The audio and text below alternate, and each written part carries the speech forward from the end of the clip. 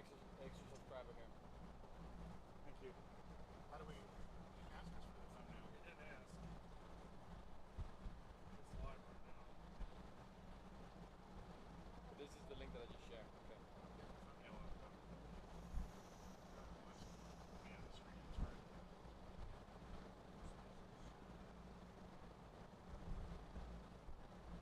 Never asked. You got one already made?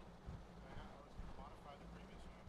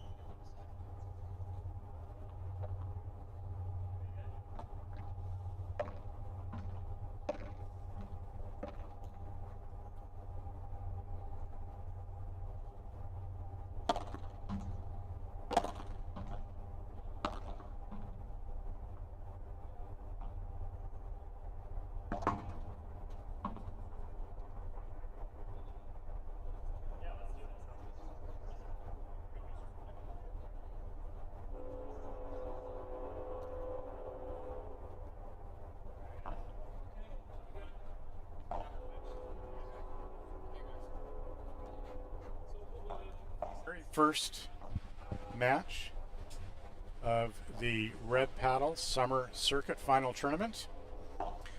This is a first round match in Division 1, the highest division, between Kelly Shannon and Andres Stabile against Jesper Hogo and Matthias Aronson. Players are ready to begin. Andres to serve. I love that Andres and Kelly are coming in wearing their yellow Red Paddle shirts. First point to the Scandinavians. Love 15. My co-commentator today is Riva Mackey. Hello, everyone.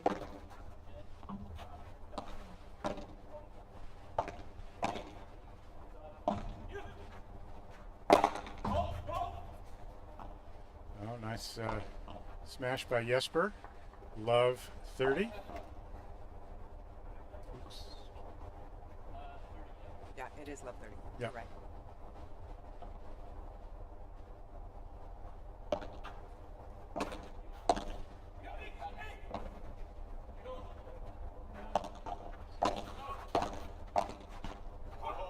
Good volley by Matthias. Love 40.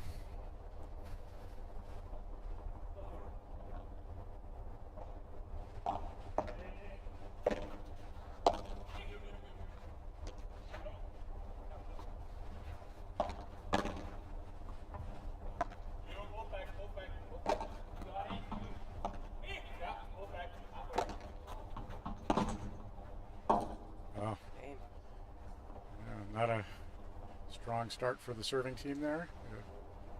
No, we've got Andres and Kelly coming in. They're coming in from Canada.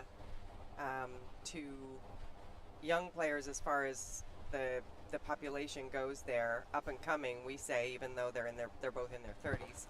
But these two don't play together very often. And they're actually playing different sides of the court than they often play. So it might take them a bit to see if they can find their groove and see if they can find their connection with each other. Yeah.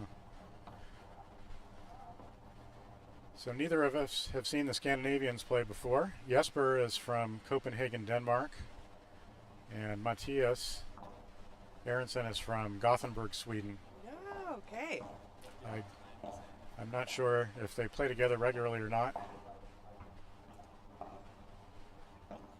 Looks like Matthias will be serving first. Jesper's wearing a shirt kind of following in your shoes, Bob. A little bit. I really like that. Yeah, I like it. Colorful. Different. Okay, Matthias to serve.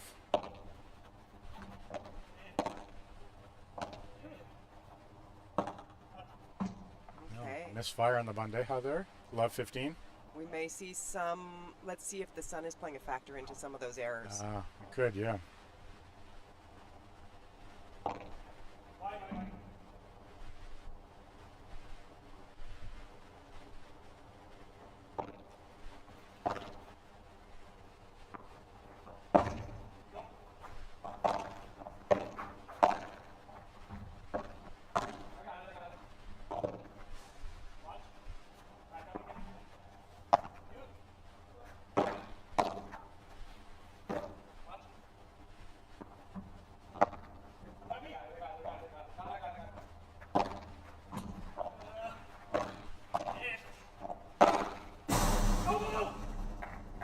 Great point. Good Great point. They're starting to feel their way around.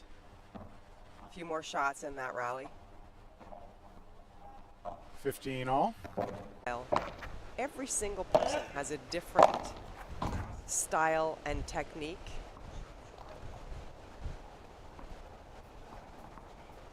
Both with how they control the racket with their hand and also where they put their balance and their momentum with their legs. That's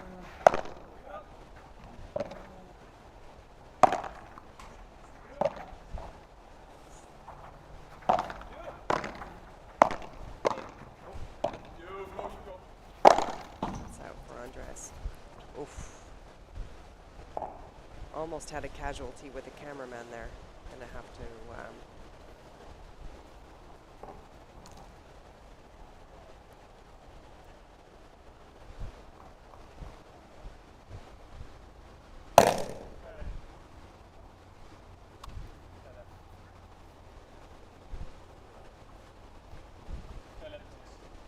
I think they're letting him take 2 on this ball. That is an amazing show of sportsmanship there. Andreas had to play the ball, but there was a cameraman standing there. He would have taken out the cameraman if he went, and Jesper gave the Canadians, really gave the Canadians the game there. And they're on the board.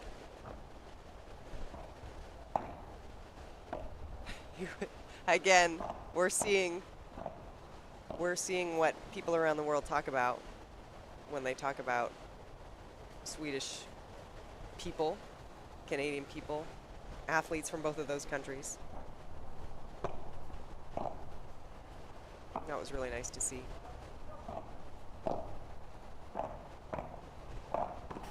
We have a great contingent from Sweden also at this tournament. There are 4 or 5 players in the draws at all levels that have traveled here from Sweden and representing one of their software companies for paddle out of Sweden called Matchy.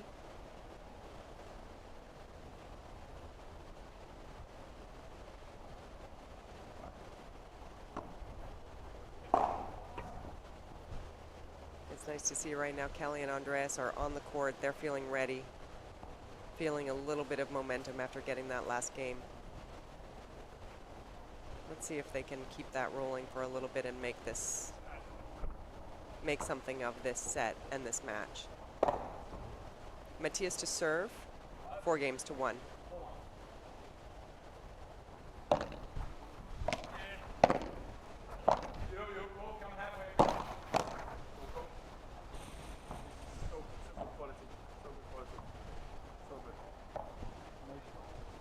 Love, that's a positioning error. I think we've actually seen quite a few from all 4 players on the court today. Again, that could be wind related, can be nerve related. This is the first match for all of these 4 players.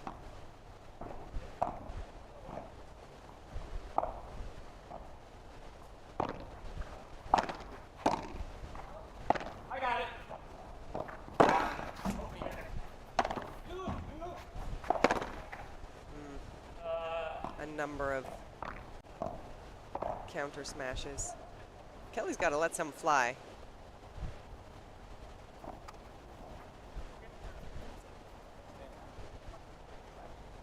Swedes to serve, 30 love.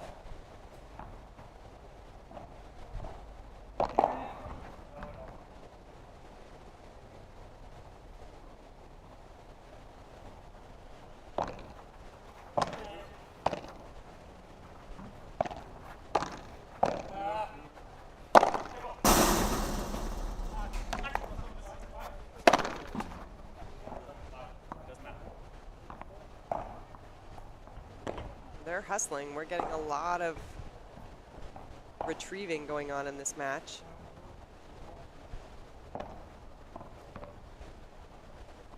Serving 40 love. And that's a nice serve into the corner of the box. Game.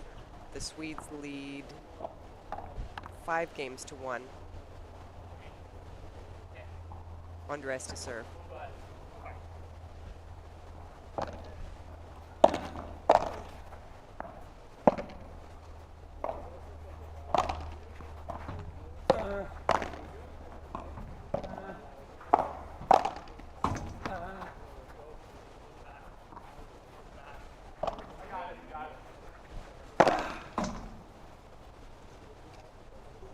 This really has been a display since we've been back online, almost entirely of the Swedes' overheads.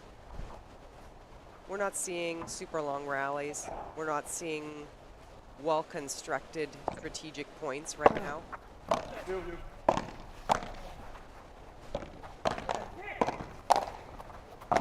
Great volley. What a get from Kelly.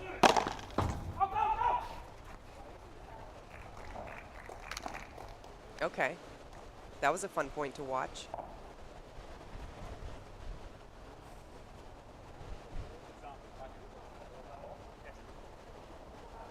Andres to serve 15-all.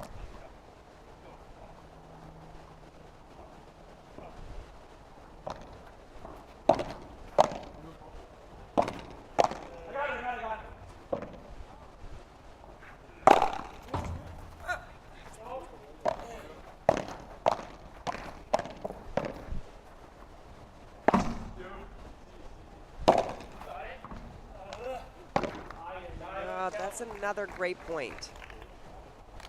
Okay, I just said we haven't seen that many well-constructed strategic points, and then we witnessed 2 in a row. That's what we like to see and expect to see in this first division. Oh! That's good swing. It's not just the athleticism that these players rely on, though to be in Division 1, they certainly all are athletes.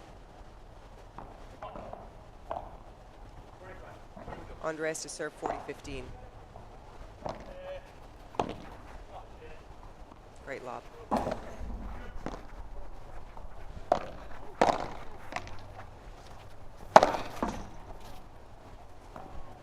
So bad. Smash from Jesper.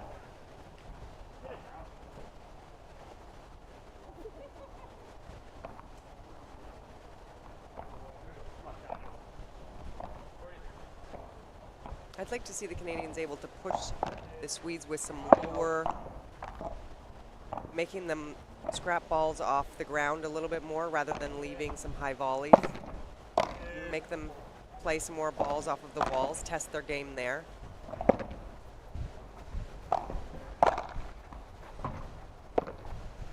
That's a great shot.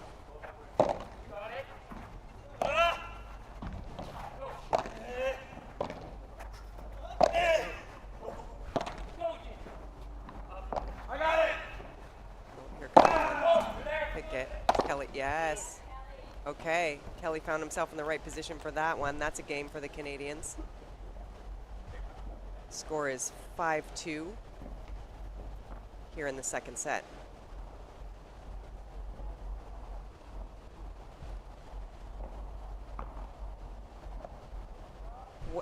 The conditions are going to be a factor. It is beautiful right now, but it is hot.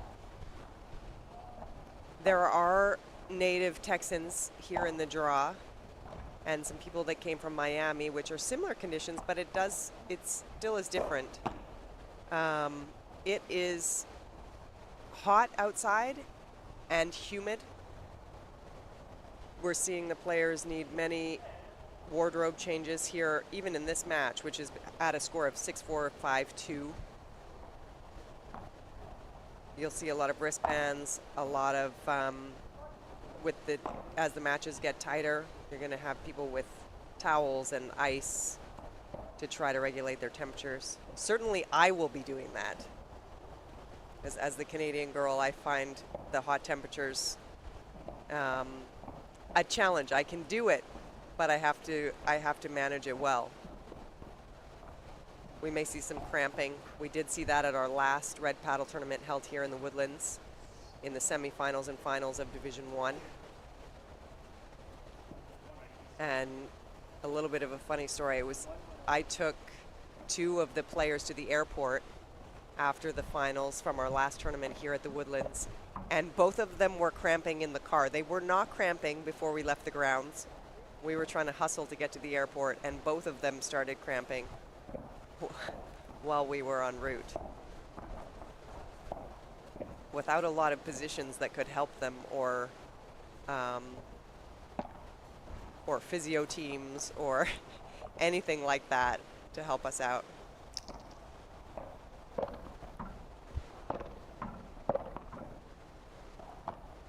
You'll see some of the players in this Division 1 draw here this weekend are pretty much full-time professional paddle players.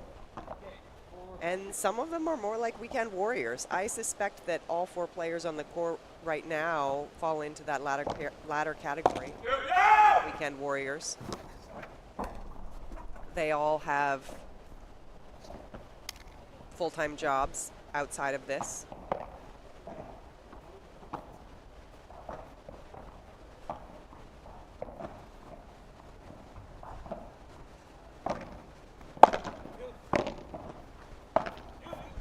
It's a great lob.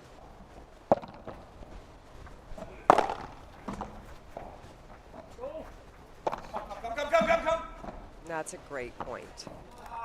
Okay, here we go. Some paddle patterns taking place right now.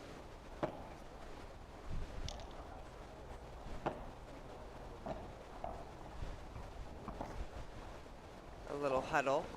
See if they can interrupt the short burst of momentum that the Canadians have right now.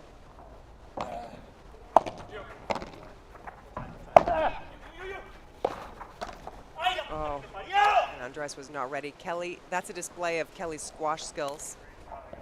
He finds that so natural to play off of any of the walls and be able to hit the side wall.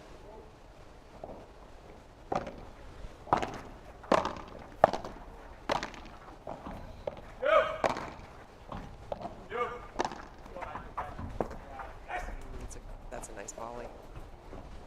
Stayed super low. Not much chance Kelly had to react to that one.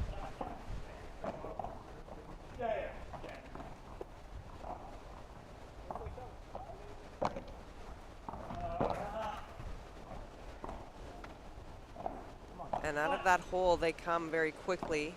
Jesper to serve 40-30, match point.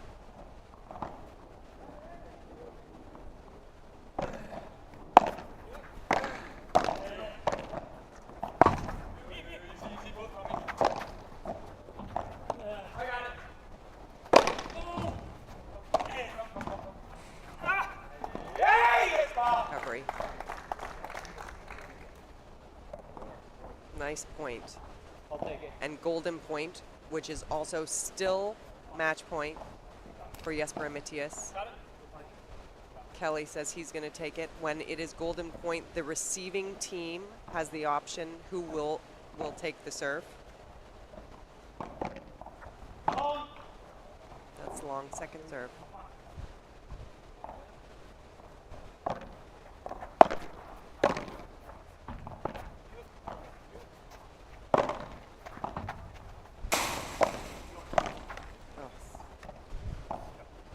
And that's the game.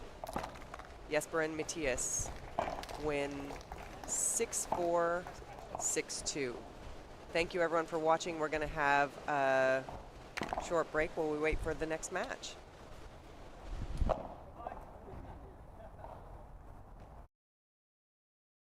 Ready. Hello, we're here with Andres Demili. He's coming to play our Division 1 Red Paddle fourth tournament in our summer circuit. He's coming from my hometown in Calgary, Alberta, Canada, actually. Calgary, Welcome. Alberta. Thank you so much for having me. Appreciate it. You're welcome. Okay, so I have a number of questions to ask you, Andres. Yes. Let's see what sort of stuff you come up with. I'm excited. Okay. It's a beautiful day. Brisk 34 degrees outside. Yeah, we're going to be having some people. We might have some cramping this weekend. It'll be very entertaining to see how everyone's body holds up. I agree. Okay. First of all, when did you first start playing paddle? Oh, that's a great question. I was 2 years old, I believe, back home in Calgary. My dad had brought the sport to Calgary in, I would say, the early 90s. So I think it was about 2 years old when I first grabbed a racket. I was under the net, barely walking. Well, I shouldn't say barely walking, but kind of dragging my racket around as a little kid. So it was great exposure at that time for sure. Okay. Tell us, who's your dad? My dad, Bill Stamili is his name. He's we call him the grandfather of paddle back home in Canada. He was the first person to bring paddle to Canada in the early 90s, like I'd mentioned, from Argentina. And yeah, kind of just took it as his own and as his baby, and brought the courts and and started to grow the sport pretty quickly, actually, which is pretty amazing. Yeah. It's amazing. How I got my start in paddle also, Yes. actually, is Yes. because of this man's father right here. So thanks, Bill. Thank you, Bill. We're going to shout out to Bill. Thank you, Bill. That's right. Okay. So you grew up in Calgary. How old are you right now? I think I'm 32. Yeah. Okay. I think I'll be 33 in a handful of months. Okay. Yeah. I think we'll find that there's quite a few players in and around that exact age group here playing in Division 1. So that seems to be Which is coming awesome. on a sweet spot Yeah. for paddle expertise. I mean, you don't see a lot of that sort of early mid-30s in lots of professional sports, to be honest with you. So that's the beautiful thing about the sport is, like, you know, as a decent athlete, you can pick this sport up at any time, really. So it's really nice to see. Right. Yeah. Okay. Tell me a little bit about how you prepare for your matches and for your best performance. I like distractions for sure. I think if I think too much about the match, like too much of the technical side of things, I think I get a little bit too, I think I drown myself a little bit too much. So I think, listening to some good music, just going to maybe just a little bit of footwork, a little bit of shadow hitting, forehands and backhands and stuff like that. I think that kind of is as much as I'll kind of get into. So Okay. a little bit of time beforehand. Just kind of getting the body moving a little bit is important, I think, but Yeah. not too much, obviously. That's a great answer. I think we're going to hear a lot of different answers to that question this weekend. And distraction, okay, a good technique because paddle is a very mental game. Yes. Okay, what other sports did you play growing up? Oh, that's a great question. So I played junior golf and junior tennis growing up until my early teens, around the same time, and then I played competitive soccer as well into my early 20s, into my mid 20s or so, and then kind of a lot of other sports as well. I played volleyball, badminton, basically any sport, hockey, kind of any sport I could get my hands or feet in. Okay, so we'll see a well-rounded athlete out there on the court this weekend, right? I hope so. I hope so. Yes. I took Andres to the Ninja Gym to check out that sport earlier this afternoon, and he really wanted to get on the equipment, and I wouldn't let him because we can't take the chance of injury. No strains or strains there on your. That's right. Okay, who right now would you say is your biggest paddle supporter? Oh, my biggest paddle supporter. Well, I think we mentioned him a little bit already. Another shout out to Bill, my father. Rock of paddle for me, for my life, for sure. Gave me a massive opportunity to be able to play and represent my country for roughly 10 years playing. So I think, with him being a big supporter, I think I'd have to give him a lot of credit for that, for sure. Yeah. Okay. Yeah. That's So nice. thanks, Bill, again. That's your second shout out. So I do want to thank you for that. That's super nice. Okay, here's an interesting one. Who and or what inspires you most in life? Wow. Who or what inspires me? That's a great question.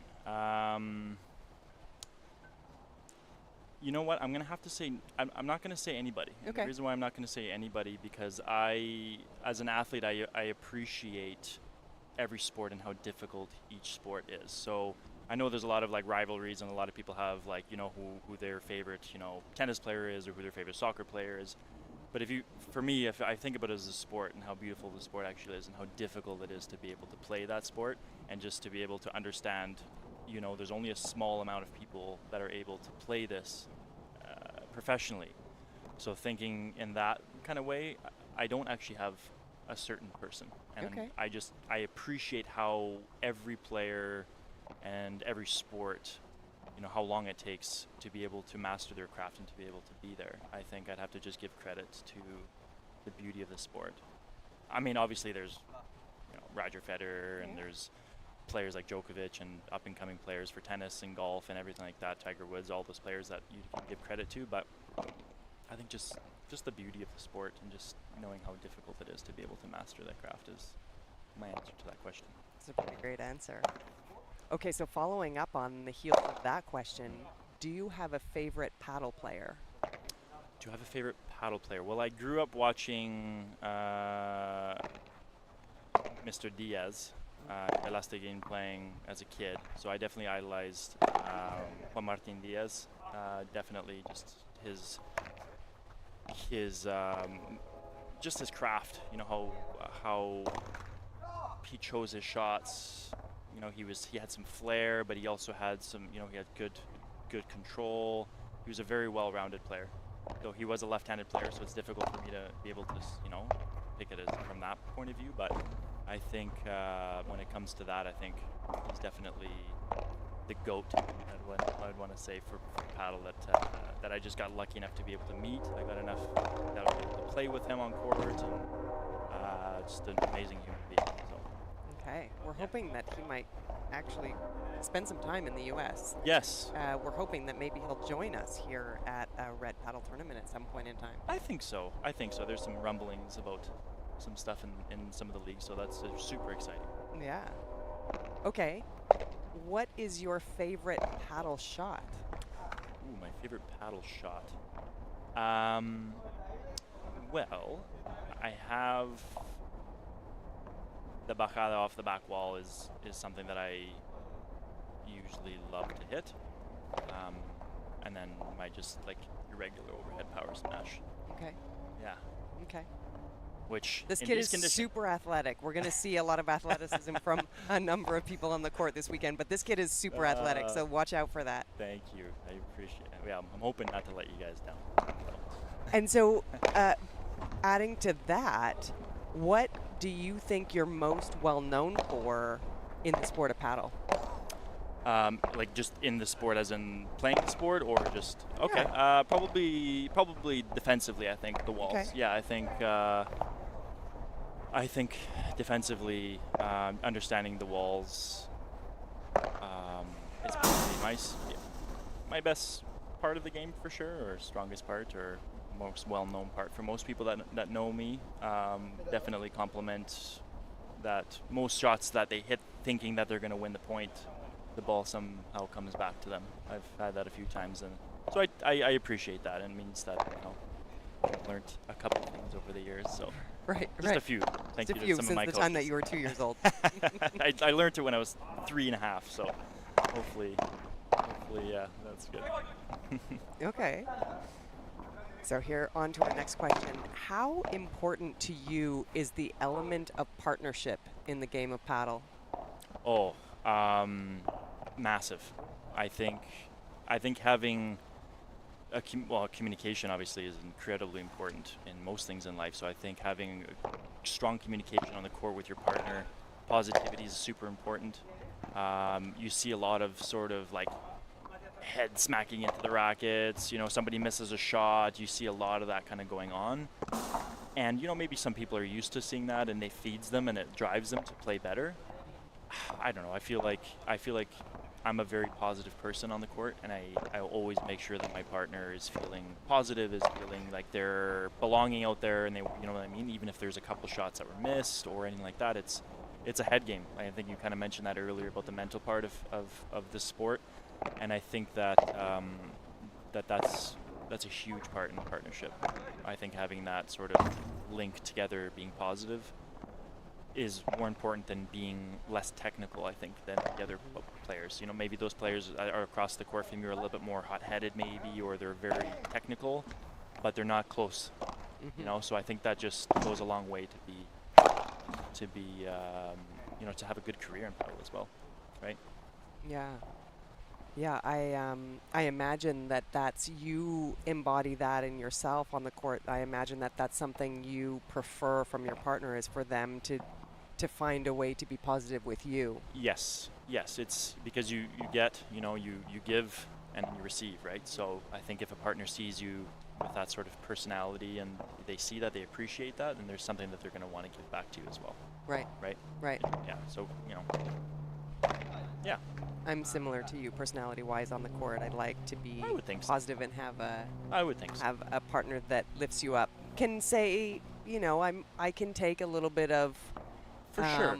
people putting some expectations down, but definitely There's like, there's room for that, right? Like, and there's ways of approaching how to speak to your partner, right? Of course. Like, there's a really tough point or a golden point, or there's something, you know what I mean? The last thing you want to do is be like, hey, we need this point, right? Like, there's certain ways of how to pump each other up and be positive, right? right. It's a mental thing. I mean, obviously in these conditions, Yeah. it's definitely physical, Yeah. but that physical is going to turn into mental. At one point when that body starts to be like, okay, we're running on a little bit of fumes here. Let's see if we can keep our mental state, For sure. right? So, For sure. yeah, great questions. Okay. What do you like most about playing competitive paddle? That's a great question. I think just like the family of the sport. I think everybody's very just welcoming. It's a beautiful sport when it comes to like I said, that sort of family experience. From representing Canada and being out in the professional world playing is just something you just look forward to. You know, seeing everybody and meeting new people, seeing different countries start to grow and expand. And I think that this is a massive opportunity that that's being given to us, and I think that's such a beautiful thing, and being able to take advantage of.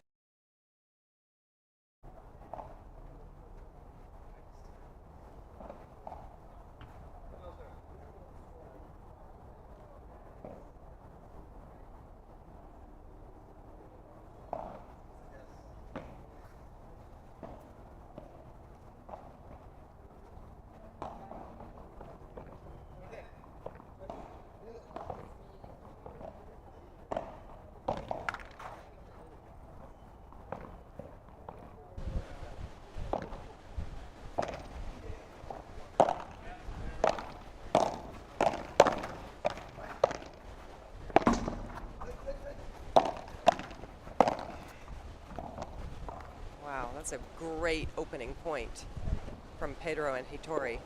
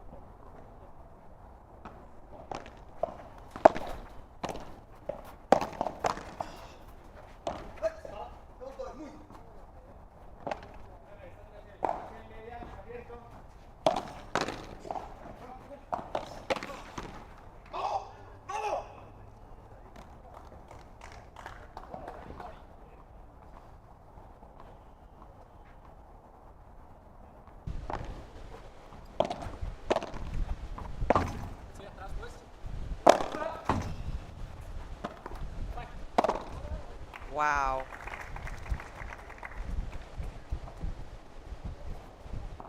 That's a great pickup from Pedro. Recovery from both sides of the net. Sorry, everyone. We had another technical difficulty. Still working out some of the tech pieces and everything here in the booth, but I think we're sorted. Hopefully, I've got the score right.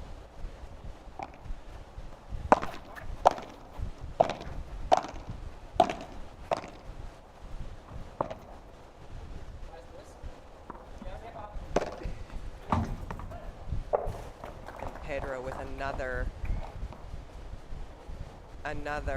Bajada winner.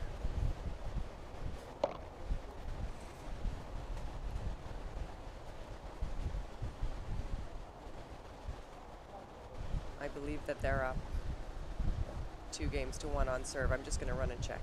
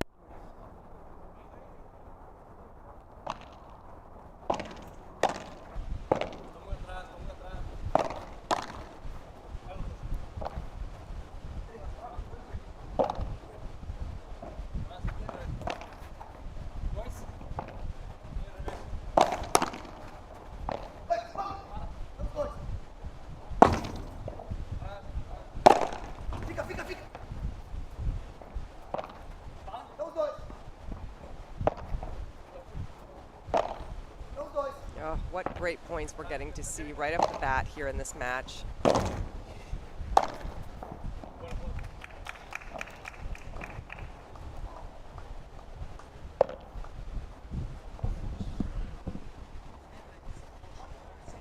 Jose?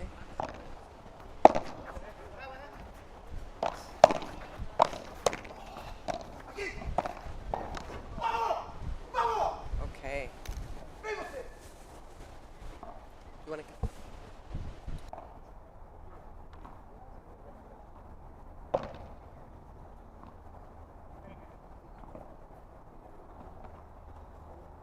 Get the name.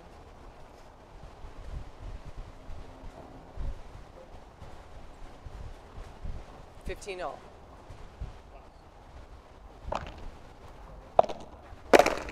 Oof. He wants that one back. Coughed up a high return to his forehand volley, and he went for it.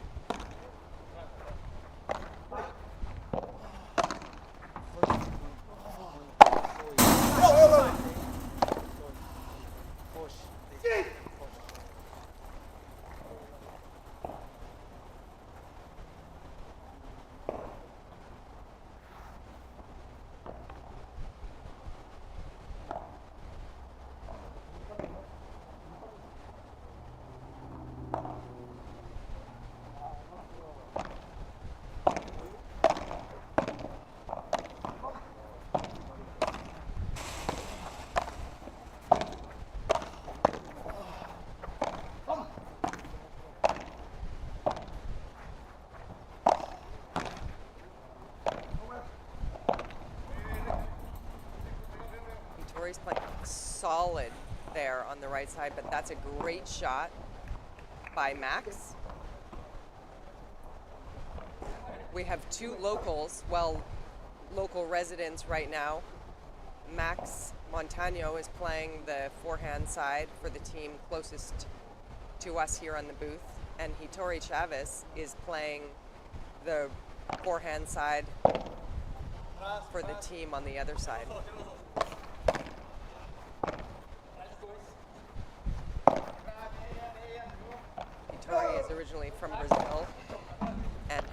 asked a friend from Brazil, Pedro, to come and play with him here in this tournament.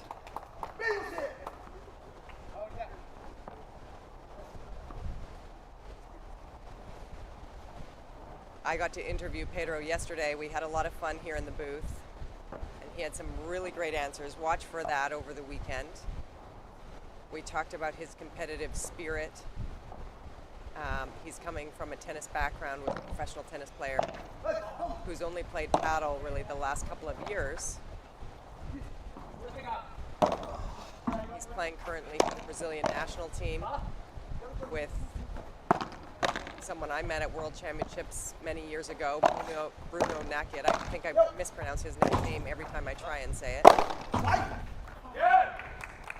But I can definitely see that competitive spirit on the court already from Pedro.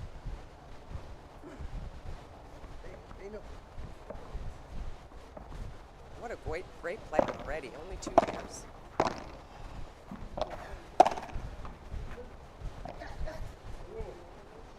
And Hitori has lived in Houston for a few years.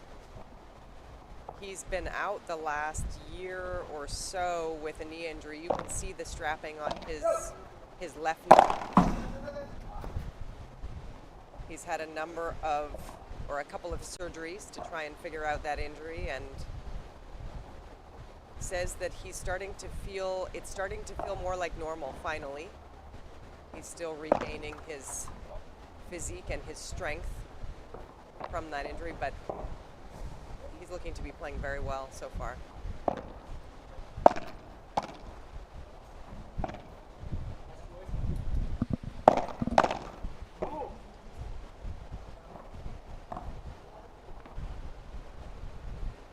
Jose is playing the left side of the court on the team closest to us here in the booth. He's the one on court that I personally know least about and his game, so we'll see how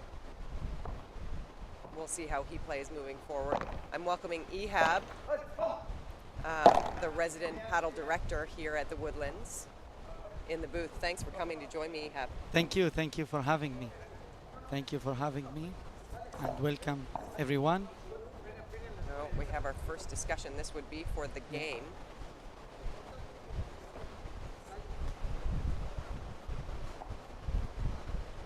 Did you see that, Ehab? Yeah.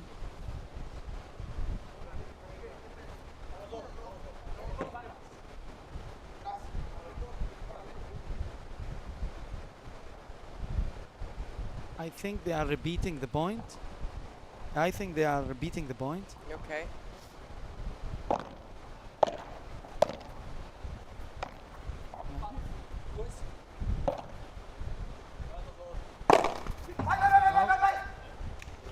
Great shot, I would say. Nice. And you said he has a nickname that people call him. Is that right?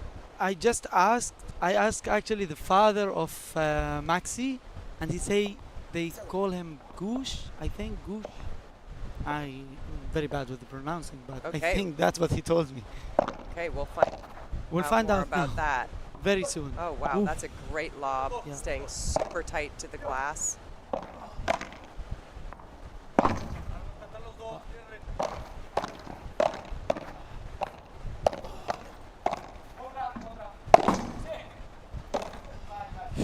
Wow, Pedro is all over the court. Yeah. That's exactly what Hitori needs in a partner right now. Ooh, Wow, what a drop shot too. and he's got some touch. Yes. That backhand drop shot volley puts them up 4-1 in the first set. So tell me about Maxi. He's a pro here in Houston. Is that right, Ehab? Yeah. He just moved back to Woodlands, Okay. and I think he's giving a couple of classes here and there. Okay. Some of his classes are here in the club. Yeah, but I don't know, because there is a lot of projects coming up in Woodlands. There is a indoor facilities coming up very soon, with I think 8 courts or 10 courts. Right. And don't forget Mr. Bob project. Mr. that- Bob has a that project. hopefully that will be done soon, and we can enjoy Bob facility as well. So yeah, And another one of yours, if I'm not mistaken. and in Katie. Okay, not in Yeah, the Woodlands. in but- Katie, Sorry, yes, we are opening another club in Katie Okay. for Katie Market.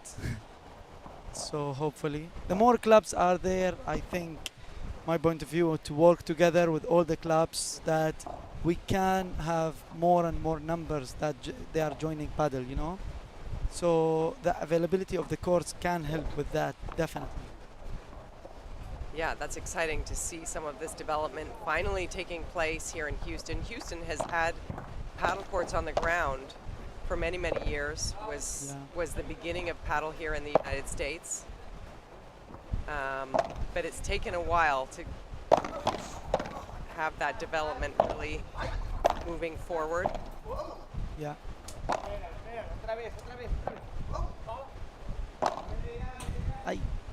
So we can see the difference here in this match already.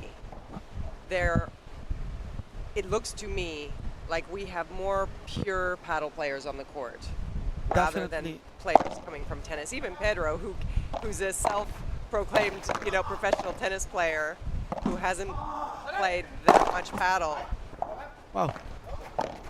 These points are long, well constructed, well defended. Yes. Exactly. Wow, what a shot. What a shot. What a shot. Yeah, Pedro. I think this is because the classes he did today morning, so he warmed up good in the courts. He took a class from you this morning. Is that what no, happened? no. He gave classes to the Gave a club. That's Yeah. right. Yeah. That's right. He gave a couple of classes to the club, yeah. But he felt the atmosphere. When I first saw him on court, I actually thought it was Paloma Varela's son Leo from a distance. I was Really? telling my kids it was Leo, and then he came off, and I thought, no, it's Pedro. Those ladies, whoever he was teaching, sure were Yeah. lucky this morning. Yeah. And Hittery is practicing with me, with our team. You know, you can see the T-shirt of our sponsor, the Experience. Okay. He's just coming back, as you mentioned, from surgery in his knee. Okay, when I asked him yesterday what it was exactly that he had done, that's an unbelievable. But Pedro left that in. He Yeah. left that high off the Yeah. glass. Yeah. So what do you expect at this level? That ball's going to come back, and if you haven't put it in the right spot, Yes, you're in trouble. it's a point. Yeah, mostly it's a point against you, actually. When you decide to finish, No, too much. That was greedy. yeah, yes. That's what I call But it. it's anyway. his shot, huh? It is. It is his trademark, huh? Okay. His placement shot. This is his place, like his trademark. That forehand with a little bit of topspin. Yes, exactly. And the bajada. That's. He I was going to loves- say, he didn't want to give away too many secrets yesterday in our interview, but Yeah. that forehand, the rolling forehand, was not the one he mentioned. I think that's the Really? one we really need to watch out for this weekend, based So- on our so- first few games. So what he mentioned? He said the bajada. Ah, yeah. Okay. Yeah. Okay. Fair enough. Fair enough. Fair enough.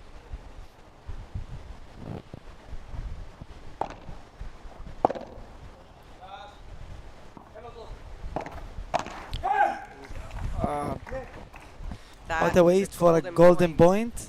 Yes. A backhand volley into the net. Man, I am all too familiar with that mistake, unfortunately, when I play the right side of the court. Yeah. It's usually a footwork error. Talk to me about that. Talk to me about the food. That's why we're in the booth, right, and not on the yes, court? yes. Definitely, that's. Oh, Ooh.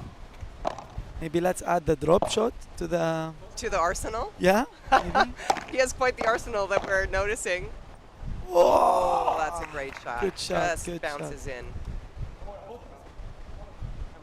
Good shot.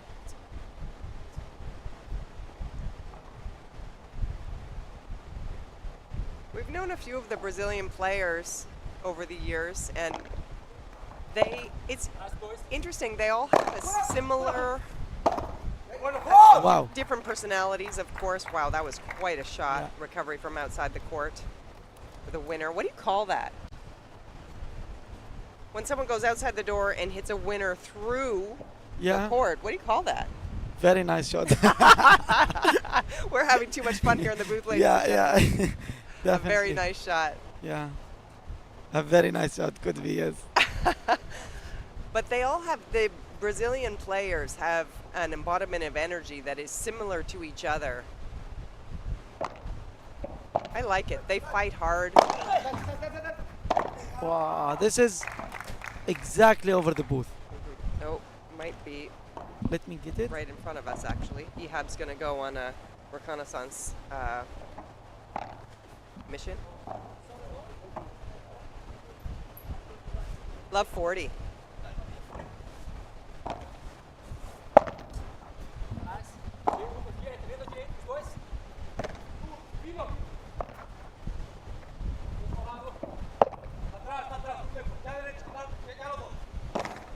Wow.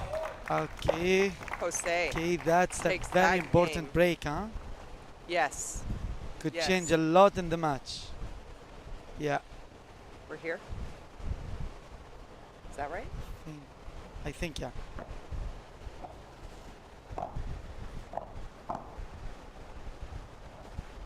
Let me just make Double sure. check? Yeah. Yeah, okay. I had something wrong there.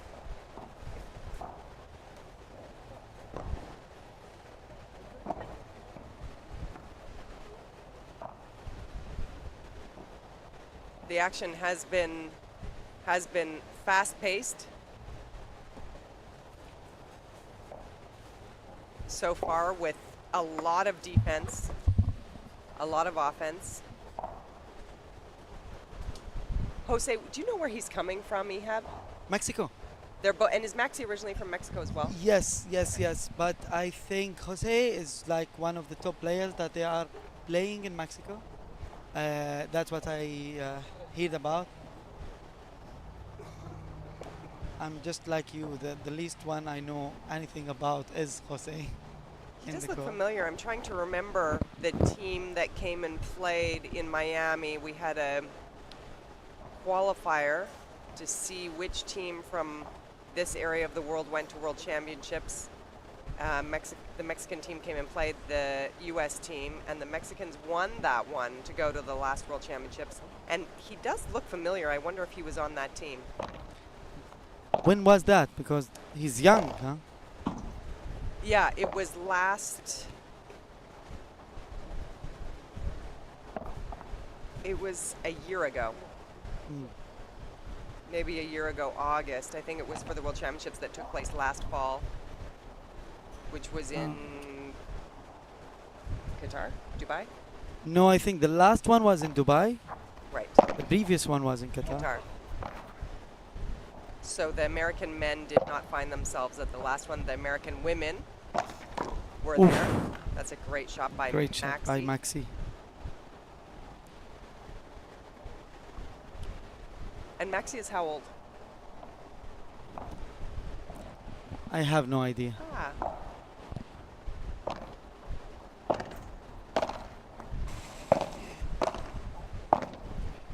I know our friend Bob has taken some lessons with him. Yeah. I think he was telling me he was 19, perhaps? Maxi.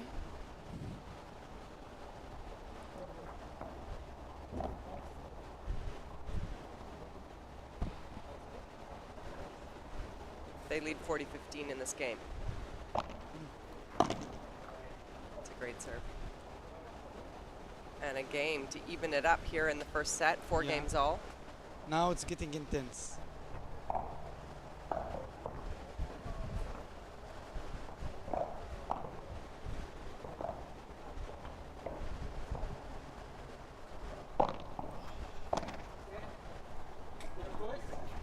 A ver, después. Bajos.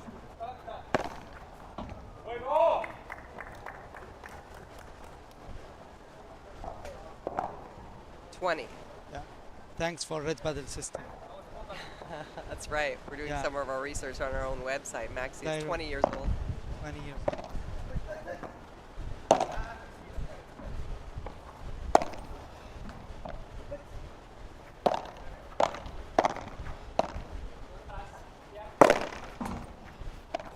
Ay. Oh.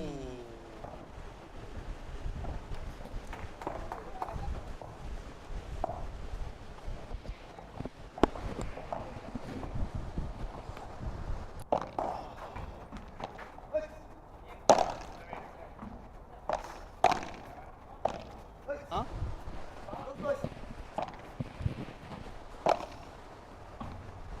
Ooh. That's a great shot. Hit right in the corner. Yeah, with a good spin. So it stayed tight, close to the glass, but Hitori didn't. He was unable to read whether it would come out of the corner or stay tight. Wow. That touch is unbelievable. They were not expecting that fake smash.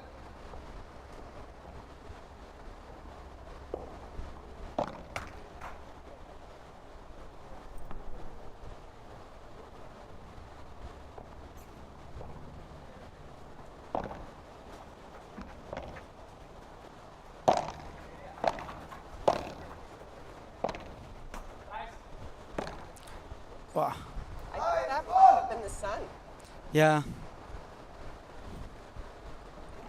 He sort of reacted like right at the last second. Sun came across.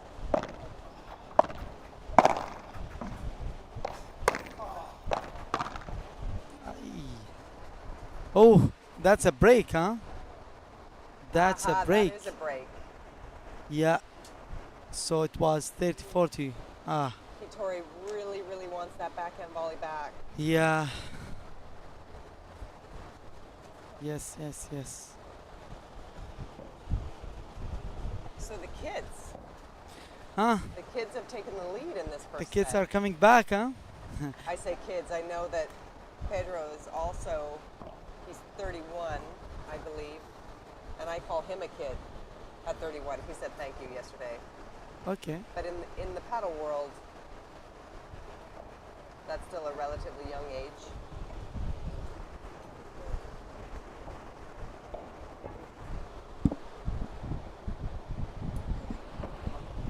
Okay. We had a discussion yesterday in the booth. It was Matias Almada, Pedro, and I. And a theme that came out of that was that they both have role models in their life that came about through their tennis days. Okay. When they were between the ages of, I think, about 11 and 14, a man that stepped into their world, whether it was a coach or someone else related to their tennis development, who was a father-like figure and a very, very good male role model, which I think sometimes we're missing in the world these days, and both of them were lucky enough to have that. I think teenagers, I don't have a teenager yet, but teenagers often are looking for leadership outside of their parents. That was an amazing volley exchange from Pedro. Sorry. He just closed the court, you know? He did. He kept one by one after another. Yeah. So continue. Oh, I was just saying that I think young boys right now, we're missing that in life. Whether it's a coach or a mentor of some sort, those critical years for a boy when he's a teenager, needing a good, strong role model. And they both feel very lucky that they had that. Now you can see how much Pedro want to get that break back. Yes. This game means a one set. So The competitive monster is coming Yeah. out like he described yesterday. He Yeah. didn't call himself a monster, I'm joking.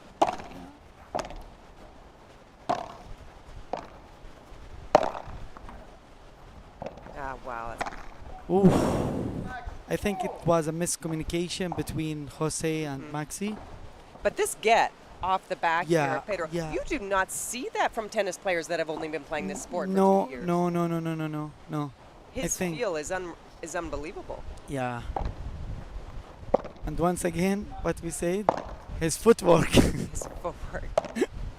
The footwork is good. They train. So That they get the is break back. The break back. We'll call it the Brazilian team. This set is tied up at 5. The players that play at this level spend a lot of time preparing, both on and off the court. And off the court, that includes what they eat, what they drink, how they exercise, Yeah, how they sleep. It includes all of these factors. yeah. Let's see. Is Bajada? It's defense. Oh, wow, That's a very nice shot. from Jose. Really nice shot. Hitori was not expecting that to No, go in that place. Not at all. That's why he did it. Smart. But and you know, I like that Jose is so calm in the court. You know, he's so calm. Wow. Another one to the sky.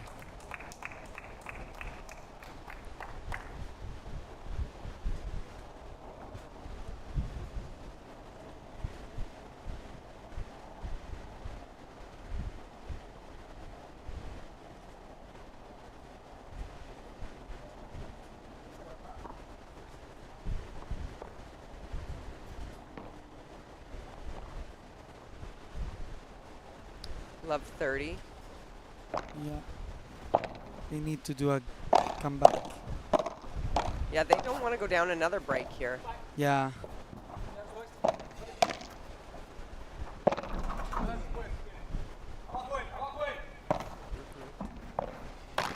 Oh, Another miscommunication miscommunication. again.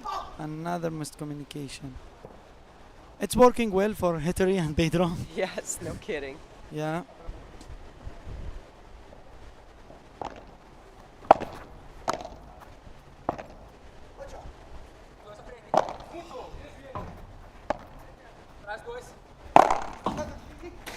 Ooh. Oh, no. He's good. He's young. Yes. They are both 20. I just double checked that. Jose and Maxi on the other side of the net are both 20. Yeah. But that doesn't feel good. He landed on his hip after hitting the net post. Thank God the net post is cushioned.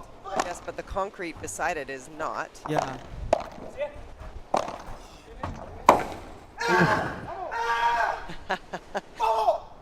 Okay. Great shot from Pedro. Yeah. He knows how big this is Yes. that they hold right here. As some people say, a lot of juice in the on his spin, Yes. so the ball keeps spinning after the glass. You know. Nice. Great spot. Hitori, Great. they Yes. hold in that game to go up in this first set 6-5. Yeah. So here we are. We're sitting at this beautiful Woodlands Paddle Club just outside of Houston, Texas. Ehab is the paddle director. Ehab, tell us about your club a little bit. The Woodlands. Yeah. It's Paluma's club. So Paloma already did great job in the club, you know, and she puts a lot of passion in the club, you know, and make it very family friendly and very friendly club, trying to make like, let's say, a community out of it, you know. It's not just book and play or play your game or something like that, you know. She's investing more of her time than more anything else, you know. And she's doing great job. I'm doing my part to help her with whatever I can, you know, to try to first, yes, grow the club, and second, to grow the paddle in general Here in this United area. States. Okay. and especially in this area, you Okay. know. And that's why we made the other project, which also Paloma is a part of that project as well, Katie. Okay. And it's, you can think about it as kind of an expansion for Woodland. Okay. Yes, the different name, but the same people, you know, same management, same people, same partners, kind of. To try to keep it growing, you know, to help as much as we can to grow the sport, you know. Jose to serve here, 6-5. Sorry to interrupt you, of course, Ehab, but no, this is a we'll very pick- important this is a game. very important game. We'll pick it up. Okay. I believe this is a contested shot Yeah. here. I believe it came off of Hitori's racket and hit the fence first. I'm not sure if it's the Hitori's glass. thinking it hit the Um, glass. Let's see if they replay it. I don't know No, if I we don't have the think they will replay it. I think they already agreed that that it hit is the a point. fence. Yeah, yeah, yeah. Okay. 15 love. And that's the nice thing about padel, huh? No matter how competitive they are, Yes. you know, the thing, like, they agree together on the points, and if it was like a very big discussion about it, they just replay the points the point. and that's it, you know.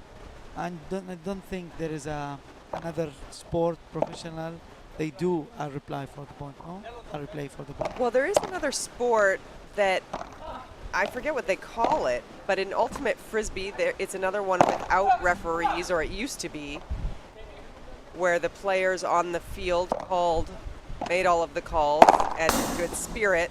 Wow. Wow. Well, that one took a bit of a lucky bounce Yeah, off the wire. yeah.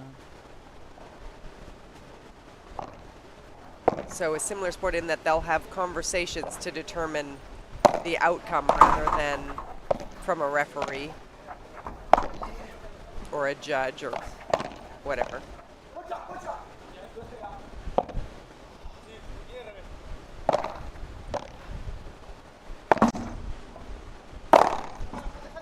Yeah, that's too much. I think we do have to call him a competitive monster. Yeah. I think he's going to After earn this- that moniker. Yeah, especially after this celebration, yes. Yeah, we can call him that. 30 all. Like you said, this is a very important game. And this is a very important point. Yes.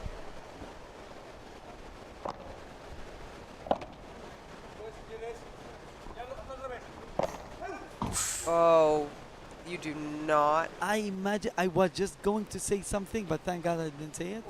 So I don't look like I don't understand padel. But I was going to say that this would be one of the longest points because they should, you know, just play it carefully, play it carefully, Yes. and just put the ball in, try to put the pressure, you know, and not go for it, you know. But He went Jose for it. went for it. And it did not work out Work in out. his favor. Oh, but that one did. This one did. So It takes us to a golden point. You can't have a bigger point than this right Yeah. here. yeah, definitely. 5 serving 6. Who's going to take it? Pedro, of course. Pedro wants to take it.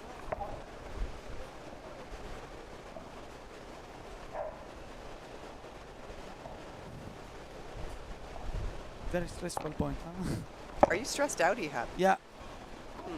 Because don't forget, Hickory is Good my lob. team. That's right. It's my player. Ooh. And look at He's that cute, celebration. Yeah. I guess that point is worthy. Look at the fans, huh? That's fans right. over there. That's my team over there. Yeah. Martin, let's say if Martin will win again the second division title. Ooh, you know, those are fighting and- words, Ehab. We're Yeah, both. Are you yeah. in Division 2? I'm in consolation in Division 2 already. So You played already. Oh my gosh. yeah. But I didn't tell anyone. Pedro is taking a break. He's going Yeah. to the bathroom, so we'll have a few minutes here to regroup. Maybe let's play some. Do you want to talk, or we want to play some highlights?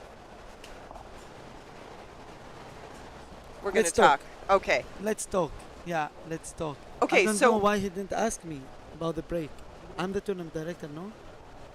Well, he did. I just Oh, told him yeah. it was okay. Ah, okay. You are the Right, boss. I'm you the are boss. Yeah, We you are already the boss. established that. Yes, yes, yes. yes. And we all get along really well here, Yeah. as you can tell. This is one of our goals at Red Paddle, is to create an environment that people really enjoy, both the players and spectators. Yeah. We compete alongside each other, sometimes Yeah. against each other. We enjoy paddle on the court by watching. We hang out. We share food and drinks and have a really good time. Definitely, definitely. Okay, so we were talking about the Woodlands and developing Yeah. paddle here. Yeah, because I'll tell a little bit of my history here at the Woodlands Paddle Club. My family moved to San Antonio. I shouldn't be oohing and eyeing. I just have to think about that. 3.5 years ago, Okay. I think. My husband moved, I guess, 4 years ago. And we started coming here because there were no courts at that point in time in San Antonio. Wow. So my family would drive here for weekends either to train or play tournaments, and we often stayed in Paloma's house. She's so generous.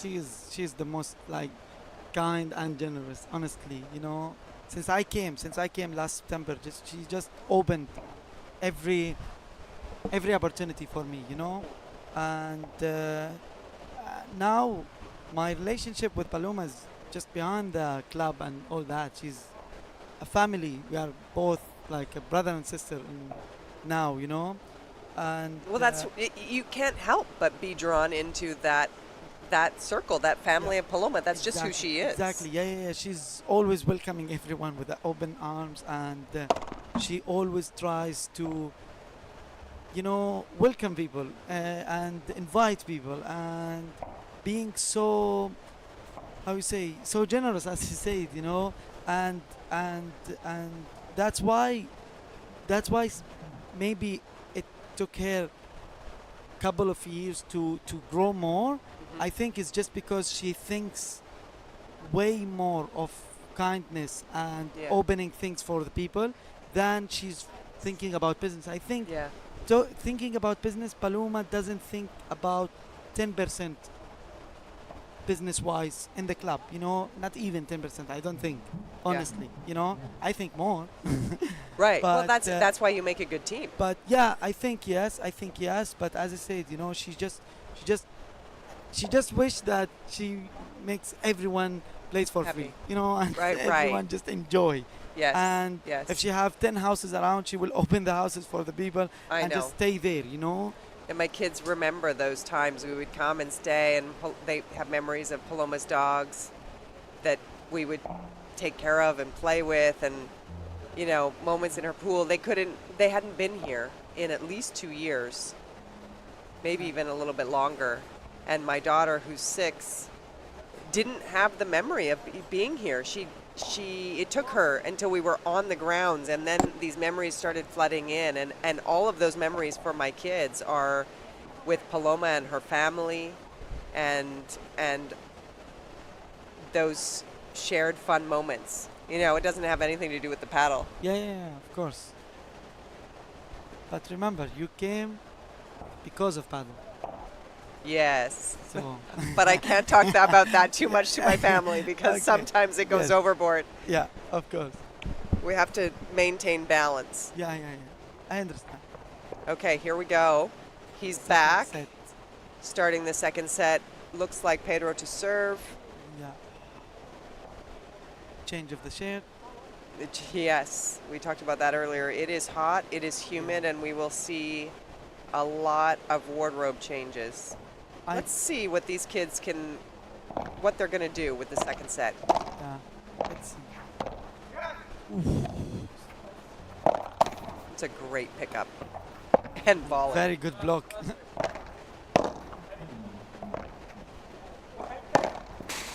Ooh, and an error.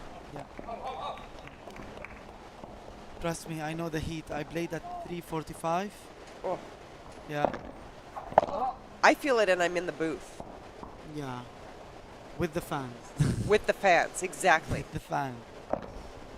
I could tell in the first match we had on this court, Kelly Shannon particularly, it seemed to be really feeling it. He was not comfortable, Yeah. which if you don't play in these conditions, this can be quite a shock to the body. Yeah, exactly. Yesterday, I think the guys from Sweden Yes. and Dutch, I think one partner is Dutch and the other is Sweden, I think. Okay. And when they were warming up yesterday, they were like, "Wow, This is something just else. crazy." Yeah. Yeah. Yeah, and you're talking about Sweden. I come from Qatar and I see this is hot. Right. Imagine someone who's coming from Sweden. No, this is a really well exchanged point. Yeah, Oh, wow. really good, really good. Smart. Really good, huh? You might see a very early break, huh?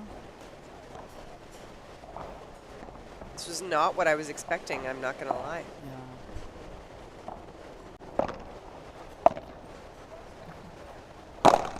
Oof. There we go.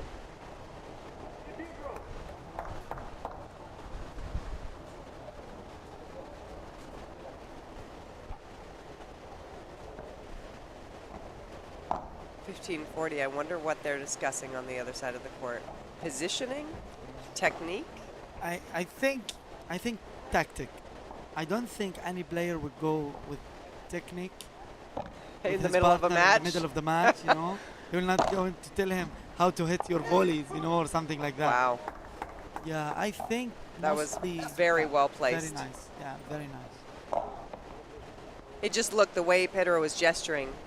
It Yeah. would have been surprised that it was technical. Technical, yeah. But I would be. I it- would be.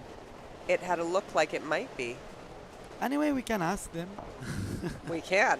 Maybe Yeah. we will. Yeah, yeah. I think Pedro knows like more tacticals, Mhm. you know. I think he will be Wow. more, professional. Oh. Missed the And that backhand is an volley. early break. Yeah, early break, and let's see. Let's see how the set goes. Yeah? That set was also crazy. Huh? 2 times going up and going down, break here and Yes. break there. Yes. So I think also, let's see this one, how it will go. Another shared, You didn't like that one, maybe. maybe. Or maybe He you feels just, that it's not a good luck. maybe. Yeah, too many sponsors. I was going to say, does it have something to do with representing the sponsors that he Yeah. has to? I I think it's too heavy with all the sponsors around. So now, But you know what? Players need this. Yeah. Players need their sponsors. Just exactly. like tennis, there's not very many of the professional tennis players that can actually support themselves properly to make a good go of it. You need to have, whether it's family who has money to help at the beginning or the sponsors that help. It's That's- very difficult to do it without. Exactly. To us.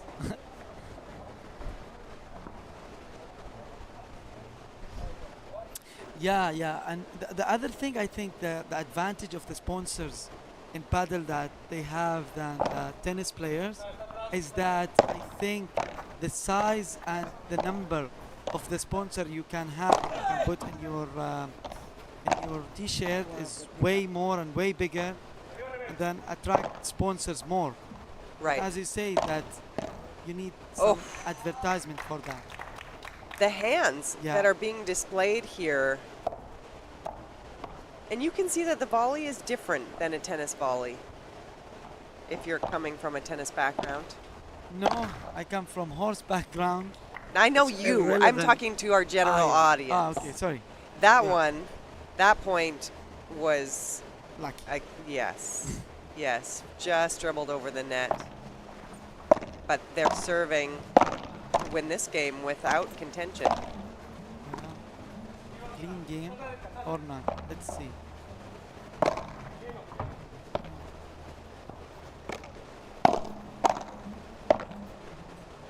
I think he lost the confidence with his smash. I was just going to say, Yeah, we've I got... think-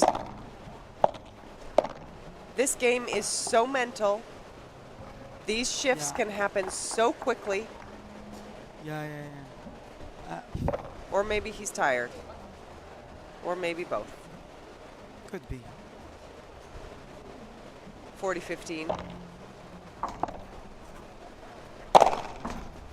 They have not lost the confidence in their Of the smash. smashes, yeah. With that smash that goes outside the court, the young Mexican team takes the lead 2-0. Let's see, another break or getting back to the game.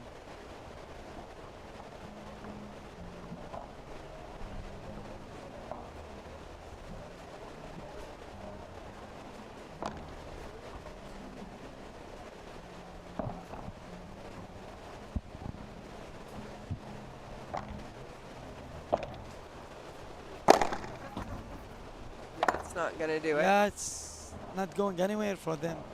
The smashes is not going.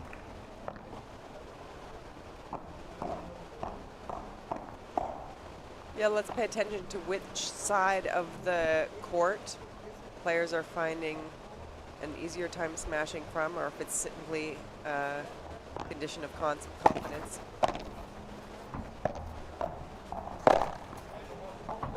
That's great speed. And that's very good pickup. Very good defense. But 15-all.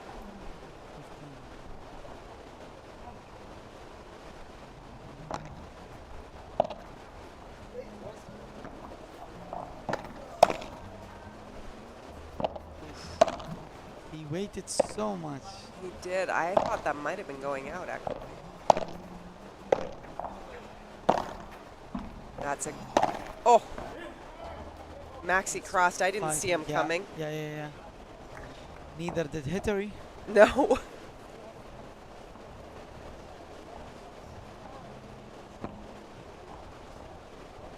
They're both playing so calm, yet so explosive. Yeah.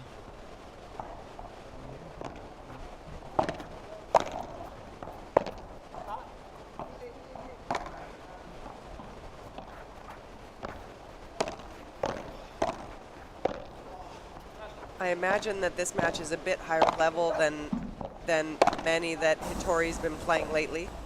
That did not go where Yeah. Maxi wanted that to go. Yeah. He left that ball up hanging off the back glass, and Pedro was right there Yeah. while leaving himself completely out of position. That's what we watch for, ladies and gentlemen, is positioning on the court is huge. I think it might be the most important thing in paddle. Well, Positioning. along with our shot choices, Yeah. they go hand in hand.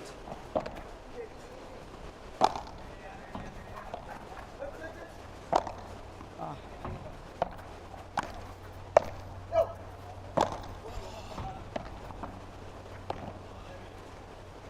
Hittori is feeling it, but Pedro looks like he has lots of legs left. Oh!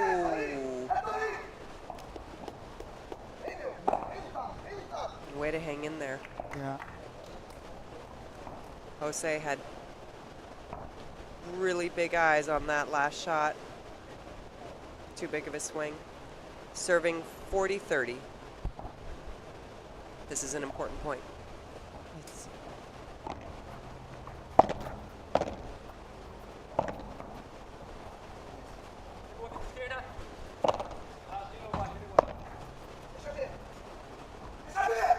There.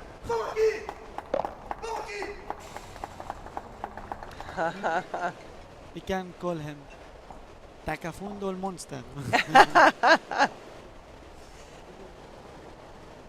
But he's a great guy. Yes. Yeah. Great guy. It was the first time I had met him yesterday. With a really great conversation. He was helping translate for Matthias. 'Cause I know that Matthias understands mostly everything I say, but his confidence in his English isn't quite there yet, which I totally understand. Yeah. I understand most of what Matias has to say, but don't have the confidence in my Spanish responses. Yeah. So, Both way difficult. yes. Yeah. But let's see. We have more people arriving for matches here on our first day of this Red Paddle Summer Circuit tournament. It's a beautiful evening.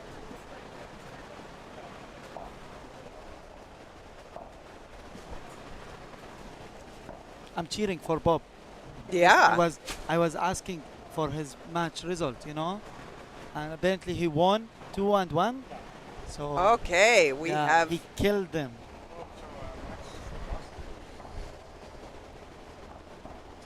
So Bob is back. He's going to take a break. He looks like he just played a paddle match, ladies and gentlemen, in With this heat. Texas heat. Yeah, yeah. I don't envy him. No, Yeah. I'm happy to be playing later tonight. I'm going to take a break from the booth because even sitting here is It's hot. hot. Yeah, it's hot, yes. We are not relaxing, everyone. No, we're not just chilling. yeah, yeah, yeah. Okay, let's see. The Let's Mexican see team now. to serve 1-2, second set. Sorry, 2-1. 2-1. Save. Oh. That was unlucky. Hmm.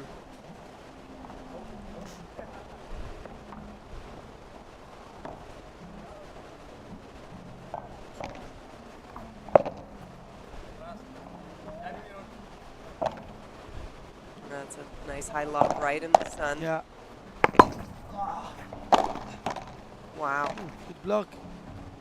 Great No. defense.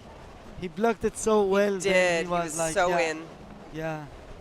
Again, as you can see on the screen, we've got the sun coming in from that direction on that side of the court. There will be some of those shots where maybe that becomes a factor. Great lob. Ooh. Great lob. That's a very Backhand. impressive bajada. Backhand Bajada. Yeah. We'll see. You the have step. that one, right? Yeah. You can do that. Nah. Come on. Yeah. I'm not that bad, but as you mentioned earlier, the footwork is critical. There. That's the game. That's a An very fast uncontested clean game. Yeah. To go up 3-1 here in this second set. Let's see this. This is getting intense. The match time that you see on your screen, ladies and gentlemen, is not accurate. They have this foursome has not been on the court for 138 minutes. That is the cumulative time for both matches. I will make sure to change that for our next match.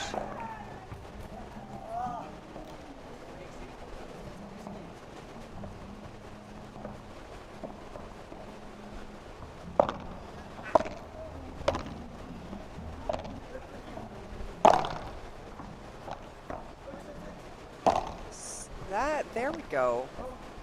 That's Hitori. Ah. Ooh, and there. Change the direction.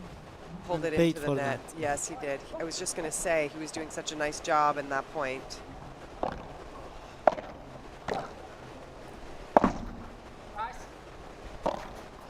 That's a good speed. Oh, and Maxi was all... Oh!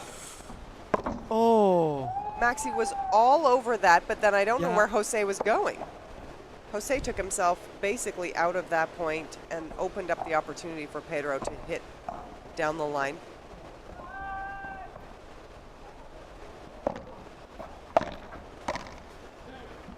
Ah, the spin. Yeah, very big spin. No chance of that coming up off the glass.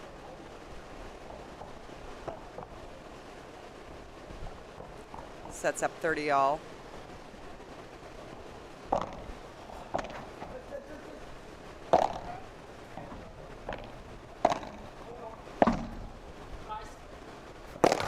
Aye. And a misfire Yeah.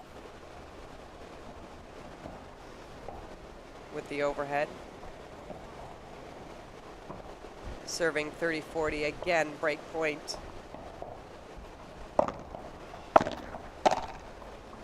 That's a great backhand volley down the line.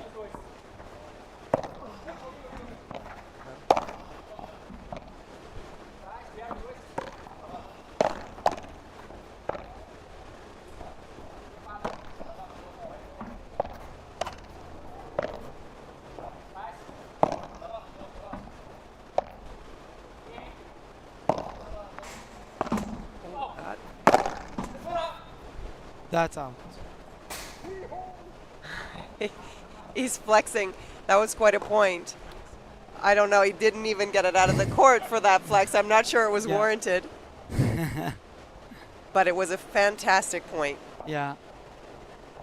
He set it up very well. Yes.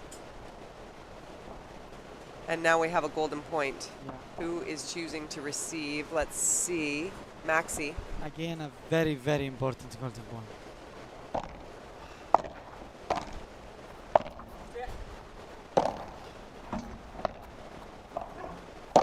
Wow. Sliding Pedro is all over. covering more than 3/4 of the court there. Ooh. Wow. Okay.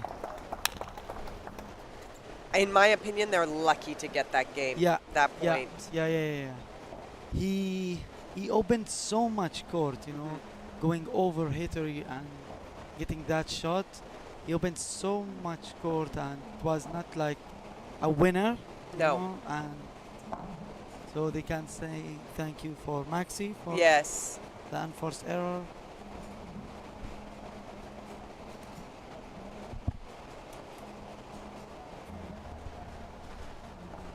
Yeah, you can see that Hitori is the one on court here. He's a little bit older.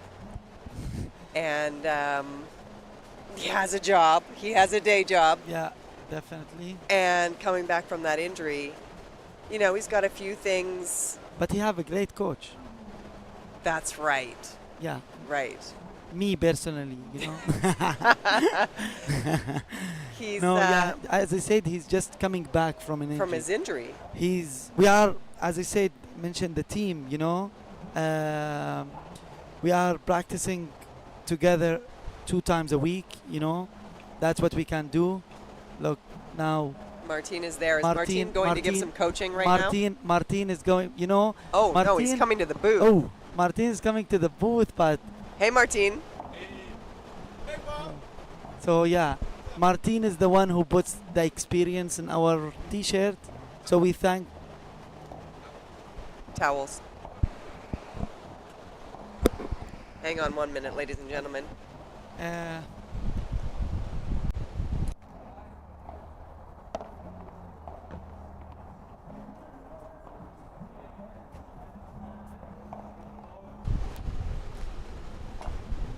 Yes, we all need towels here under these conditions. I feel like I need it, and I'm sitting in a chair, let alone these players that are making spectacular athletic movements over and over. Yeah, Here we are serving let's see. 3 games to 2, second set. Would we see another break or another game? They've been holding their serve. Ooh. Oh, he was there. Ay. Wow. Hitori moved. He did not see that coming back in that position. Yeah. These kids have been holding their serve very well lately. Very. It will be a very difficult break. And now there is no sun in the other direction, There we go. so even lobes both direction. Wow.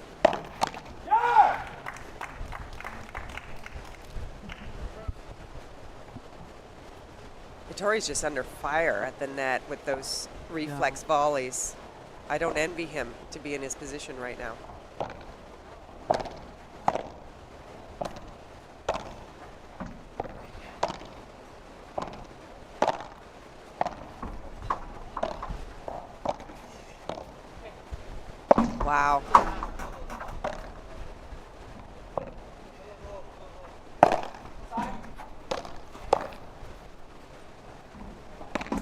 Great point. Nice. Yeah, good point. But I'm shocked because you know the best shot that Hittery have or best quality is the volleys, you know, Mm-hmm. and normally he have very Solid. very solid and very effective, you know. It's not just solid and just consistent. It's more of like a very aggressive and effective volley. So that's just a testament to the level that is on this court right Yeah, now. That's it. yeah. I'm not taking away from his volley at all. Exactly. Just It- adding. You know, it just is a different thing when you play at a different level. Ooh. That's a big miss. We have now 2 break points. Yes.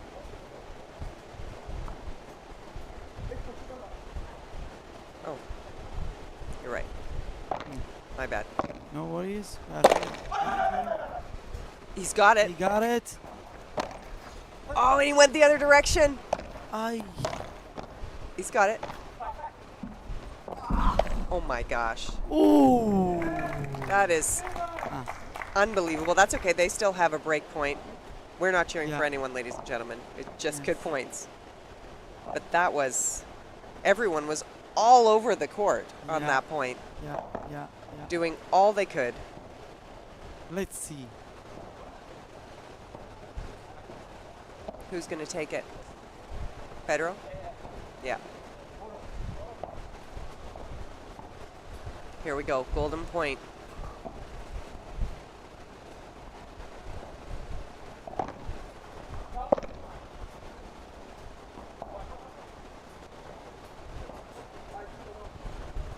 Who was it? I think Hittery call it out and Pedro say like I didn't call it and I don't know if they are repeating. Oh. That was, let's call it unnecessarily shot. I'm surprised he made that choice. Yeah. He must have seen an opening that you and I didn't see. Yeah. I think his brain works faster than ours anyways, though, you know. Yeah, but it ended up like we are in the correct side. If he won that point, then it's a different discussion. Yeah, it was a little bit greedy, risking Yeah. too much with that last shot. Not good positioning for that one there. Yeah. And he was uncomfortable. You can see the shot before that Hitori hit put Pedro in an uncomfortable position. Yeah. Here we are, love 15.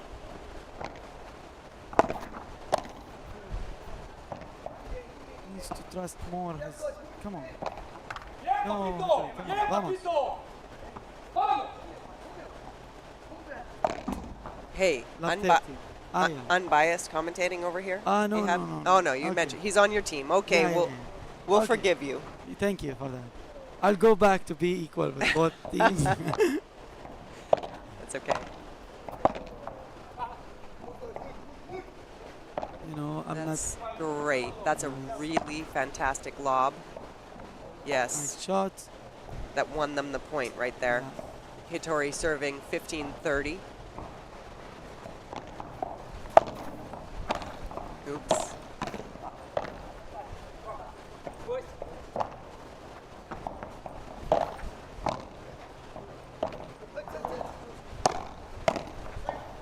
Yeah, that's a great shot, Hitori. Yeah.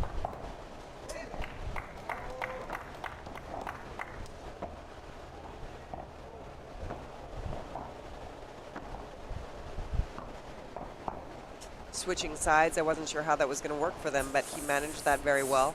Yeah.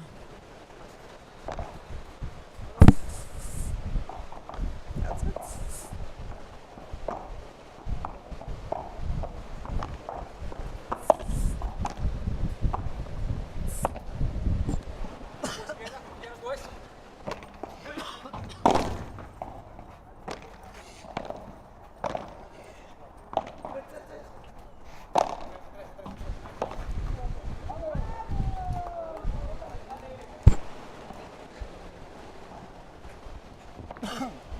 Great comeback from Hittery and Takafundo.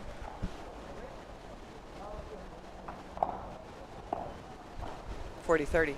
Yeah.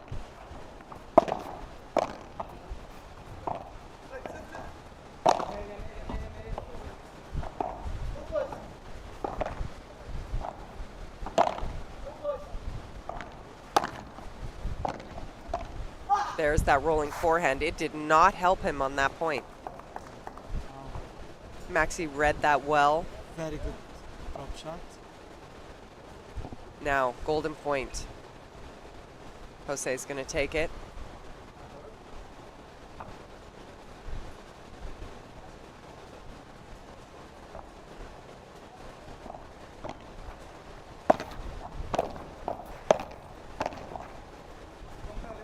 It's a great lob.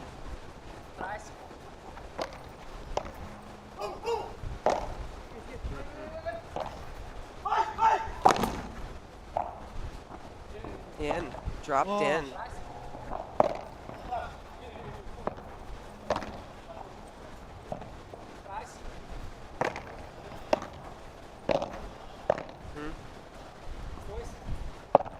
All players having to work really hard on this point again.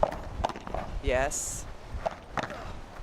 Oh, unbelievable. Yeah.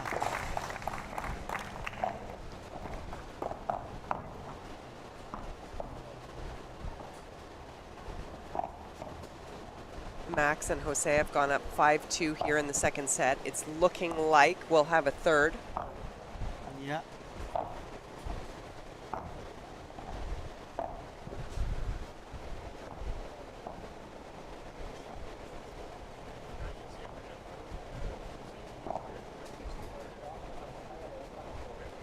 But most probably the third one won't be in Hitori's advantage. Yes. He does have the monster on his Yeah. side of the court. Let's see. I see my children, they're looking for me Yeah, right now. I think waving. I think they are asking where to stay. Yeah. You know what they want? They want to go back to the hotel so they can go swimming. Oh, That's really what they're looking to do.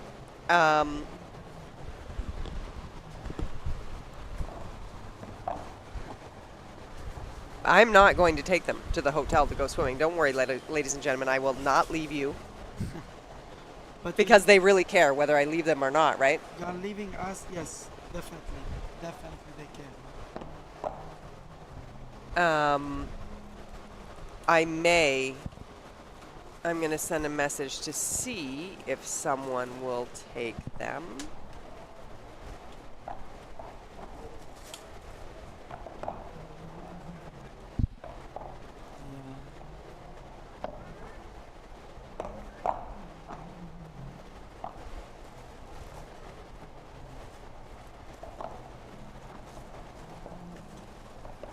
He's they keep waving. I don't know.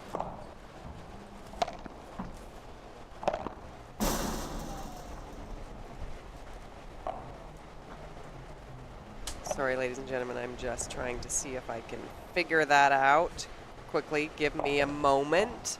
I'm going to leave it to Ehab for a second.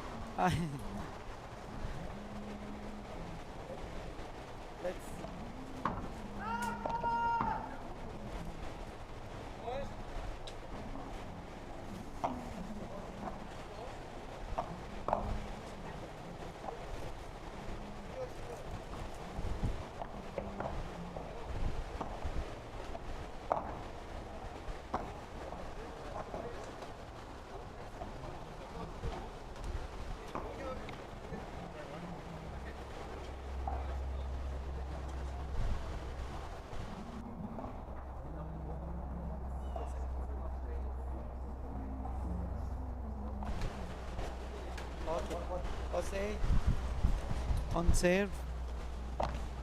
5-2. Yeah.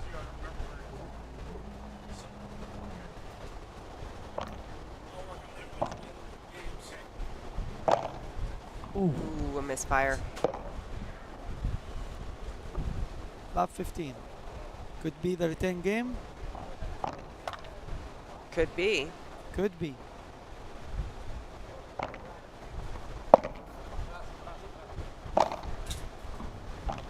Ooh, good get. Victory.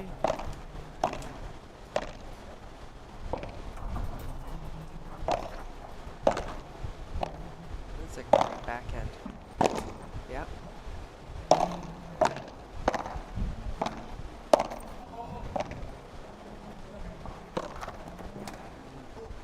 smashes is not working well for him. No, he's had to figure out how to Yeah, how to work points from a different direction. He Yeah. really has. exactly. He's done a good job of it, really. Yeah. Very, but he needs to figure out another way, you know, to finish and. Oh, that's not going to do it. No. That's a very bad decision. Him going for that ball. He's trying to he's trying to help his partner too much Yes. right now. Exactly. I'm not sure how Hitori is feeling out there, but if he's lacking confidence when your partner starts to overcompensate in that way, it takes away even more Yeah. of your confidence. Exactly. So let's see if they can get it together again as a partnership on the court. Not that they are far apart. I don't see the negativity, but Oh. that's a great volley. They secured the second set. Second set, here we go, into a third.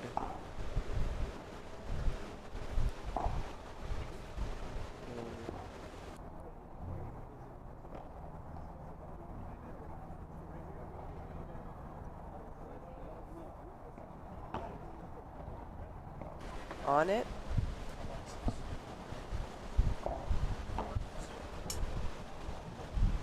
I have to go. I'll leave you with Mr. Bob to take my place. I Okay. need to go take care of some director things. Tournament director Tournament director items. things. Got it. Okay. Here Thank you go so much, with Ehab. Mr. Bob. Thank you for having me in the booth. Ehab. Will you check to see if someone will take my kids to the hotel? Thank you. Bob is back in the booth. Welcome back. Thank you to Ehab for covering. Did a great job there. Thank you, Riva, keeping the Holding down the fort. holding down the fort. I don't know if I can ever fill your shoes, Bob, but I tried. Sounded great to me. It's a great match. It is. Yeah. Yet we've had some changes in momentum here. There's definitely a moment right now where they've been pressing Hitori. Physically, he's in a bit of a different place, and it's affecting his confidence. Let's see how he comes out in the third.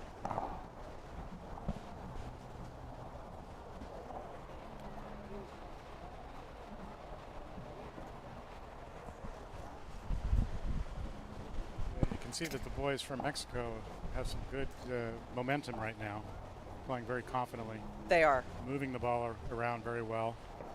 They stayed close in that first set. They haven't looked like they've had any moments where they've been down on themselves or each other or the game. Both Ehab and I commented a number of times about their calmness. Yeah. They've played together quite a bit. Okay. Yeah, so they know each other's game well, and very comfortable with each other. Now you've been taking some lessons with Maxi, is that right? Yeah, actually, I've never heard anybody call him Maxi. I don't know. Oh, maybe, I don't know where that came from today. Maybe he uses that, but I call him Max. Okay.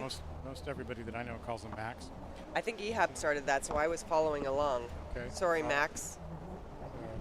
Or maybe it's just me. He makes me call him Max because he wants me to use something more formal. I don't know. But I call him. We'll I call him Max. Yeah, he's a very talented young man. He's played very well in this match. Yes.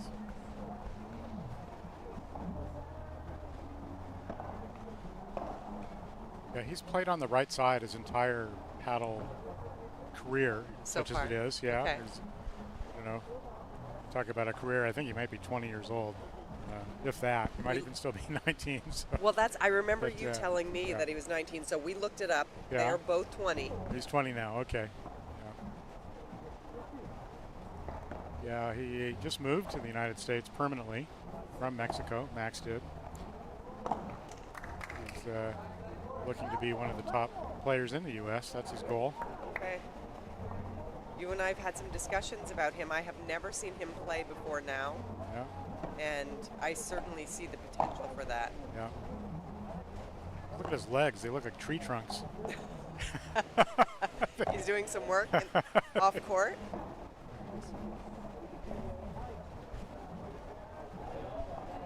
Physically, they've both been very strong in this match. Used to the heat.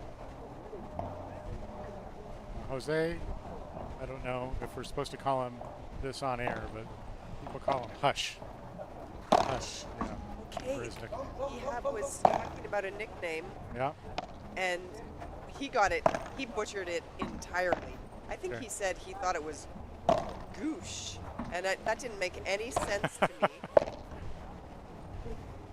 No sense at all. That was a Hush good is shot. interesting.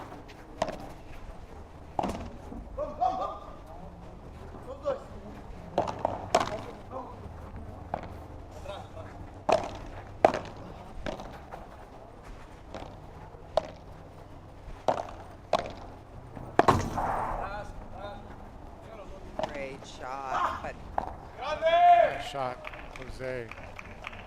Hitori is not finding himself in the right position Yeah. quite often right now in these points.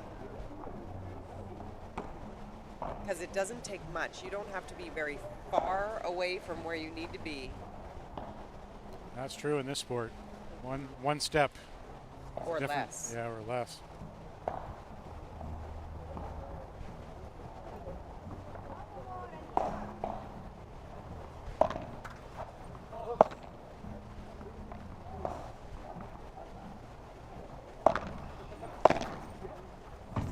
This game is pretty gigantic in my opinion, to see who will take the early lead and whether Pedro and Hitori can hold. They've had some trouble holding the last few service games. Uh-huh.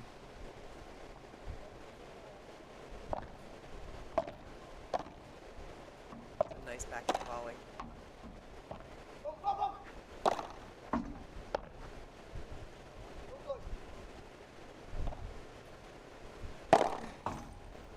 That's a great get.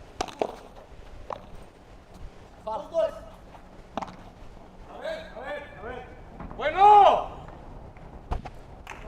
It's it long. Hitori point, put these- together a good point there. But these They're not these looking. two just don't miss. They're not looking like 20-year-olds, are they? They're not. No, they're very poised.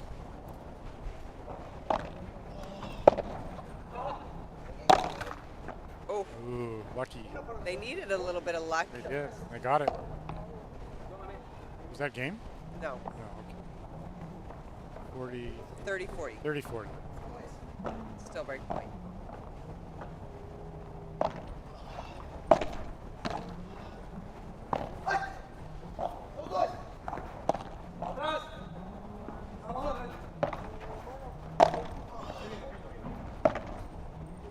Lobs are fantastic. Yeah, both of them are lobbing really well.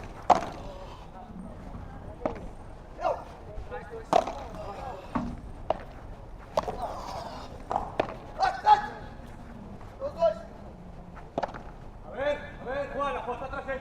Bien! Again with a lob that goes long. And so the young Mexican players get an early break here in the third set. Pedro is looking Looking a little, is it tired or frustrated or both? both. Yeah, He has the wind out of his sails. That's what I was going to say yeah. a little bit. He's working so hard. He's working so hard and expending extra energy trying to compensate for his partner that I think is I see that too. Yeah, it's not benefiting them. yeah.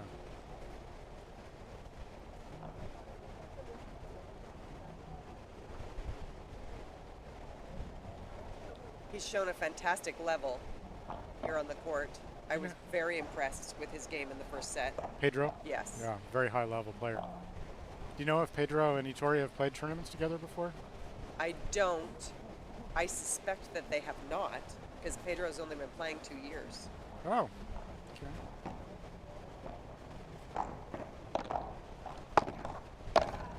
But they have a mutual friend back in Brazil who is Pedro's counterpart in the Brazilian tournaments. So there, two are there.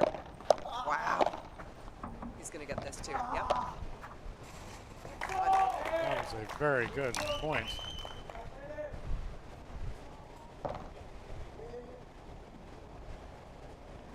$15 love.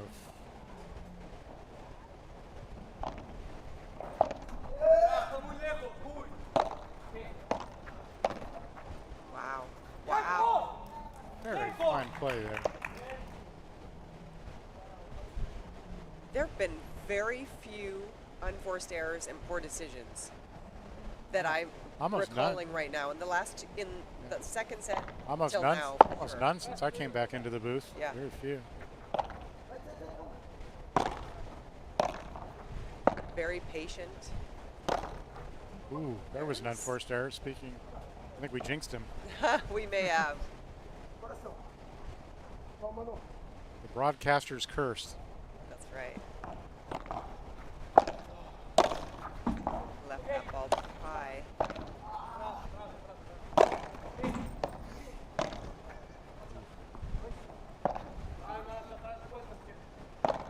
Go.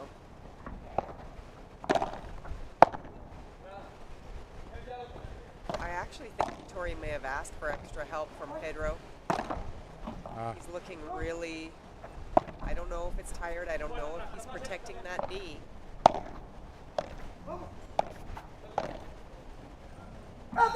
Wow, that's an amazing point. Pedro's trying to fire him up. We've given Pedro the nickname Monster, competitive monster. Wow. Hitori's defended like that very well with reflex volleys from the back of the Oh, court. that was a nice little bandeja. And a lot of spin. Yeah.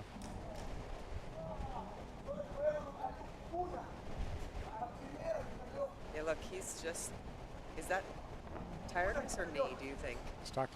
Pedro's talking to us, I think. I'm looking at Hitori. Something is not feeling good.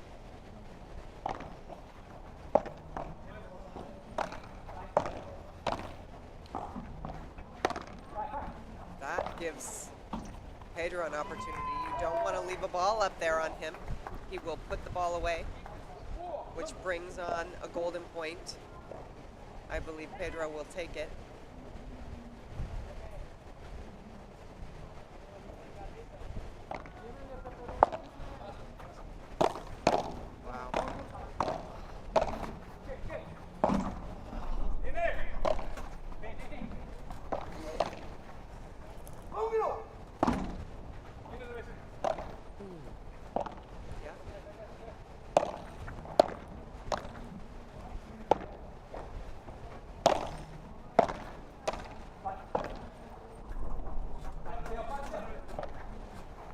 Wow.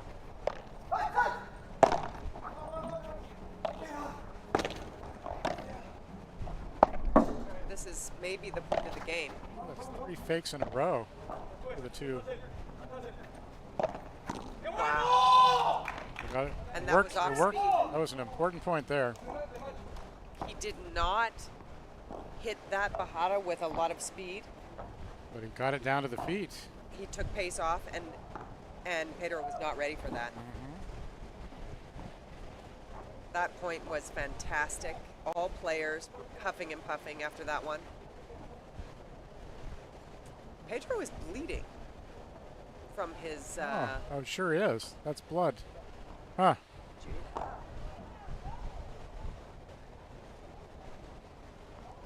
Should probably go towel that off during the changeover. I'm sure he will.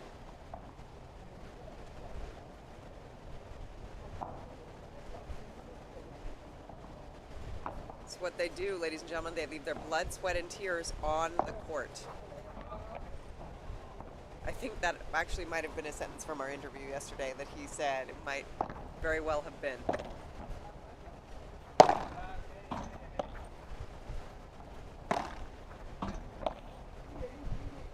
Wow.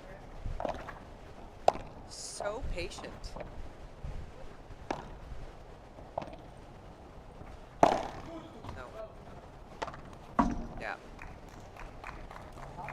Those lobs looked dangerously short to me, but I guess they were deep enough.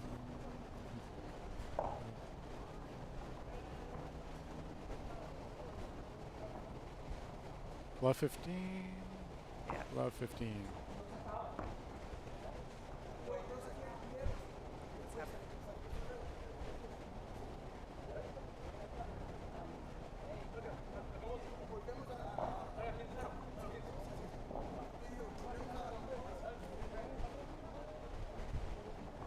Sounds like Spanish or Portuguese to me.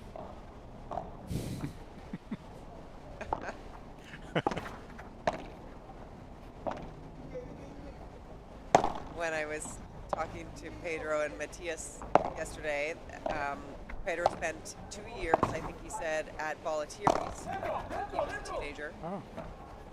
Great shot. And he said one of the biggest gifts that it gave him was that he learned both Spanish and English. Ah, all right.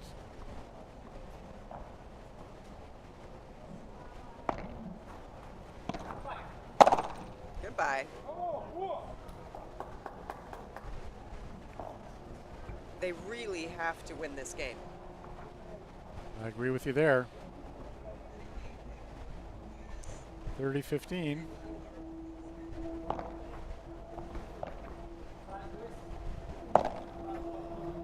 Wow. Great. Okay. So Pedro maybe has calmed himself down a little bit. He's playing smarter.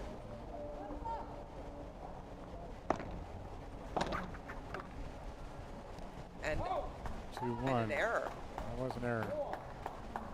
Unexpected.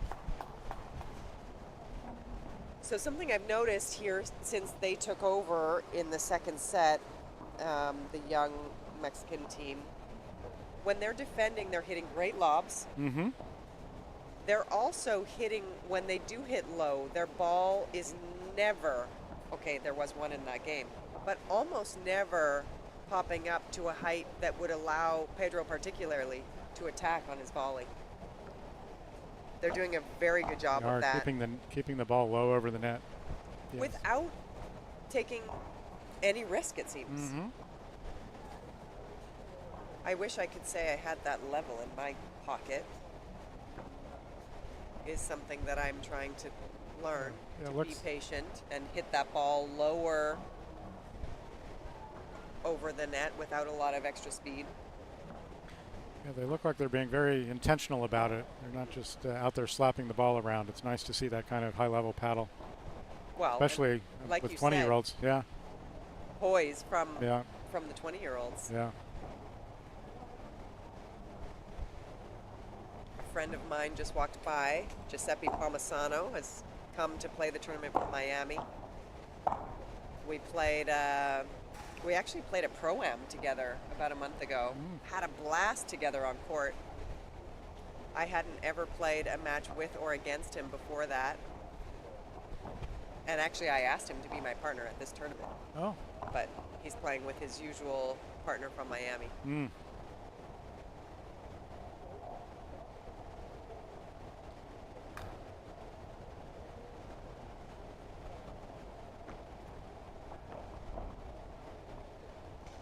Jose to serve 2-1 in the third set.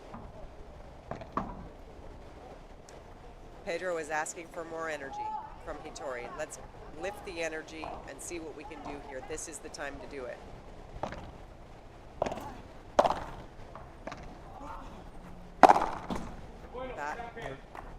Both Jose and Max really have very pretty backhand volleys, don't they? Very effective in getting it into that side fence and side glass. Now, you said, were they both coached by similar coaches in Mexico? That I'm not sure. Okay.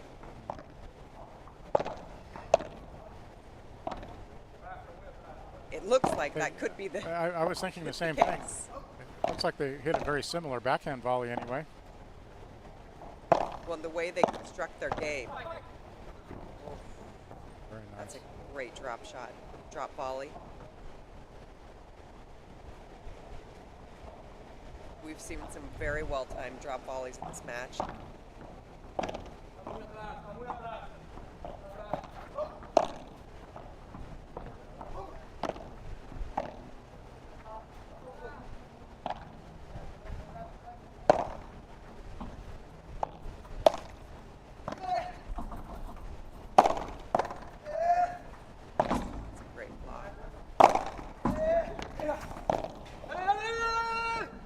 Wow. That is ridiculous. What a great point. I don't really know what Pedro has to do. He doesn't know what he has to do. Oh, it's the best point of the match so far that I've seen. That was amazing. Wow, we need to put that on a highlight reel. Yeah. I mean, he's saying he did everything he could do.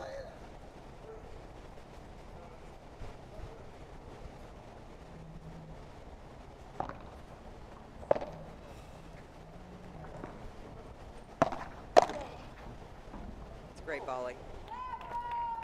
Well done there. 40-15.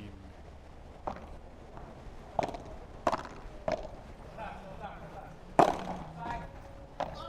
cat.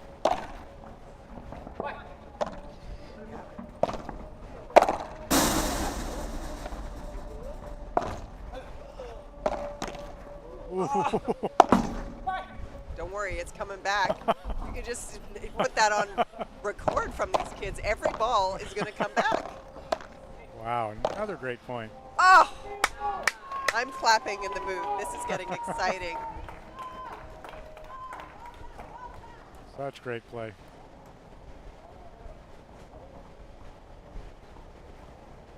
All 4 players on court, the last couple points here. That's it. That's a great point. Jose didn't quite do enough for that. Backhand. Backhand, yeah. And Hitori, yeah, he's holding his back now. Okay, so I suspected, and I'm cheering for him coming back from all of his sort of hardship connected to the game of paddle lately. I really am wanting him to have a good experience on the court. He's such a great guy. He is such a great guy.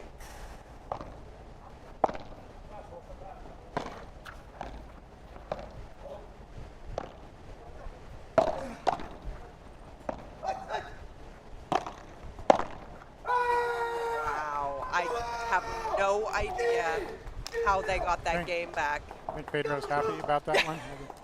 This is why we've given him the nickname Monster, competitive monster.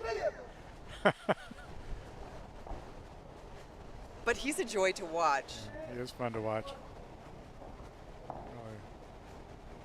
Leaves it all out on the court, that's for sure. Finally going to towel off the blood so we don't have to watch that watch anymore. it on, the people at home don't have to wonder why he's a bloody mess. They know. They've been watching. This guy's been all over the court.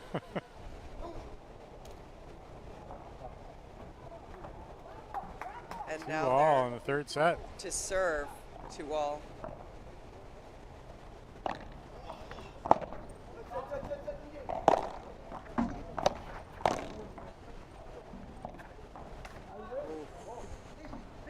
Okay. It's a nice little Chiquita attempt. Hits the tape. 15 love.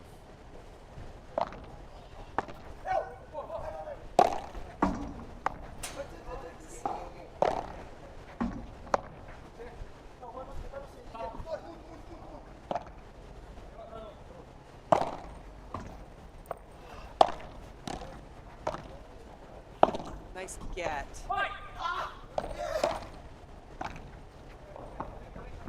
Wow.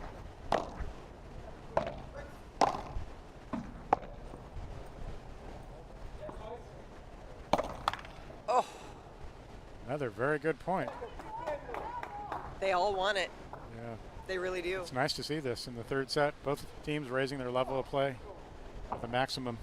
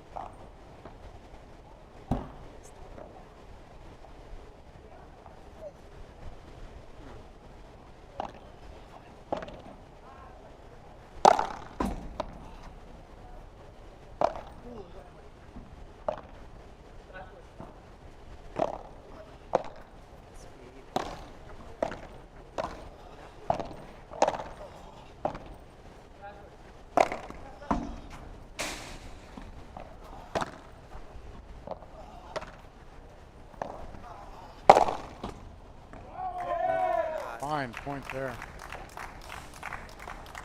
End game.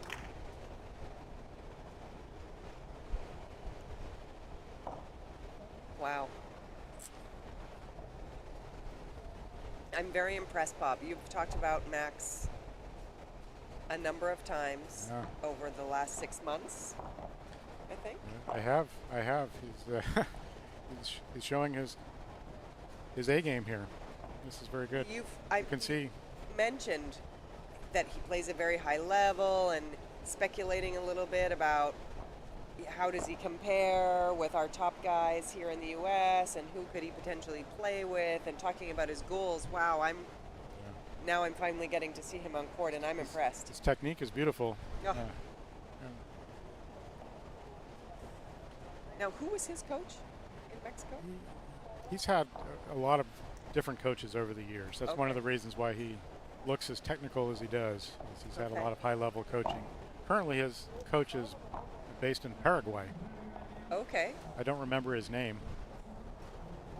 but he's working with him remotely. He's talking to him by Zoom calls, I guess, and telling him what drills he needs to do that day. Interesting. I wonder who it is. Would you know the name if you heard it? Probably. Diego? Oh, actually, Diego does sound familiar. Do you know his last name? I'll find it for you right now.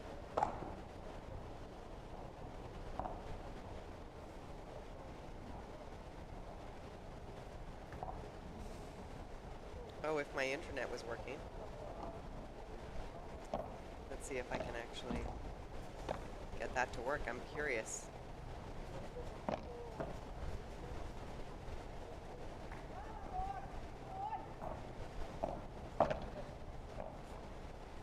No, I'll look that up later and see if it's who I'm thinking of.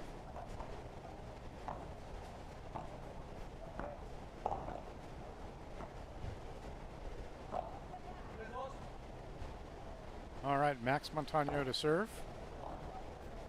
3-2.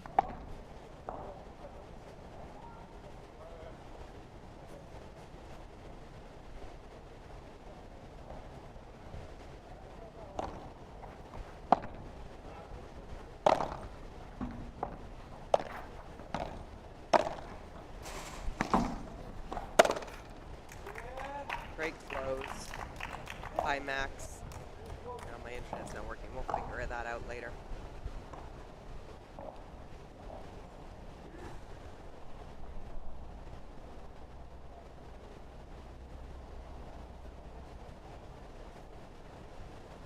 I don't know if somebody's getting the ball or not. Yeah, I think someone is. It looks to me like they're waiting on someone. Have they had 2 go out lately? Are they down to 2 balls, perhaps? Hope somebody's looking for it. There we go. There we go.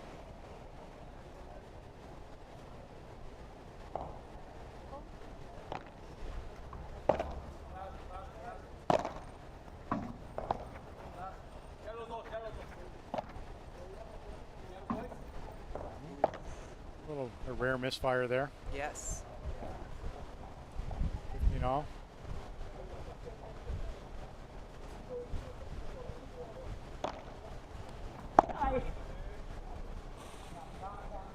Just out.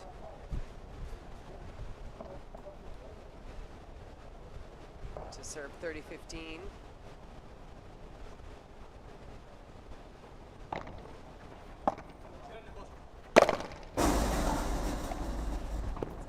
Great speed that Titori hit the backhand with. Even the really high-level players sometimes, if they don't land the ball in the right place on the power smash, can run into that back mesh and then wind up losing the point.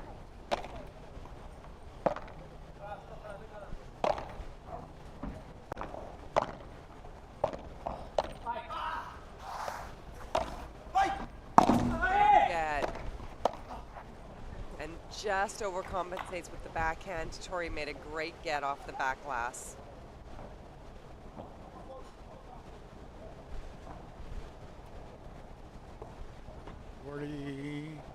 Thirty.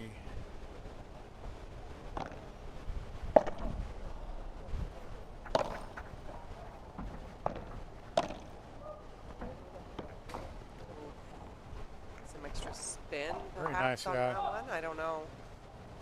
Ran away from Hittori. Max is a huge fan of hitting almost every shot with spin. Yeah. He really doesn't like to hit flat very often. Okay. Sometimes.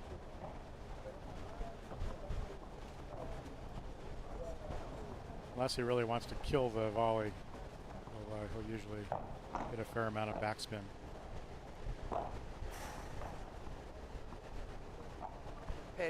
Hittori's just served 2-4.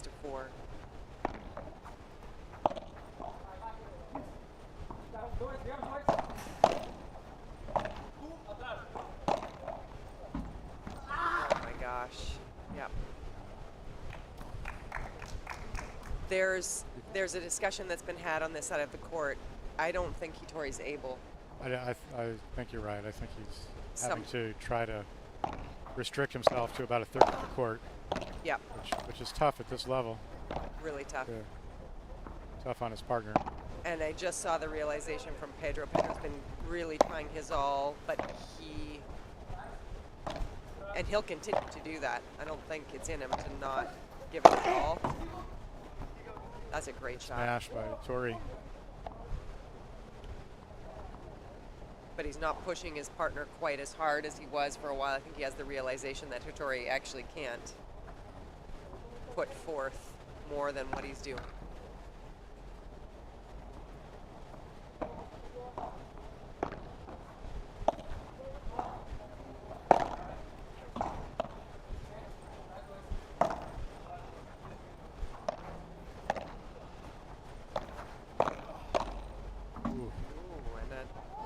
Hit. Good point, though. If they make, they're still there. If they manage their emotions. Match is not over, that's for sure.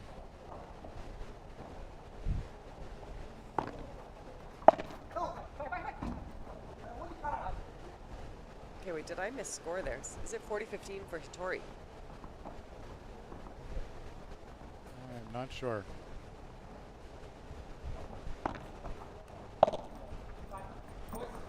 30 all.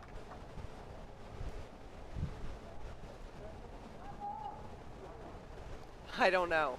Ladies and gentlemen, I don't know whether it's 30-40 right now or if it's 40-30. I made a mistake.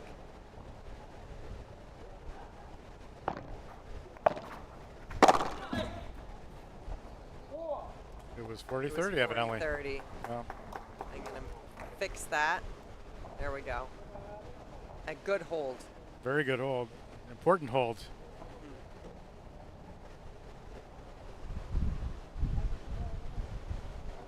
One service break and it will be all square.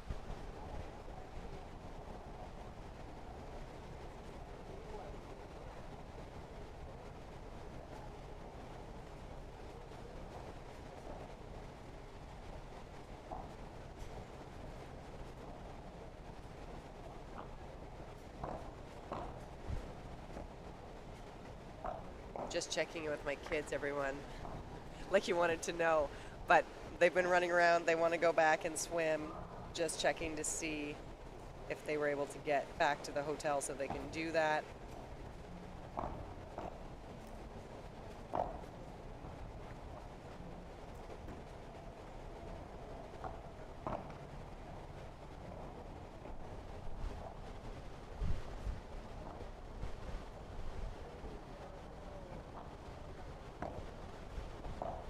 Yeah, we have quite a few people out to watch the matches tonight. It's looking like it is a beautiful evening here in the Woodlands.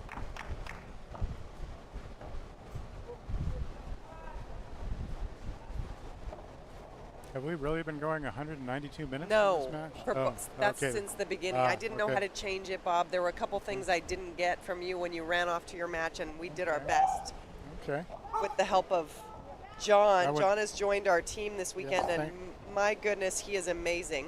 Yeah, thank you to John LeBlanc is our everything, producer and cameraman and all-around technician. It's really a pleasure having him. No kidding. Allows us to do this part, which we really enjoy.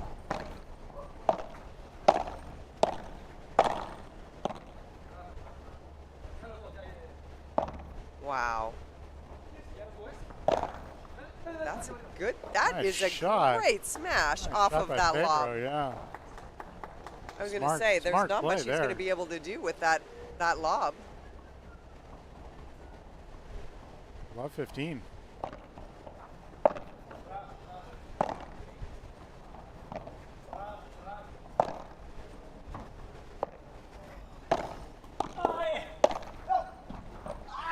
Again, he's there.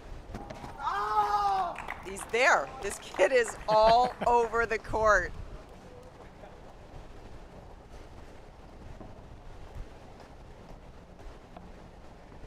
Man, I bet we all wish we could move like that around the court.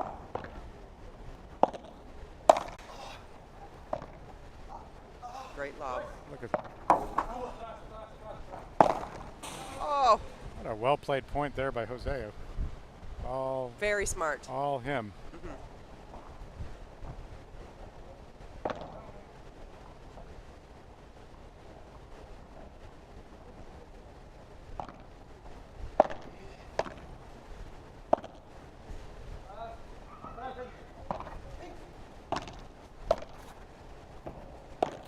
Spot for Hattori to put the ball Ooh. and opened it up, but Max did not expect that.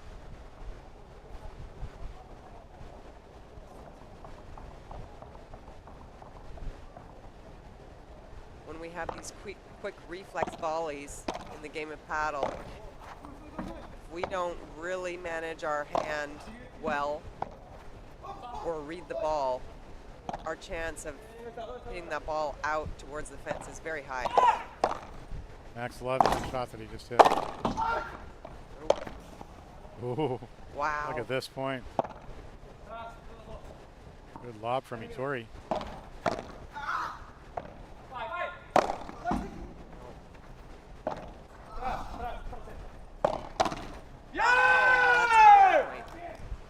Bien, carajo!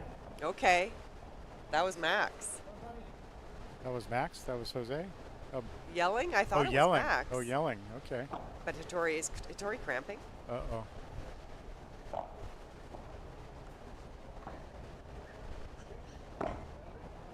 I really, really, really hope that that's not his knee.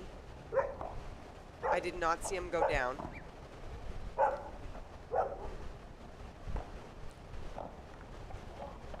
He's looked He's really like that step. Yeah. I thought it maybe was his back, but he's looked like his step with his left leg has been tightening up as each game goes by.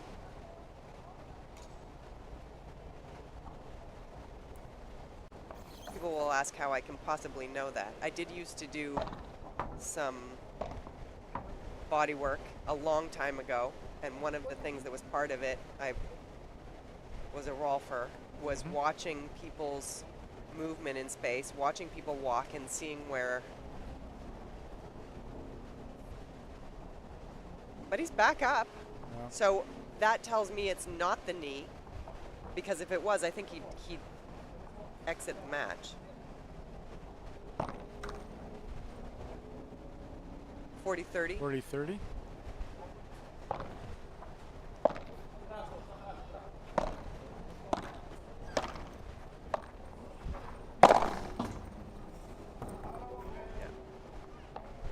Game. Nice finish there. 4, 5 games. 5-3. 5 games to 3 in the third and final set.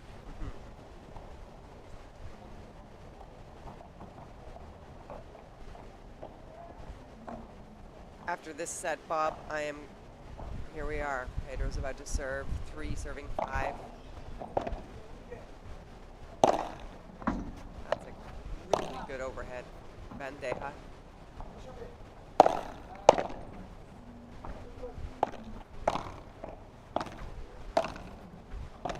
They have recognized Bien, Jos! the limit in Hattori's movement.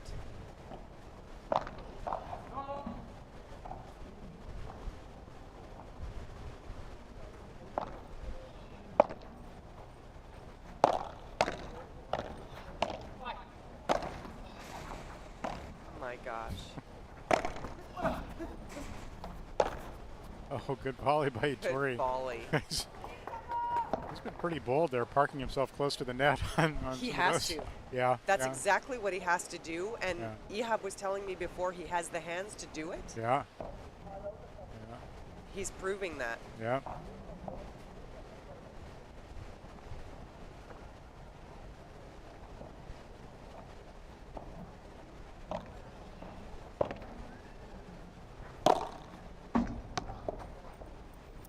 Great pickup. Atrás, Fox, atrás. Oh my gosh. Oh. Unbelievable. Good play, by Tori. Oh, good fake. Ah. And pulls out the error, Yeah. or draws out the error in that point. Wow.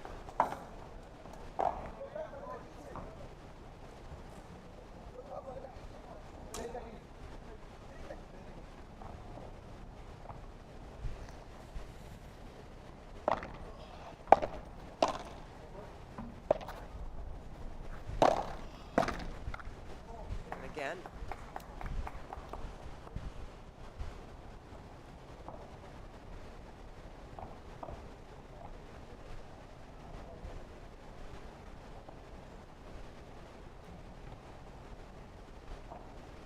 This has been a very exciting match. First round, Sure. first day.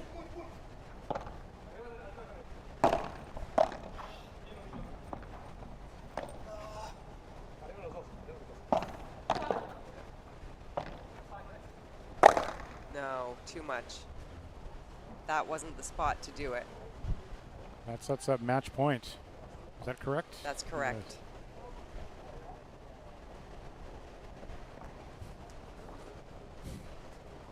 Okay.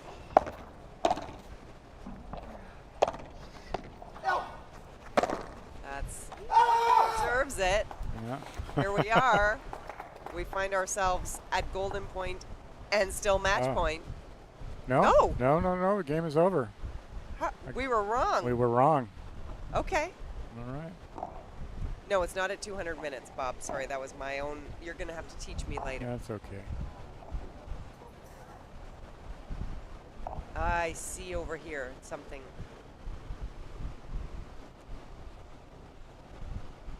Yeah, I see those. Okay.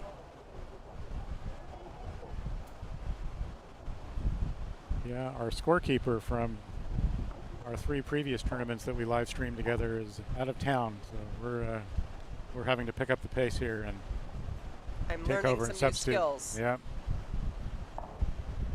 It's easier said than done, keeping score while you're commentating. Well, everyone would know that, having played me on a paddle court, knows that I'm not the best scorekeeper. I need that. Ehab was talking yesterday about some function where there's a scorekeeping screen that attaches to the glass, and the players wave their racket. Whichever player won the point, wave their racket, and it accounts for that and keeps the score while you're on the court playing your match. That's nice. Latest in technology. I had not seen that before. We always have this question about scorecards. I'm kind of old school, so I always think of the, what did we have from the tennis days and what can we do to modify that for paddle? Whereas people these days, I make myself sound so old, always think about a technological solution. Let's see.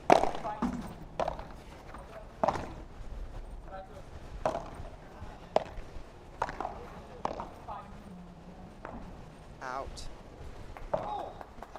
Okay. 15. I've been very impressed, Bob, with the, I don't know the name of the shot, counter wall from the 2 young Mexican kids. Yeah. They managed that shot very, very well without allowing, again from Pedro. There we go, the competitive monster. Yeah, love 30. Second, one service break, and this is all square. It's true.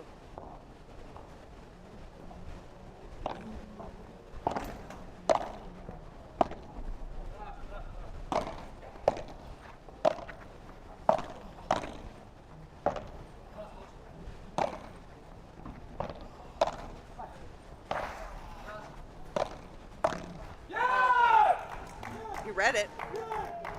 Absolutely read it. Was right there. Just You were talking about ball air. the young Mexicans, how well they play off the back wall and what to call that shot. They, Yes. we're calling it the counter wall shot. That's probably a good name for it because in Spanish it's contra pared. Contra so pared, that's what I was- That's how it translates directly, I believe. So Right. That's why I that's a little called bit. it that. That's a little bit difficult for English speakers to remember. I think contra Contra pared. pared. I don't know.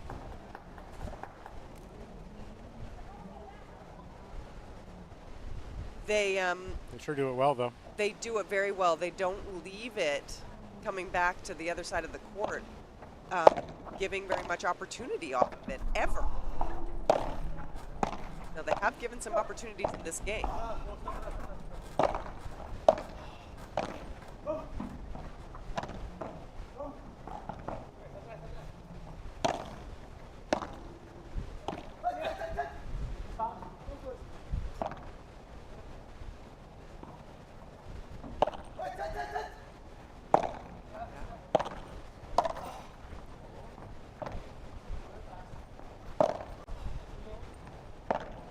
Wow.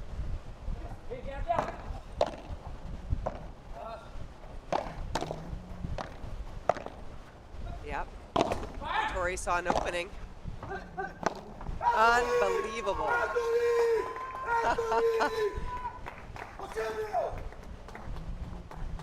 And they get the break back. 5-all, third set. 5-all, third set.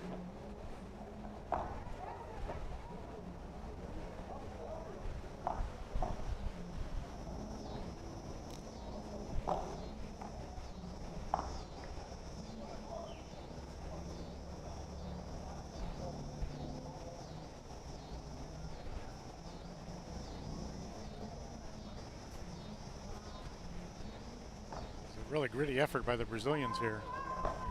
Dig that out game, get that break when they had to have it. It is. Back against the wall.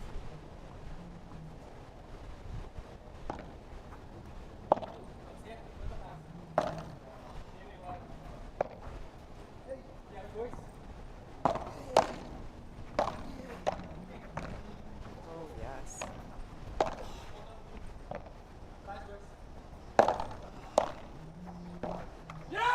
Okay, great point. I notice a difference in how Pedro is constructing his points. The Mexican team has often been looking to open up the court. Like, they've played very well within their margins, but they've opened the court well. Yeah, I see that too. I think they're very, very tactical in the way they're taking their shots. A little bit more so than the Brazilians. Yes. I would say that Pedro and Hitori have been playing more reactive. Yeah. But in those last two games, I noticed Pedro try to compete with them in that same game plan a little bit more, which was interesting.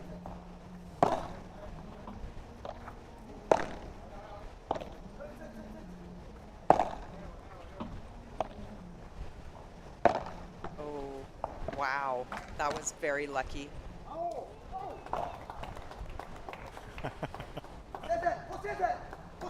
It was absolutely perfect, but he did not mean for that to be perfect.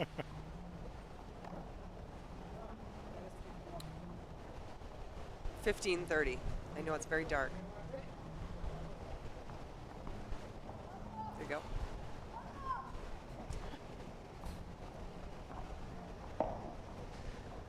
$15.30.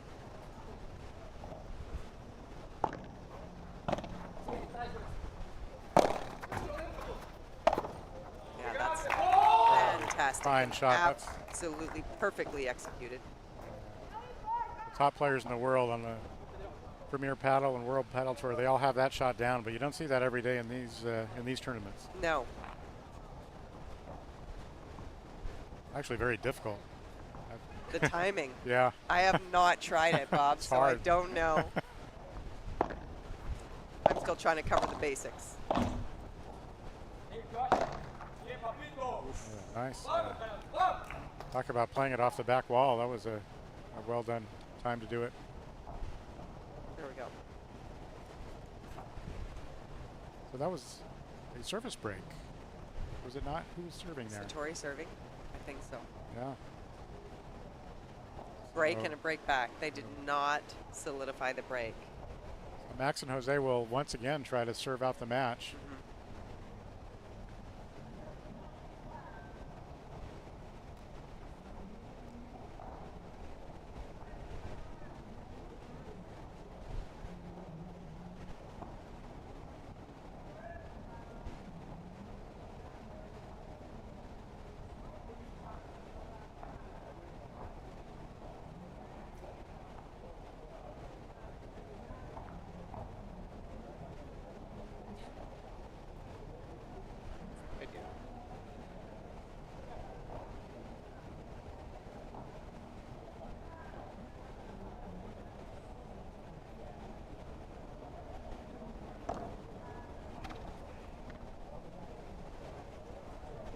Thank you to all the people tuning in from wherever you're watching from. I imagine for this match, hopefully they've told their friends and family, and we have some viewers on from Mexico and Brazil, as well as here in the United States. Yeah, please tell your paddle enjoying friends about it, because we have 2 more full days of live streaming. We're really just getting started here. Sure is a great match, though. Yeah, this is a treat for us on a Friday night. Great volley. Uh-oh. No, not again. What did he do? Oh, that's a bad look. That's the knee. I think it's the knee. What? Oh, no. I really hate to see people getting injured or suffering on the court. Really, really hate that. For all of us.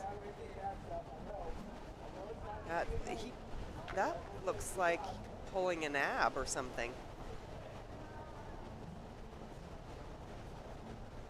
Or cramping. He's just having a really rough day, and he is fighting through it like crazy.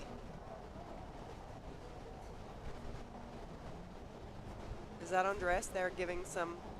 Yeah, Andres Demili is a massage therapist, physio person, as well as a paddle player. You knew that Itori was not going to retire from the match. He's going to stay out there until he's falling down on every point. And they're going to make him work for it, that's for sure. Wow.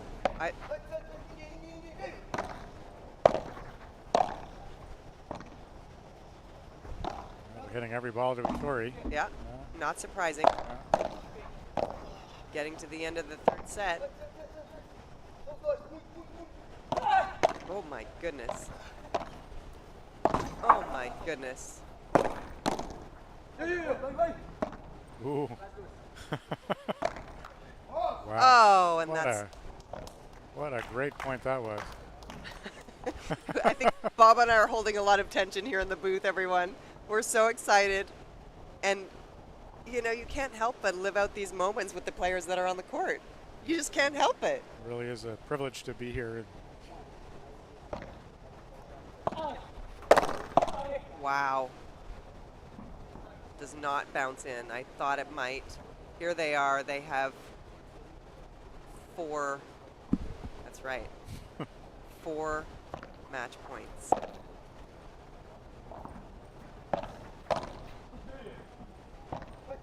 We had a game like this before, though, where they were down 40 love. Look how well these two defend their corners.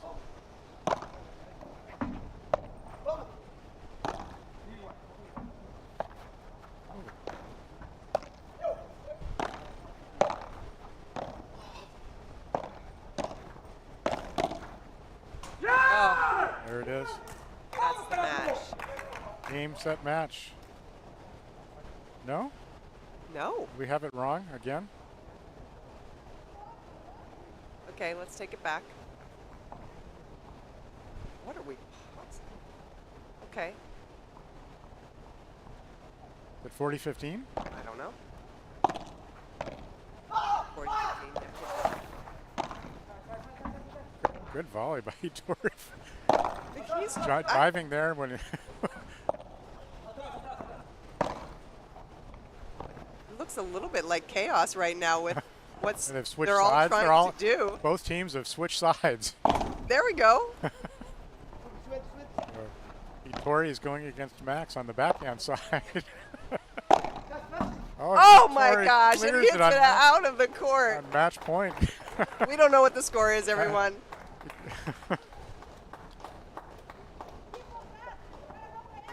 Like, and Hitori is doubled over. He just hit the ball out of the court. From the backhand side when he's playing on the forehand side all match. What an outstanding effort. Nobody's going to... Is this a golden point now?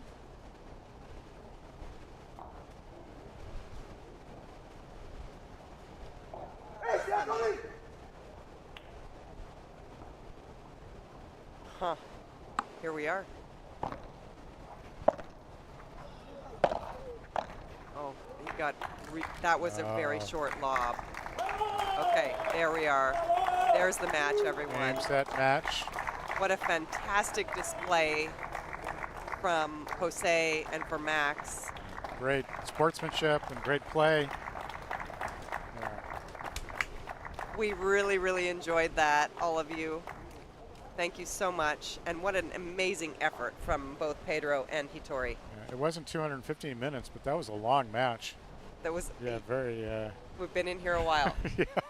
And I am checking out for a little bit, everyone. I'm going to go get some food, and then I'm on court. So we're going to take a break for a minute or later tonight. Or later tonight, yeah. We're taking a quick break.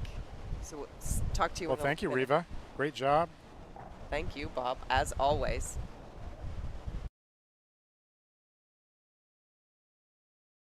Hi, everyone. We're here today at the Red Paddle 4th Circuit Tournament, Summer Circuit Tournament here in Houston, Texas at the Woodlands Paddle Club. Welcome. I'm sitting here with Pedro Tocafundo and Matias Almada. And I'm going to ask them a few questions and see what they can tell us about their paddle life. Okay, we'll start with you, Pedro. Okay. When did you first start playing paddle? My story in paddle, it's too short. I just played paddle like 2 years ago. The first time. I'm from Brazil. I'm very happy to be here playing paddle in the United States. I have a good friend called Ettore that plays tennis with me. I am an ex-tennis player. So I play tennis like until 21 years old. And then I passed 7 years just studying. I am a lawyer. And then the paddle came to my life and be like a hurricane because I start paddle, I love it. And I got this competition feeling again. And then, you know, I was manager in the multinational company. Okay. And then the paddle starts to be like really big, really important in my life.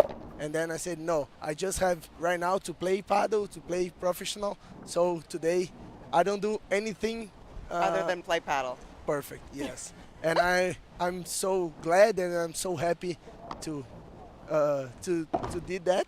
Yes, and we're glad you did that too. Yes, and you know, the paddle here, it is a phenomenal growing, but you know, in Brazil too, but in Argentina, that is my friend Almada, the paddle is like the second sport just behind soccer.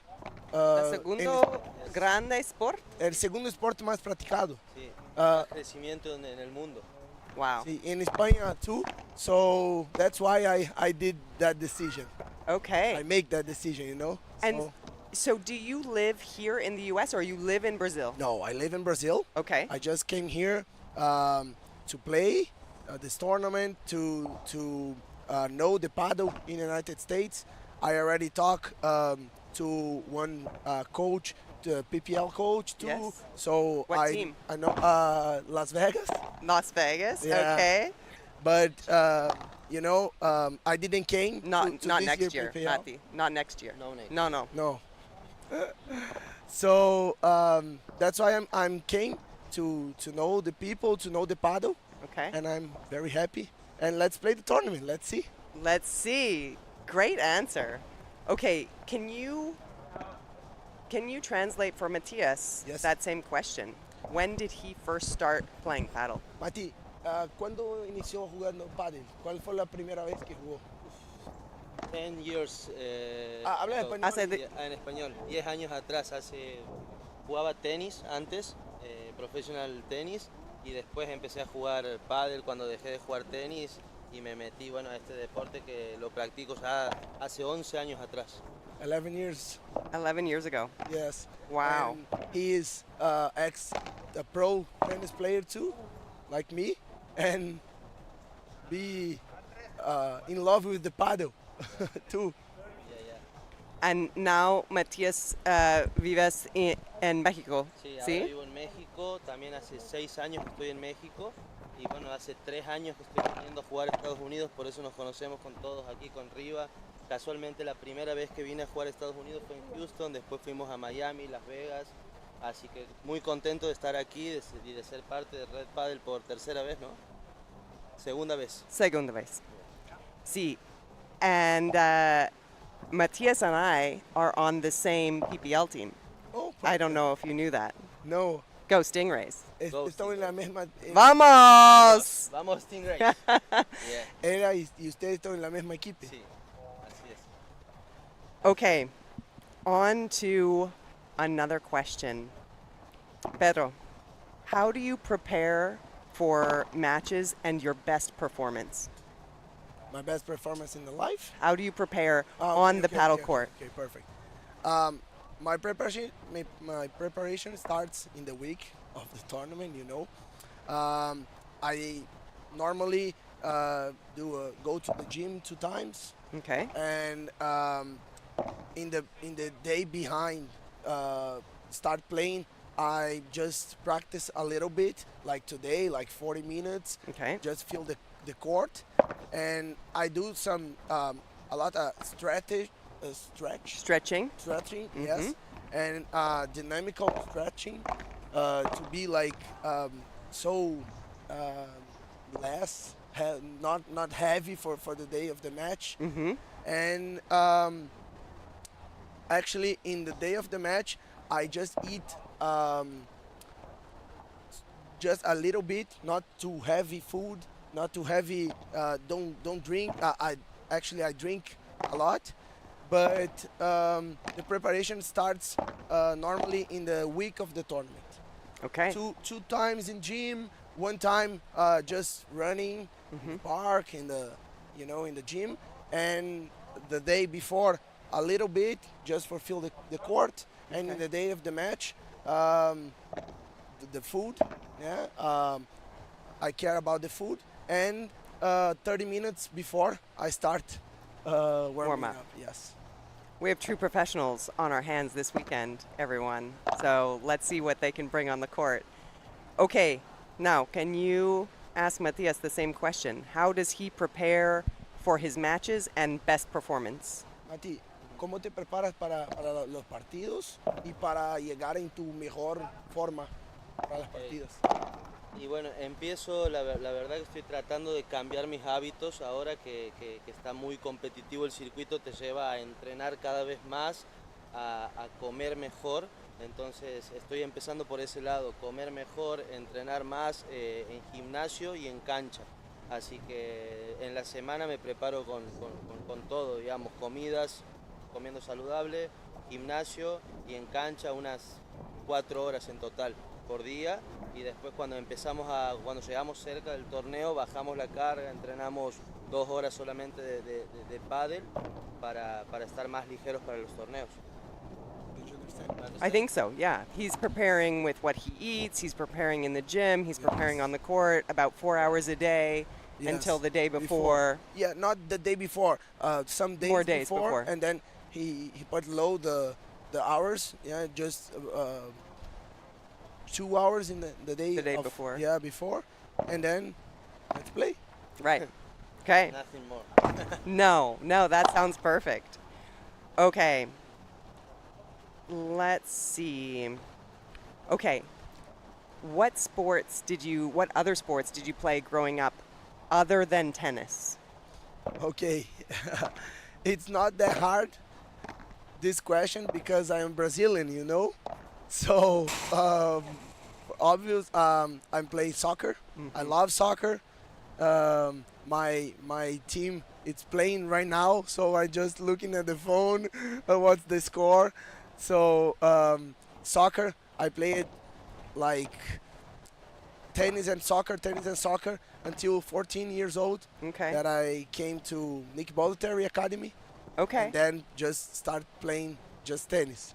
But Okay. In my head, I didn't know if I will choose tennis or soccer. Or soccer, yes. Okay. So, but I play like tennis, soccer, a little bit of volleyball, but I am too short, you know, to volley. So beach volleyball just for fun. Yeah. But the rackets was always in my hand. Okay. So all the sports in the rackets, and now I came to Brazil the pickleball. You know?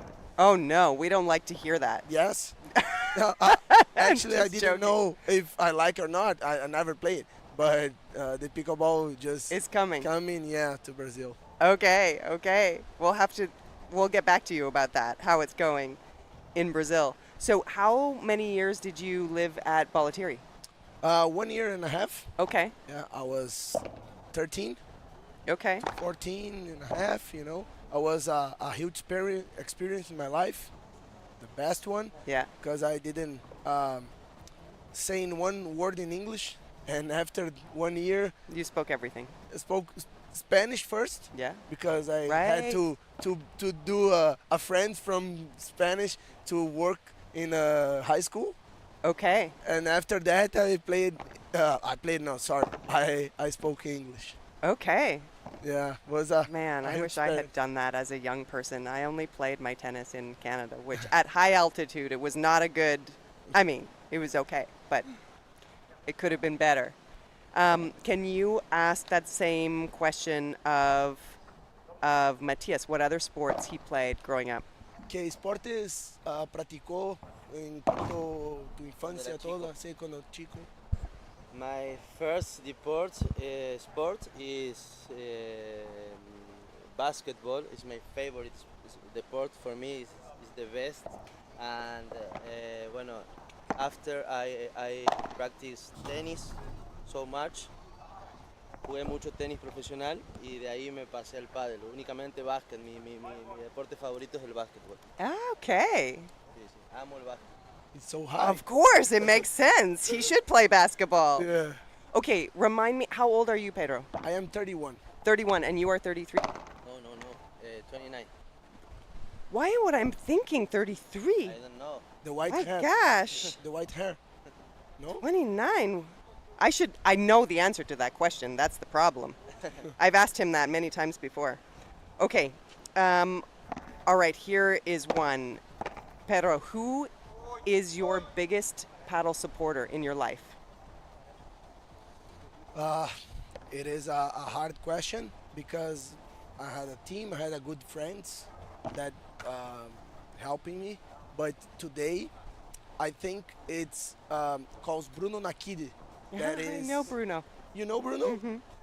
So Bruno Nakidi is my partner today in Brazilian circuit, and he's the first professional player that came to me and said, "Oh Pedro, you can practice this sport as well. You have a potential, so let's play together. I'm gonna teach you. I'm gonna amazing. and Bruno is a little bit older than me, Mm-hmm. so he said a little bit. So he said, Pedro, just come with me, and I'm gonna teach show you. And today, it is a dream that came true because Bruno turns my partner. You know. That's amazing. That's a nice story. Yes. I met him in Mexico when Brazil actually won the World Cup. I was there for that. He was on the team. It was an amazing moment. Cool. And we have sons that are very similar ages. So we don't keep in touch a lot, but once in a while we say hello, and yeah, he's one of my contacts in Brazil. So I'm happy that he's taken you under his wing. Cool. Yes. Leo, I love Leo. That is his kid, and we have a good relationship. Yeah, relationship. Yes. Okay, can you ask Matias who his biggest supporter is? ¿Quién eres la persona que más te ayudó? No, compañero. La persona que más te ayudó en toda la vida de pádel, sí. I think jugué 2 años que creo que fueron los más importantes, donde sentí que aprendí mucho, que fue con el Tolito. A pesar de ser solamente Tolito Aguirre. Solamente only Tolito Aguirre. Okay. Es muy amigo mío, y a pesar de eso jugamos 2 años juntos, y la verdad que entendí el deporte, lo empecé a entender porque jugaba mucho tenis dentro de la cancha. Como yo. Exactamente.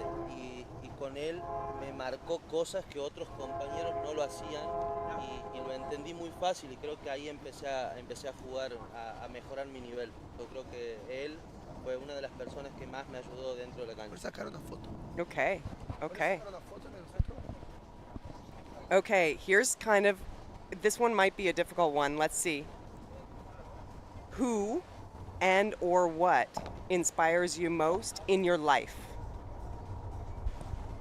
Not just in paddle, in your life. In all my life, the person called Bernardinho. That is a volleyball coach. Okay. From Brazil. Okay. That wants everything in the history. Wants 2 Olympic games, and calls Bernardo Rezende.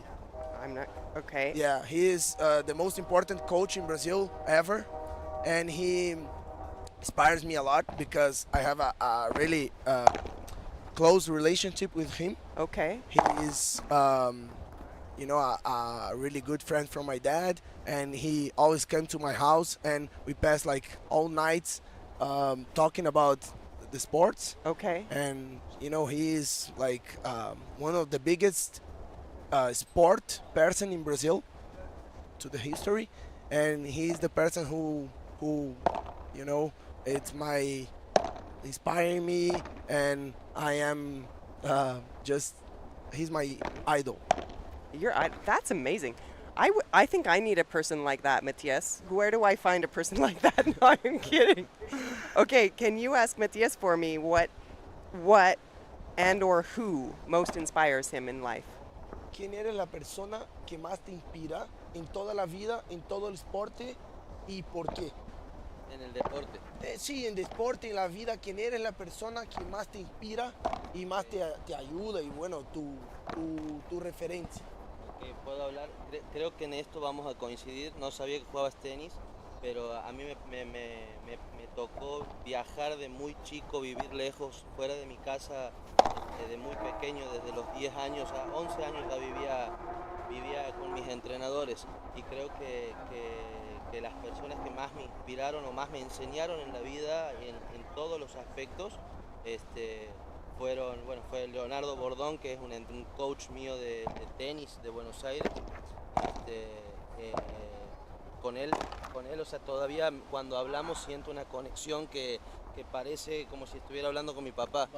Entonces, yo creo que es una persona que me marcó para toda la vida y me enseñó valores de muy chico. Entonces, Eso yo creo que me inspiro mucho y cuando veo que le va bien me pongo contento y yo sé que así es siempre.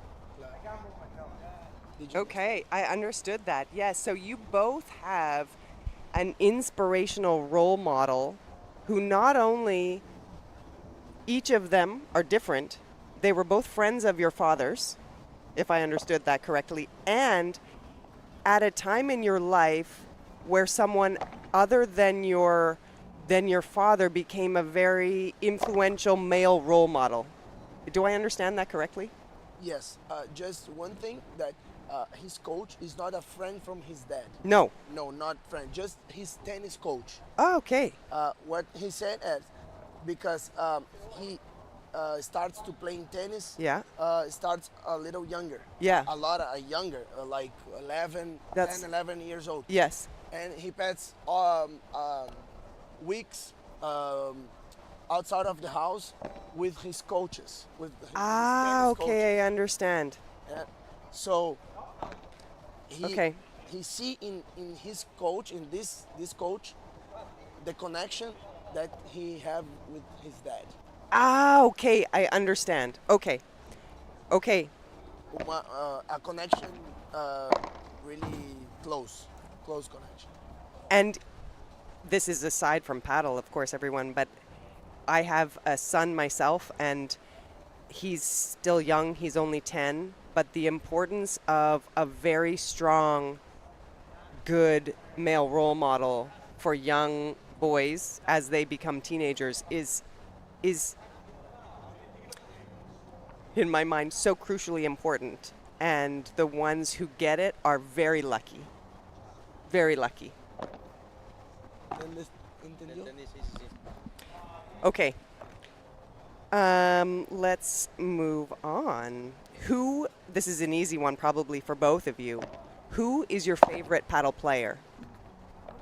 No, it's not easy. No? No. Okay. Of course, Tapia, Coelho it's so easy to say that.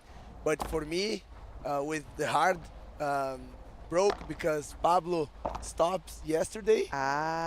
So for sure, Pablo Lima, that is my biggest idol in the sport, the biggest ever in Brazil. So Pablo Lima, actually I like other players I like too much. For example, Campagnolo.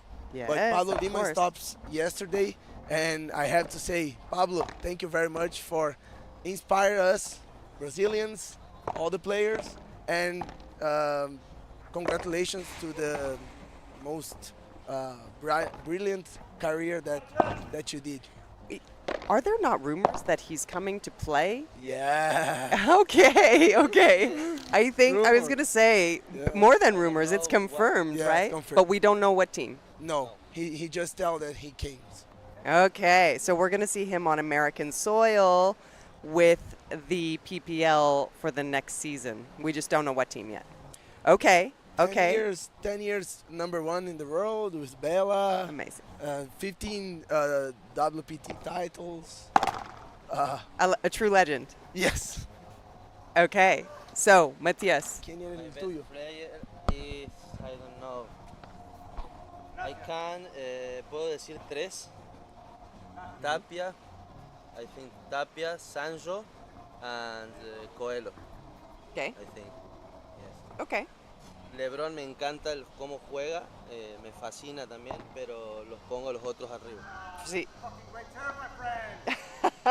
I agree. Okay. And of course, we cannot forget Bella, Of course not. Probably the biggest ever, but No, but it's not forgetting anyone. Yes. You can have a favorite Your- player, your- and you're not yes, disrespecting any other player. It's just sometimes heart, there's yes. there's people that you connect with for whatever reason, right? I have a story with Pablo. That is my first time that the team from Brazil asked me to came. Yes. Pablo was training once the last time, and the first time that I entered in the court to be a part of the Brazilian team is with Pablo Lima. So A dream come true. Yes. True dream come true. That's awesome. Okay. So now we're getting into your own paddle games a little bit here. Do you have what is your favorite paddle shot? My favorite paddle shot is I don't know if I can say because you know the Oh, we're giving away trade Yes. secrets. Okay. No, just kidding. But I like the right side volley, the forehand volley. Okay. All right. Yeah, you don't have to give us too much information. Yes. And Okay. I can ask for my friend here. Yeah. You can answer for him. You know what his. The overhead. Oh my God. I know. ¿Cuál es But- tu mejor Mi mejor golpe. sí, golpe que más te gusta? Yo creo que mi bajada de pared. Sí. Bueno. Es Yeah. lo que más me gusta de mi juego, digamos. Donde más confianza me tengo y me siento bien, sé que la voy a Pensaba buscar. que era el smash, No. pero No, la I. bajada me siento más cómodo que en el smash. Especially here, the conditions are heavy, right? So the smash is difficult. And I will say the bajada de pared is also one of my favorite shots, and I model mine after this guy over here. So that's good. Okay. Now, this is kind of like what is your favorite shot, but a little bit different. What are you most well known for within the paddle world?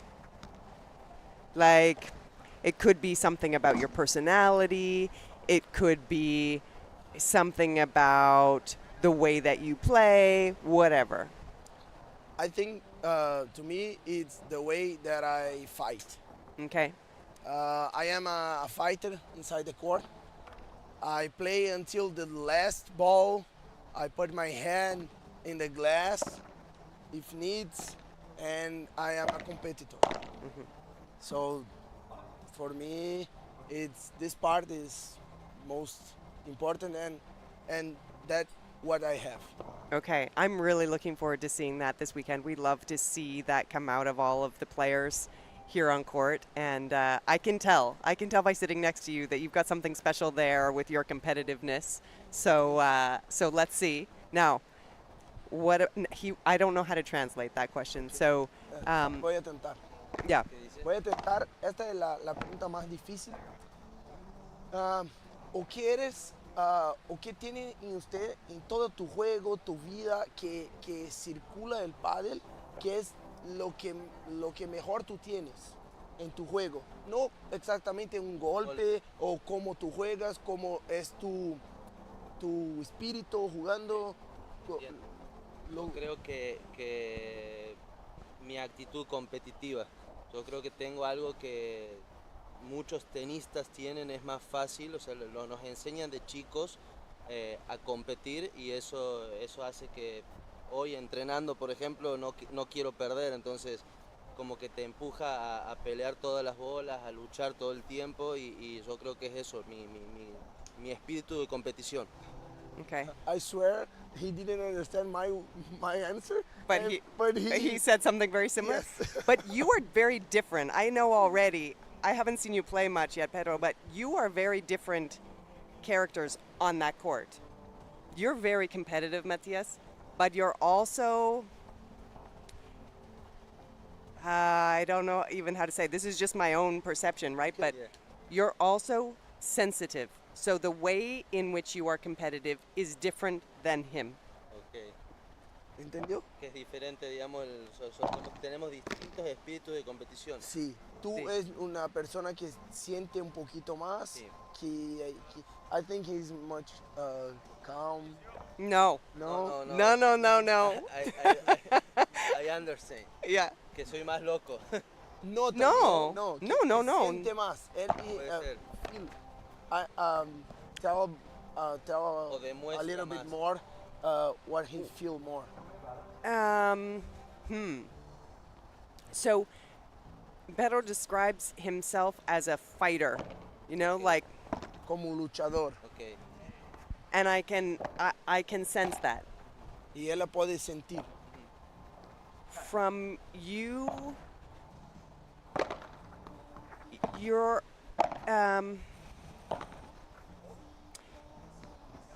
your feeling on the court is not so hard. Tu sentimiento no es tan fuerte en la cancha. Okay. Yes. Okay. Matias is quieter. He Un poquito feels, más calmado, quieto, but you feel everything, pero tú sientes todo. and it comes with. I love following you on court because we get to go on this ride with you. Ella le gusta mucho en seguir usted y mirar usted en la cancha porque ella consigue sentir lo que pasa. Y tú también sientes los altos y bajos del juego. Entiendo. Yeah. So you bring us as.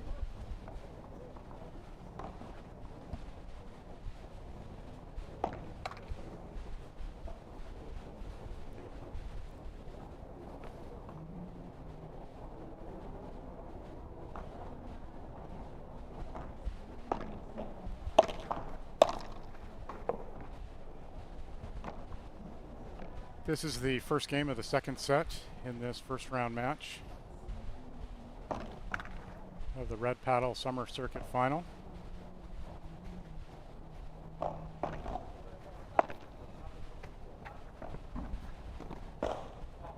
that is game, and first game of the second set go to Francisco Rivarol and JP Arizpe. They won the first set 6-1.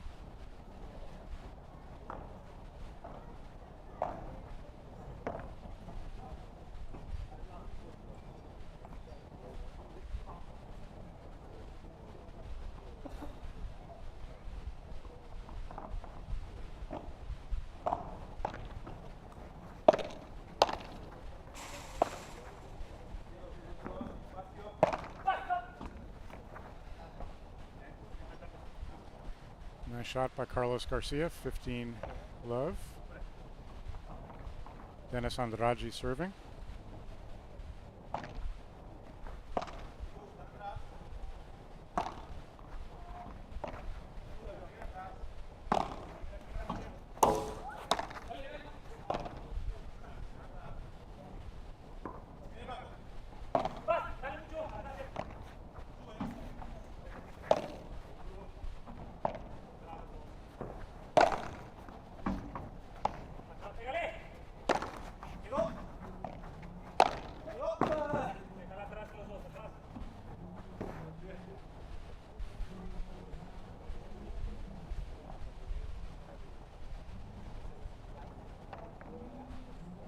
All.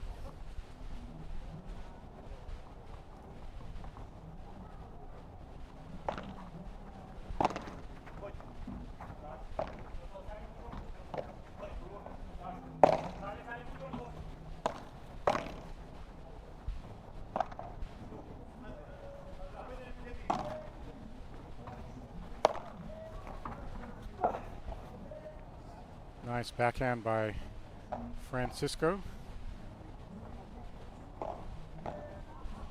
Dennis unable to retrieve it, 15-30.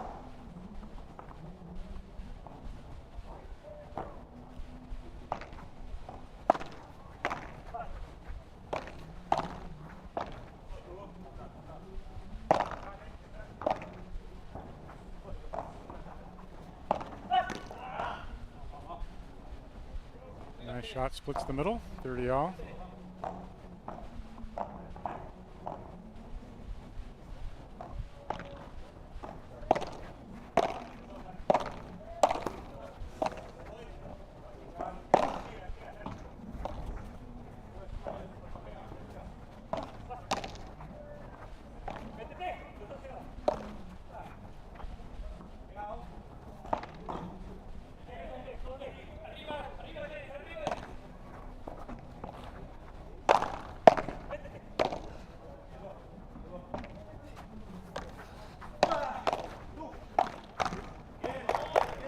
Volley by Dennis Andrade, 40-30.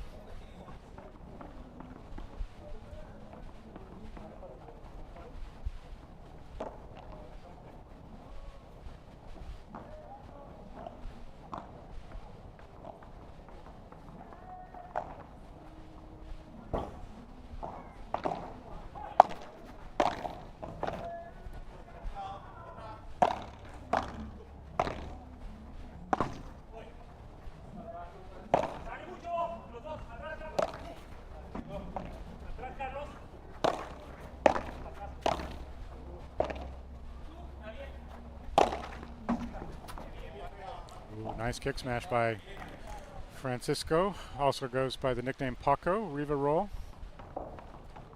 No chance for Dennis Andrade to run out the door to retrieve it. That sets up a golden point in the second game of the second set. Paco to receive the serve.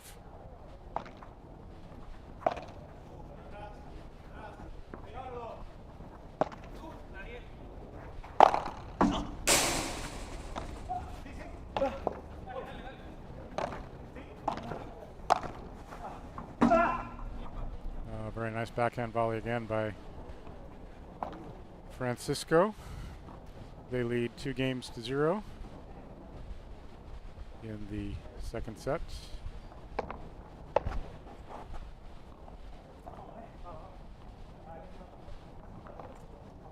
JP Arispe to serve.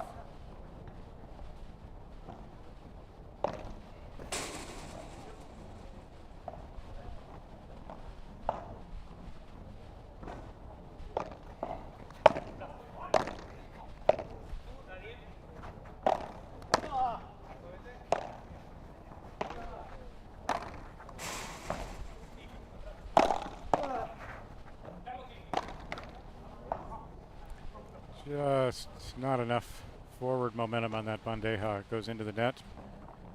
Francisco Riverol, love 15.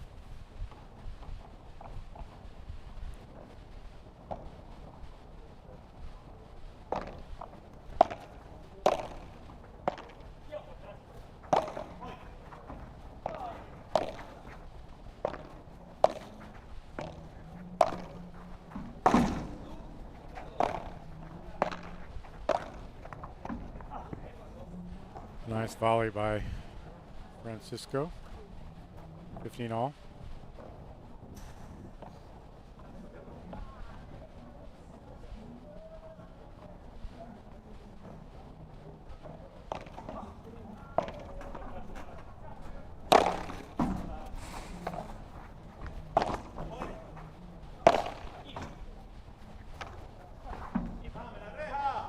Nice counter backhand by Francisco. 30-15.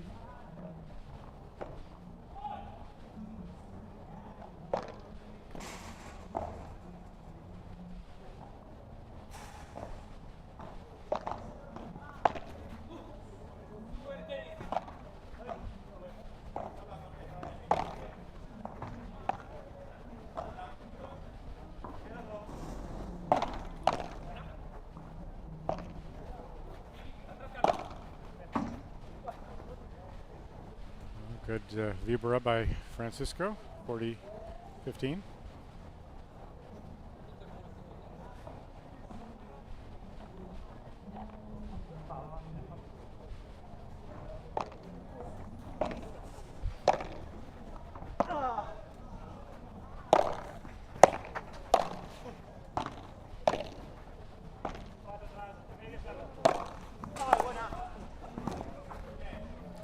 Nice kick bandeja, also known as a rulo by JP, wins the point and the third game of the second set. They won the first set 6-1.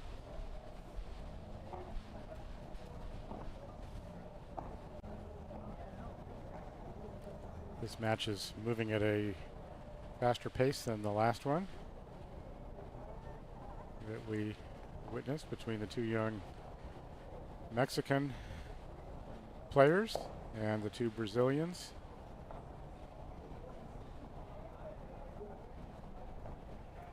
In fact, at 6-1, 3-0, Carlos Garcia and Denis Andrade need to change the trajectory of this match very quickly if they're going to do it at all.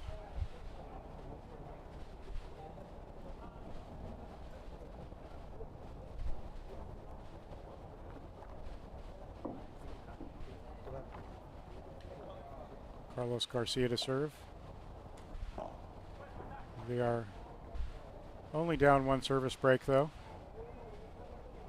So if they pick up their game, the momentum could be theirs.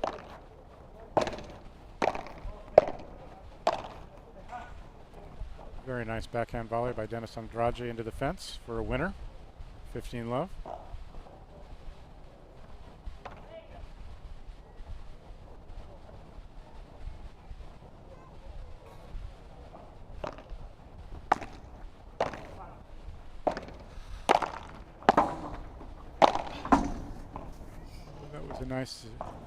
Nice backhand volley by Carlos, but Denis was not able to capitalize on it to finish the point.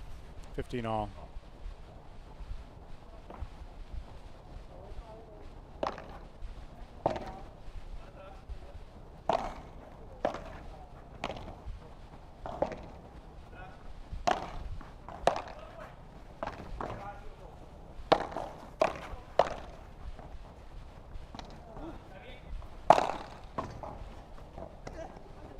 Nice kick smash over the sidewall by Francisco. Carlos ran out the door to retrieve it, but was unable to get a racket on it. 15-30.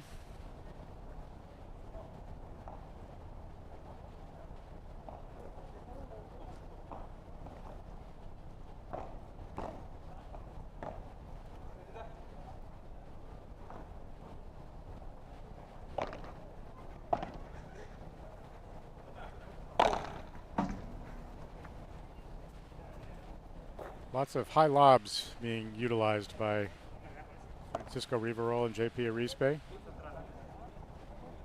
Having some success with it.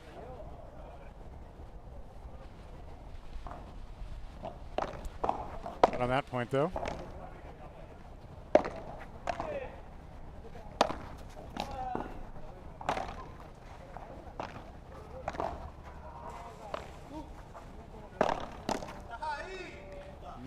Nice moving the ball around there by Paco Riverol.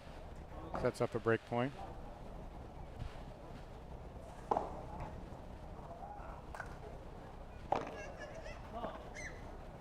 Actually 2 break points since we are playing with the golden point system.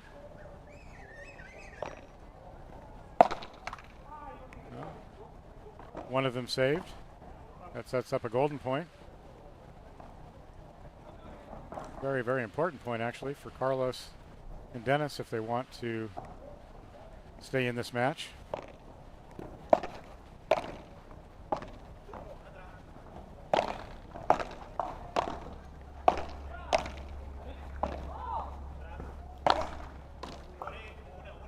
Nice bandeja, came in a little bit harder than Francisco was expecting it. So Carlos Garcia has held serve.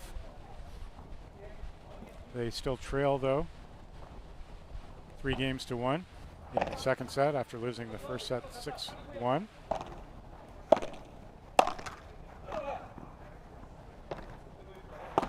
Oh.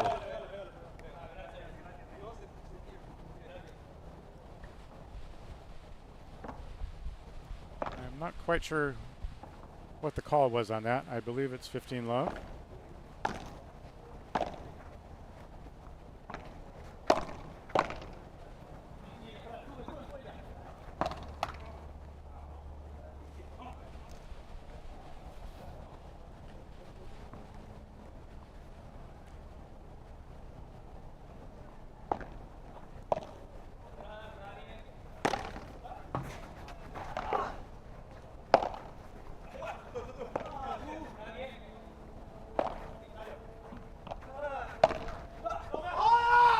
That was a very good point.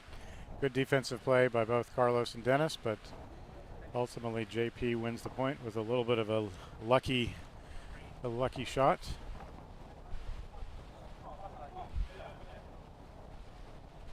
Uh-oh. Starting to see some raindrops out there. Was not anticipating that.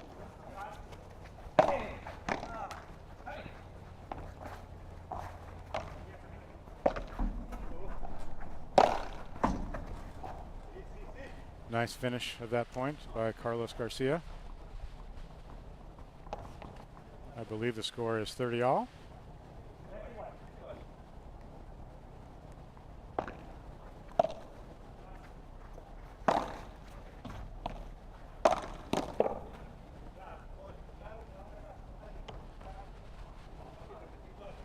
Good volley by Paco, 40-30.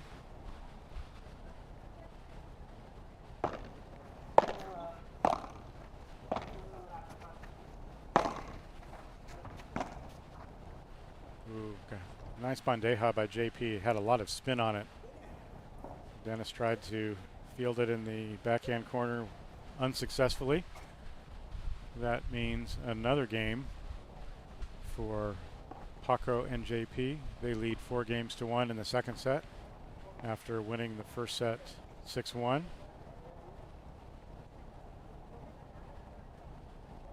So far, not looking like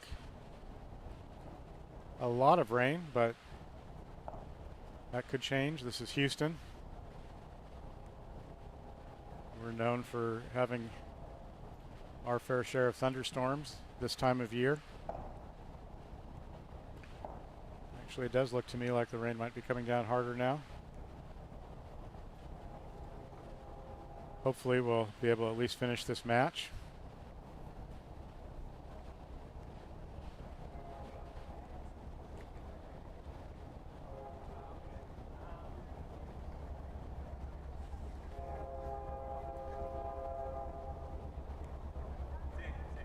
Dennis Andrade to serve. 1-4 second set. Needs to hold serve here. Otherwise, Paco and JP will be serving for the match.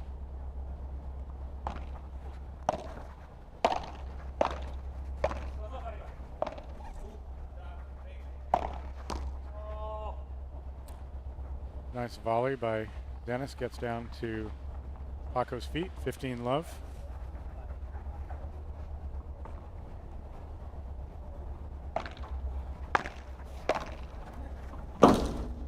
Very nice backhand volley by Carlos. Excellent technique.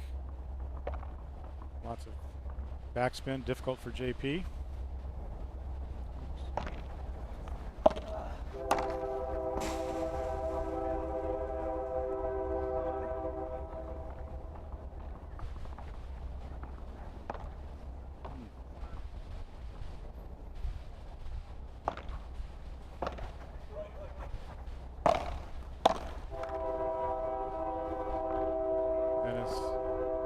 Andrade has held serve. JP and Francisco lead 4-2, second set.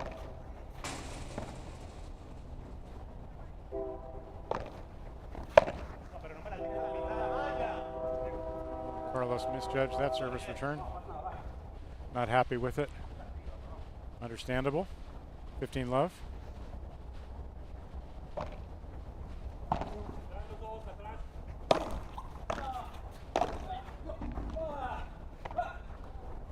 Nice drop volley after a good setup volley by Francisco Riverol. 30-love.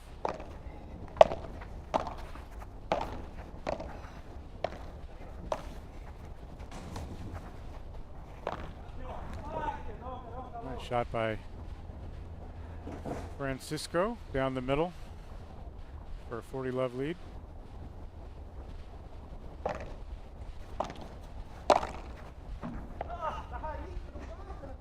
Nice shot by JP.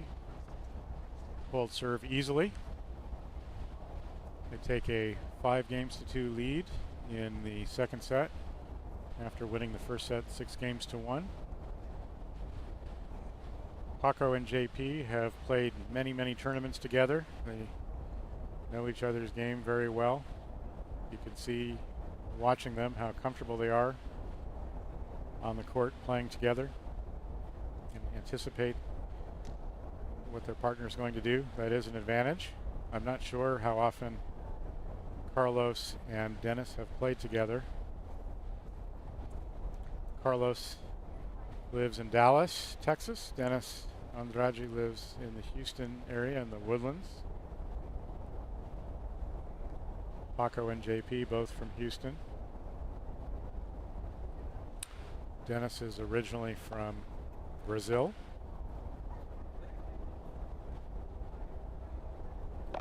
Carlos Garcia to serve. Needs to hold serve to stay in this first round match.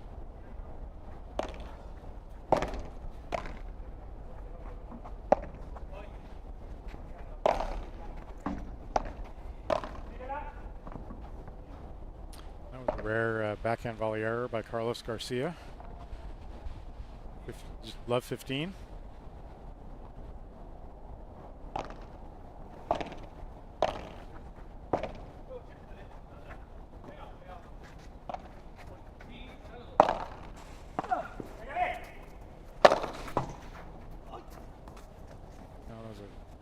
Nice play by both Paco and JP. Love 30.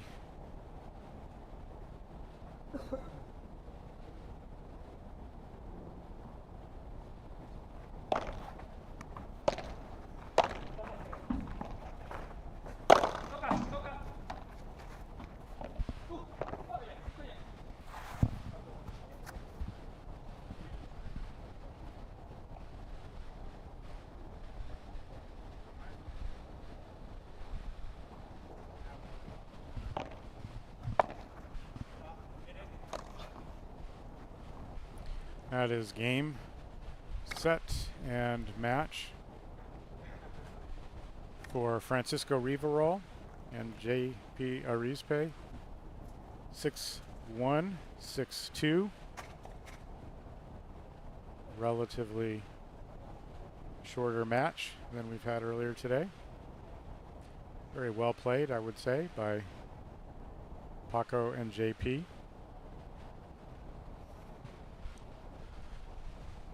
Looks like the rain may be dying down a little bit.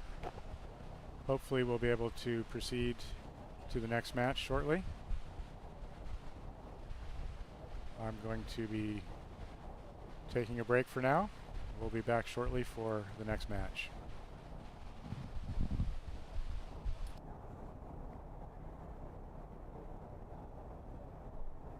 Ready.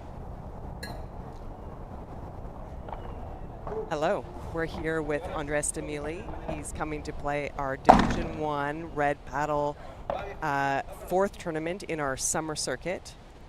He's coming from my hometown in Calgary, Alberta, Canada, actually. Calgary, Welcome. Alberta. Thank you so much for having me. Appreciate it. You're welcome. Okay, so we have a number of questions to ask you, Andres. Yes. Let's see what sort of stuff we can come up with. I'm excited. Okay. It's a beautiful day. Brisk 34 degrees outside. Yeah, we're going to be having some people. We might have some cramping this weekend. It'll be very entertaining to see how everyone's body holds up. I agree. Okay. First of all, when did you first start playing paddle? Oh, that's a great question. I was 2 years old, I believe, back home in Calgary. My dad had brought the sport to Calgary in, I would say, the early 90s. So I think it was about 2 years old when I first grabbed a racket. I was under the net, barely walking. Well, I shouldn't say barely walking, but kind of dragging my racket around as a little kid. So it was great exposure at that time for sure. Okay. Tell us, who's your dad? My dad, Bill Stamili is his name. He's we call him the grandfather of paddle back home in Canada. He was the first person to bring paddle to Canada in the early 90s, like I'd mentioned, from Argentina. And yeah, kind of just took it as his own and as his baby, and brought the courts and started to grow the sport pretty quickly, actually, which is pretty amazing. Yeah. It's amazing. How I got my start in paddle also, Yes. actually, is Yes. because of this man's father right here. So thanks, Bill. Thank you, Bill. We're going to shout out to Bill. Thank you, Bill. That's right. Okay. So you grew up in Calgary. How old are you right now? I think I'm 32. Yeah. Okay. I think I'll be 33 in a handful of months. Okay. Yeah. I think we'll find that there's quite a few players in and around that exact age group here playing in Division 1. So that seems to be Which is coming awesome. on a sweet spot Yeah. for paddle expertise. I mean, you don't see a lot of that sort of early mid-30s in lots of professional sports, to be honest with you. So that's the beautiful thing about the sport is, like, you know, as a decent athlete, you can pick this sport up at any time, really. So it's really nice to see. Right. Yeah. Okay. Tell me a little bit about how you prepare for your matches and for your best performance. I like distractions for sure. I think if I think too much about the match, like too much of the technical side of things, I think I get a little bit too, I think I drown myself a little bit too much. So I think, listening to some good music, just going to maybe just a little bit of footwork, a little bit of shadow hitting, forehands and backhands and stuff like that. I think that kind of is as much as I'll kind of get into. So a little bit of time beforehand. Just kind of getting the body moving a little bit is important, I think, but not too much, obviously. That's a great answer. I think we're going to hear a lot of different answers to that question this weekend. And distraction, okay, a good technique, because paddle is a very mental game. Yes. Okay, what other sports did you play growing up? Oh, that's a great question. So I played junior golf and junior tennis growing up until my early teens, around the same time, and then I played competitive soccer as well into my early 20s, into my mid 20s or so, and then kind of a lot of other sports as well. I played volleyball, badminton, basically any sport, hockey, kind of any sport I could get my hands or feet in. Okay, so we'll see a well-rounded athlete out there on the court this weekend, right? I hope so. I hope so. Yes. I took Andres to the Ninja Gym to check out that sport earlier this afternoon, and he really wanted to get on the equipment, and I wouldn't let him because we can't take the chance of injury. No sprains, Aaron. That's right. Okay, who right now would you say is your biggest paddle supporter? Oh, my biggest paddle supporter. Well, I think we mentioned him a little bit already. Another shout out to Bill, my father. Rock of paddle for me, for my life for sure. Gave me a massive opportunity to be able to play and represent my country for roughly 10 years playing. So I think, with him being a big supporter, I think I'd have to give him a lot of credit for that for sure. Yeah. Okay. Yeah. That's nice. Well, thanks, Bill, again. That's your second shout out. So I do want to thank you for that. That's super nice. Okay, here's an interesting one. Who and or what inspires you most in life? Wow. Who or what inspires me? That's a great question. You know what? I'm going to have to say, I'm not going to say anybody. Okay. The reason why I'm not going to say anybody, because as an athlete, I appreciate every sport and how difficult each sport is. So I know there's a lot of rivalries, and a lot of people have who their favorite tennis player is, or who their favorite soccer player is. But for me, if I think about it as a sport and how beautiful the sport actually is, and how difficult it is to be able to play that sport, and just to be able to understand, there's only a small amount of people that are able to play this professionally. So thinking in that kind of way, I don't actually have a certain person. And Okay.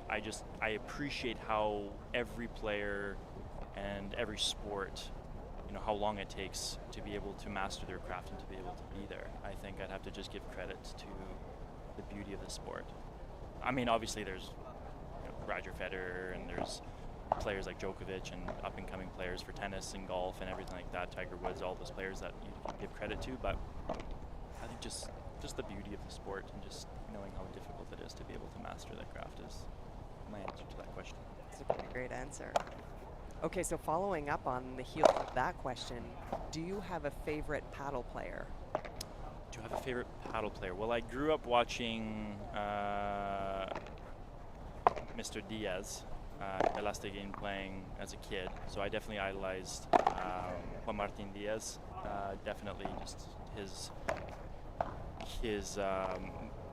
his craft. How he chose his shots. He had some flair, but he also had he had good control.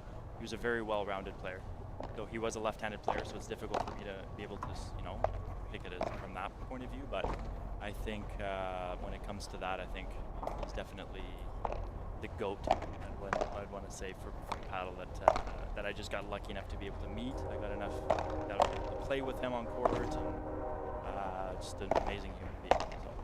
Okay, we're hoping that he might actually spend some time in the U.S. Yes.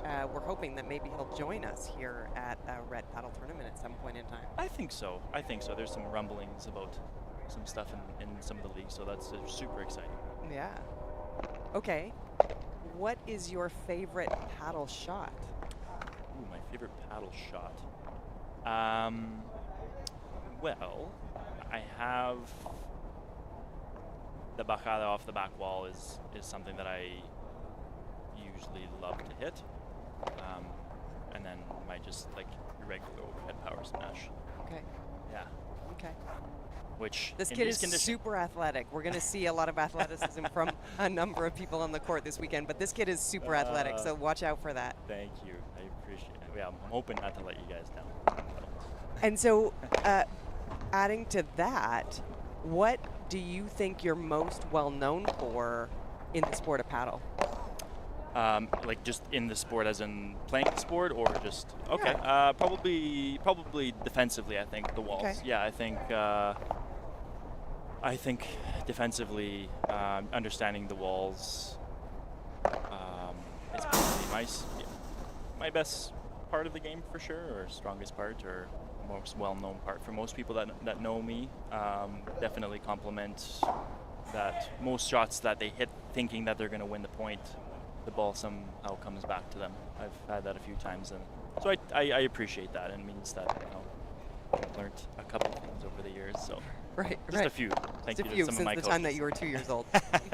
I learned it when I was 3.5, so hopefully, yeah, that's good. Okay. So here on to our next question. How important to you is the element of partnership in the game of paddle? Oh, massive. I think having communication obviously is incredibly important in most things in life. So I think having strong communication on the court with your partner, positivity is super important. You see a lot of sort of like head smacking into the rackets, somebody misses a shot, you see a lot of that kind of going on. And maybe some people are used to seeing that and it feeds them and it drives them to play better. I don't know, I feel like I'm a very positive person on the court, and I always make sure that my partner is feeling positive, is feeling like they're belonging out there, and they, you know what I mean, even if there's a couple shots that were missed or anything like that, it's a head game. I think you kind of mentioned that earlier about the mental part of the sport. And I think that that's a huge part in partnership. I think having that sort of link together, being positive, is more important than being less technical, I think, than the other players. Maybe those players are across the court from you are a little bit more hot-headed maybe, or they're very technical, but they're not close. So I think that just goes a long way to have a good career in paddle as well, right? Yeah. Yeah, I imagine that's you embody that in yourself on the court. I imagine that's something you prefer from your partner, is for them to find a way to be positive with you. Yes, it's because you get, you give and you receive, right? So I think if a partner sees you with that sort of personality and they see that, they appreciate that, then there's something that they're going to want to give back to you as well. Right. Yeah, so, yeah. I'm similar to you personality-wise on the court. I'd like to be positive and have a partner that lifts you up. Can say, I can take a little bit of people putting some expectations down. Definitely. There's room for that, right? And there's ways of approaching how to speak to your partner, right? Of course. There's a really tough point or a golden point, or there's something, you know what I mean? The last thing you want to do is be like, hey, we need this point, right? There's certain ways of how to pump each other up and be popular, right? Right.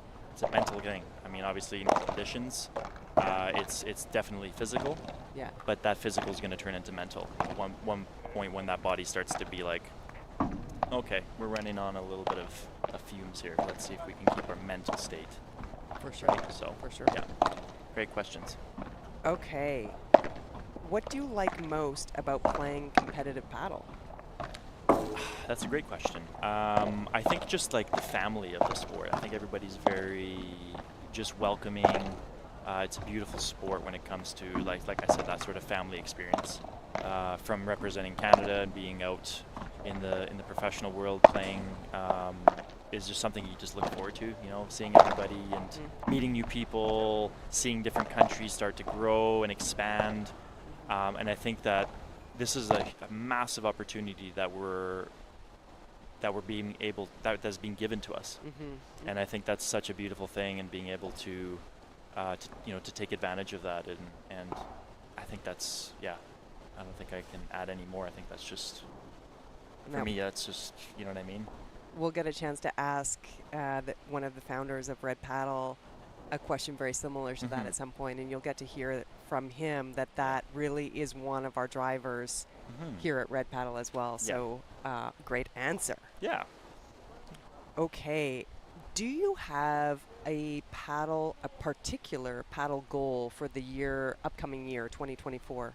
Ooh, that's a wonderful question. I'm just starting to get back into playing a little bit more competitively, and over these last couple of months, taking it a little bit more seriously. I think I want to try to make most of the tournaments next year. kind of see where it goes. I think I love the new, the Red Paddle League, and I think it's fantastic, and it's just an opportunity for a lot of us here in North America to be able to play, to train, and have something to look forward to. Because we didn't have these opportunities in years past. Right. And I think that's the most important thing. So kudos to those of you who have allowed us to be able to play these tournaments and progress and get better and enjoy it too. Enjoy the paddle family. Yeah, we have to thank all of you for coming, because if without you guys, it doesn't exist. Absolutely. Right? So huge thank you. All right. And did I hear you mention at some point that in the next year you might be looking for opportunities to come and work in the paddle world here in the United States? Is that something you're thinking about? I would, yeah, I think I'd love that. I think, being able to be a part of the growth of paddle here in North America would just be an honor, and I would love any opportunity that would allow me to do that. Yeah, absolutely. And you were a coach, right, Andres? I was, yes, I was. I coached 2008 women's team, and I believe I think they were 5th place, I believe. Yeah, I don't know, I'd have to ask a couple people, but I think I was a young man back then, I think, is when I first started coaching. Yeah, so I've been coaching for roughly around that sort of 15+ year mark for paddle. And I can attest to some of his tips. He pulled me aside in Toronto at our last Red Paddle tournament and gave me 2 technical tips, which I would say is one of my strongest parts of my game. And 2 small technical tips made a big difference for me. So this kid can coach. Can I still call you a kid? You can. Okay, yes, okay. You can call me a kid. I do not get offended. I'm not one of those people that get offended by remarks like that. So okay, I'm a kid still. I'll take it. Okay. One more sort of deeper paddle question. Okay. What is the biggest challenge that the game of paddle throws at you? The biggest challenge. Well, I mean, I just thanked Red Paddle and some of the leagues that are just starting, which is what obviously is the most important thing about this, is being able to grow. So right now, I think is just maybe just the lack of tournaments that we have nationally, I think is the biggest challenge. In Canada? Yeah, in Canada. I shouldn't say the States, because obviously there's a lot more stuff going on here. But mostly where I'm from, that's the biggest challenge, to be able to play. We're lucky now, we've got a couple courts that are indoors in my hometown, so we get to play year round. And just not only that, but just the lack of new fresh players that we get to see all the time, because we get to play with a lot of the same players all the time, so sometimes it gets a little bit sort of we get used to that. Stagnant. It gets a little bit stagnant for sure. And I think that's the biggest challenge. So you kind of plateau after a certain point, right? So you play, and then you kind of match this level, and then you can't really get above that, because everybody's so similar in their gameplay that it's like all of a sudden that one person or whatever, that team is just never going to be like up here, right? Everybody's so close to each other. So we just don't have that. I think that would just be the biggest challenge right now. Which is why I'm so excited to... Hello, this is another first round match on day 1 of the Red Paddle Summer Circuit Final. First round match between Nico Agritelli and Nale Grinda against Will Agritelli and Wampi Mazuchi. Commenting with me for this match is Ihab Hussein, who is also our tournament director.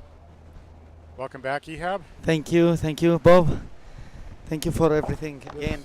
This match is interesting because we have 2 brothers who are facing off against each other on opposite sides of the court. Yeah, exactly. Cross court from each other, huh? That's right. Will is the younger brother of Nico Agritelli. Yeah. They've played against each other many times. Yeah. So But I think normally most of the time, but Nico was playing on the right, right? maybe So so. he could cross court from well. But That's today, because he's playing with Nali with his left-handed. that's true. Although I just recently saw that Nico was playing on the left side, even with Luis Estrada. Exactly. Yes, in so- iPadel when they Yeah. played against us. Yeah. You're right. Yeah. You're right. Yeah. Yeah. So Nico historically played, I think, more on the right side.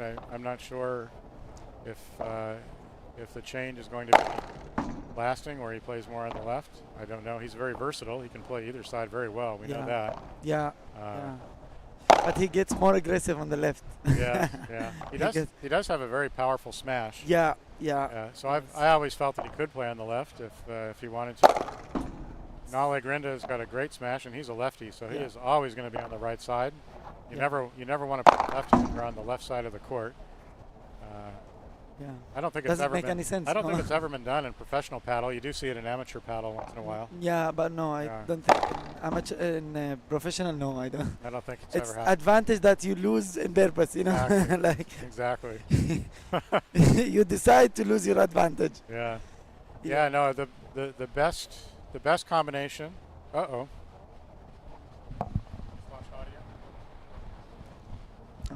We're back. We're back. The best combination typically is to have a right-hander playing on the left and a left-hander playing on the right. Yeah. Yeah. You hear a lot of the professionals saying That's that's what- their dream, is to play a right-hander to play with a left-hander. I was just going to say that's my dream, you know, to Yeah. find. Yeah. Yeah. Yeah. It's great to be a left-hander in this sport. Yeah, A lot of yeah. people looking for a left-handed partner. Yeah. And it's not And- easy and to find, huh? It's not easy to find because only maybe 5 or 10% of the population is left-handed. Yeah. Yeah. So, Yeah. So we keep searching from this 10%, you know. yeah. Do you want to be that paddle player? Yeah. Yeah. There are a few people out there that are ambidextrous that can play equally with the right or the left hand, but I haven't run into very many of them. Yeah, but in paddle you can do it, no? In You're tennis, not- I think I saw some players that they are switching, you know, It's true. and playing both as a forehand, you know, when it goes to the Right. left. But because That's against the rules in paddle. exactly, you Yeah. can't, because you have to put the safety thing, you know, in All your in your hand. But All right, so this first round match is about to begin. yeah, Uh, thankfully the rain stopped and the court is fine. yeah. Yeah. Very good fortune there. I was very worried. Yeah. Nale Grinda to serve. Yeah.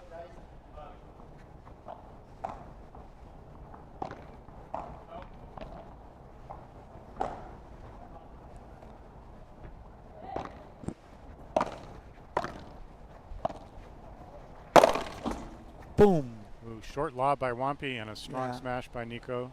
First point of the match to Nico Agritelli and Nale Grinda. 15 love.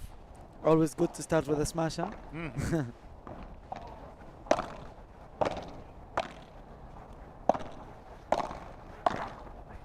Wow. Good, well played point. 30 love. Yeah.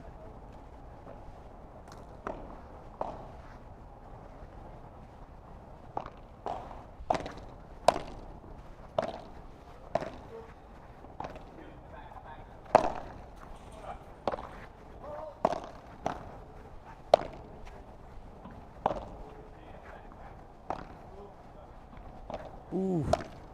Good defense, huh? Good point. Yeah.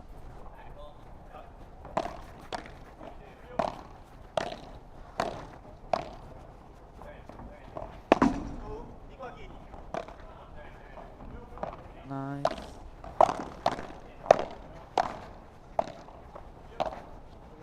Sometimes you need to be quiet and enjoy, no, the moments in paddle. That was a great point. Yeah, And yeah. well played yeah. by both teams. Yeah. I like the way Nale's looking starting this match. Every single volley he's had has had a lot of spin on it. Yeah, Very, a lot. Looks a very lot. relaxed. Yeah. 40 love. That's his strength, you know, volleys and overheads. Mm-hmm. Boom. Uh-oh. Up. Nico didn't finish it.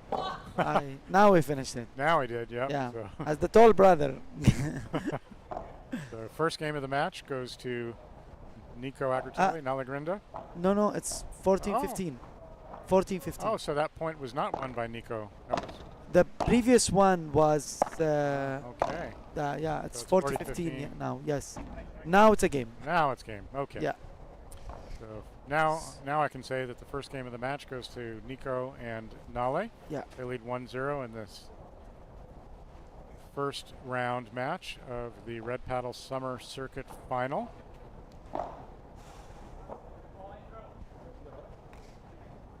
So both Will Agritelli and Nico Agritelli, they live in Dallas, Texas and train there Together.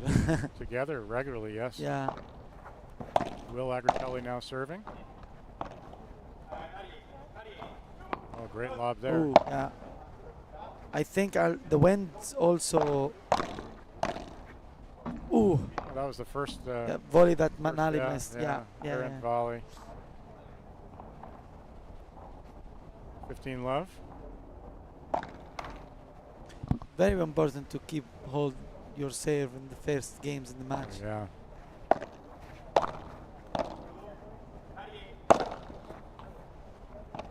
Wow. That was a nice nice yeah, overhead. yeah, Very nice yeah. overhead. With a lot of spin, you know? Left-handed, yeah. Yeah. Or a rulo or a kick bandeja. Yeah. 30 love. Yeah. That was a good, solid volley there. Good shot. Good defense by. Oh. No. Yeah. So Wampy played tennis at Baylor, very strong tennis player, but he is also a very legitimate paddle player from Argentina. Oh, nice. So yeah, he didn't just start playing paddle recently like sometimes we see. I misjudged that one. Yeah, he wanted to do a fake smash, I Yeah. think. And Faked himself out. yeah. Yeah. I think he just went so smooth and Yeah. hit it. Yeah. 30 all. We were speaking, it's so rare to find a lefty, and we have two lefties in this match. That's right. I just like noticed, you know?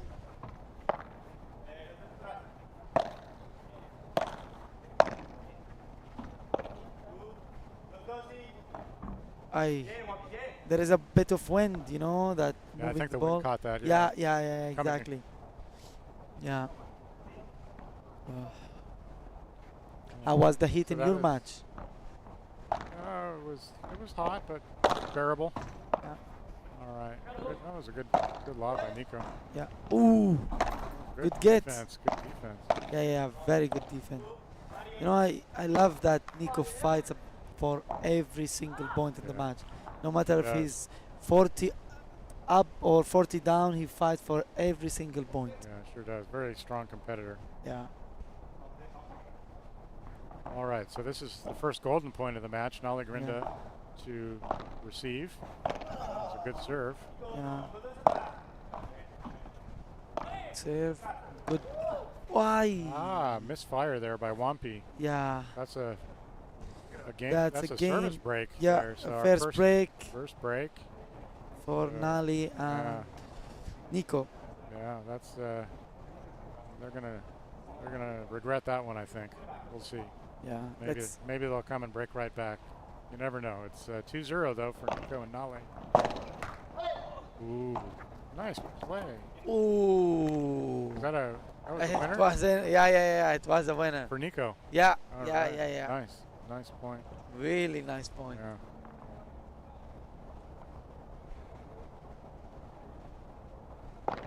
Also, being ahead gives you a little bit of Confidence. Yeah. You know, that you start. There is boom from Nali. Yeah. You don't want to hit a short lob to. That would be a Yeah. poor strategy to hit a short lob. Short to lob Nale. against Nali, yes. No, not the best choice. Not the best choice. I like that volley by Nico. Yeah. Wow, good lob. Oh yeah. Very good lob. Nice shot. Very good lob from Will.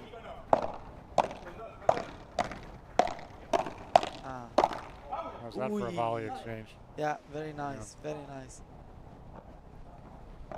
It seemed to me that Nali is going to win that. I thought so too. Yeah. A little surprised, but still 30-15. Yeah. Second serve.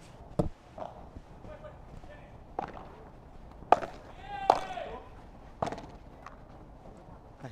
Yeah. 40-15, a little bit of an unforced error there. Yeah. I don't think Wampi's too happy with that shot. No.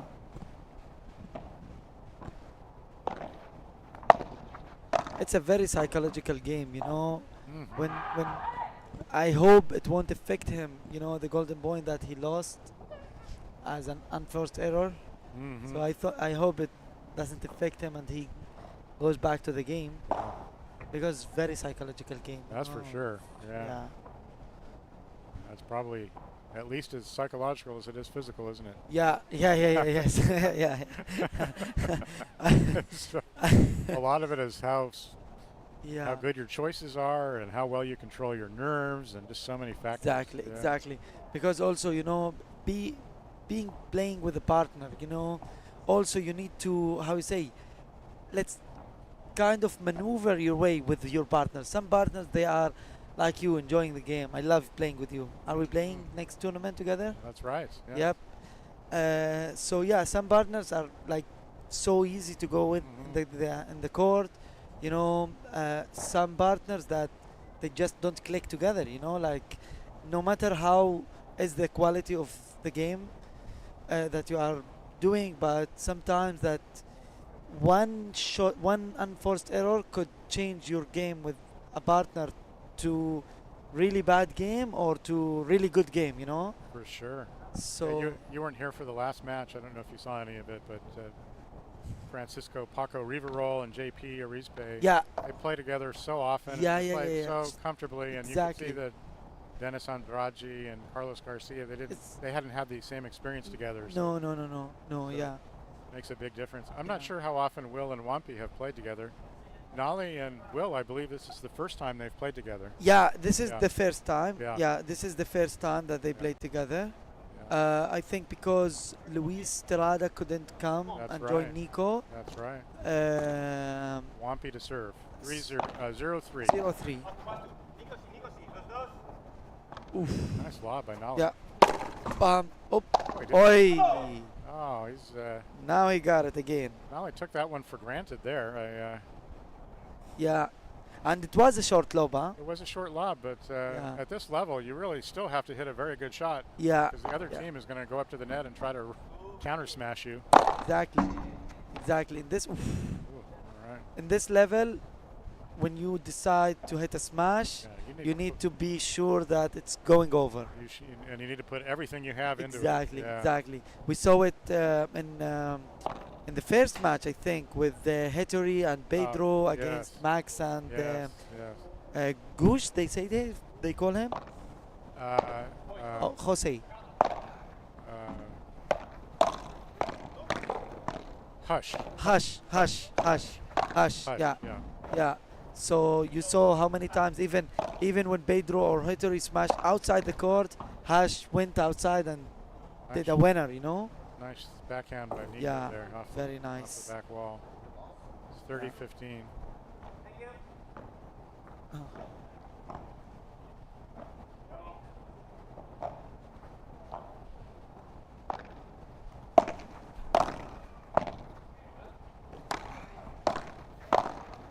Nice volley by Wampi. Yes. Yeah.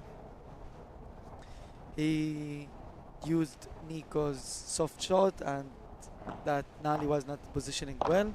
That's right. Nice return by Nolly. Yeah. Very sky-high lob. Those can be difficult. Yeah. Will was smart to let that bounce. Especially when it's deep. Ooh, good read, huh? Good read.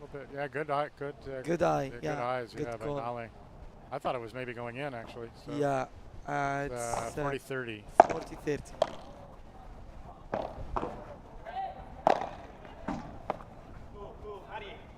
It's a good defensive play. Made it look easy.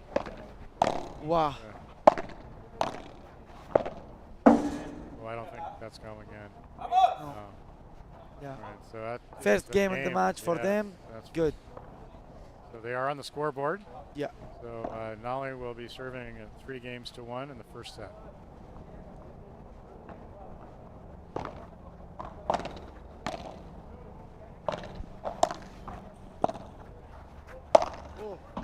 that was a beautiful backhand volley followed by a great forehand volley. How do you like that technique? Very good. Yeah, Very good. Yeah. I would give him an A on that one. A plus.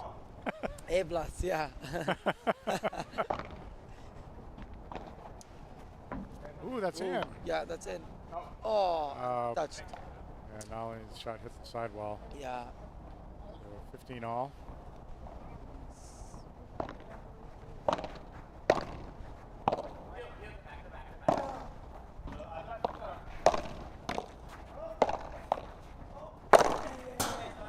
Ooh, nice finish by Nico. Yeah, you called it. He's he said he's aggressive, so yeah. No, I like the way Nolly set up the point though with the nice spin volleys, very and then nice Nico spin. finished it. Good teamwork. Yeah.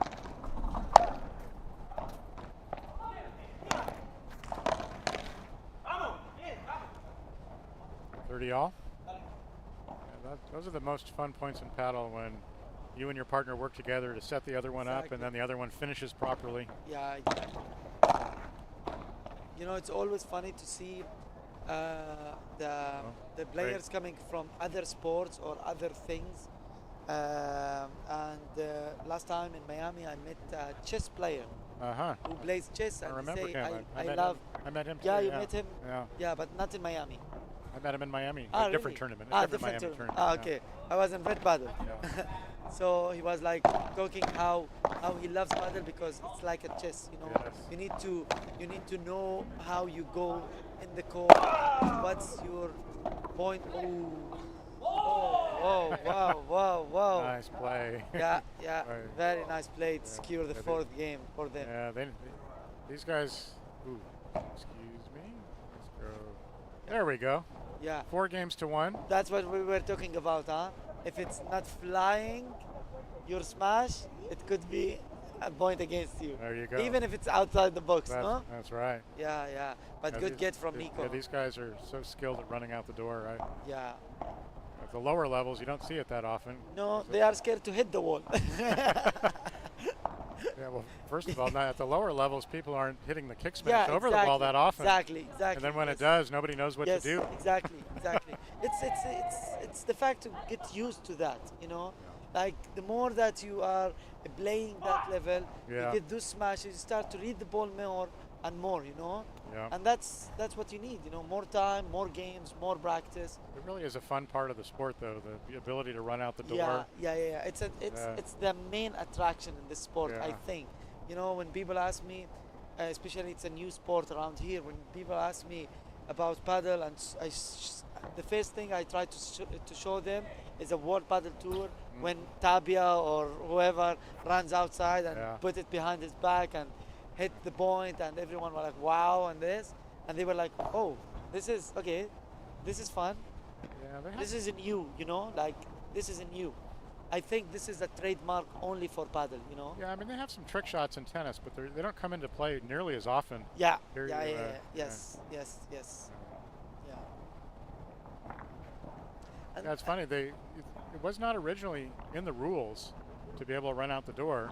They just had the door there, and some players, professional or top players, were playing, and somebody just ran out the door to get it, and they talked about it, and they realized that there's no rule against it. Yeah. So eventually they wrote it into the rules that you can do it. Yeah. That's good. This was back in the 1980s, I think, that they did that. Really? Yeah. Nice. In Argentina. Nice.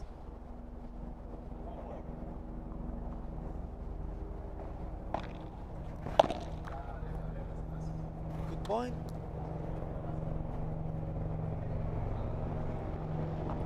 Good save, yeah.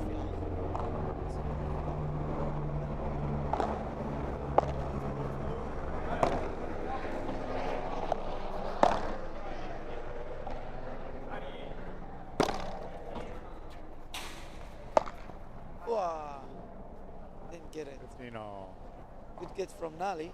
Yeah, very nice. Those are tricky shots when it goes next to the fence, you know. It bounces so weird, you don't know. Sometimes it comes to your face, behind you, over you. It's true. It's really tricky.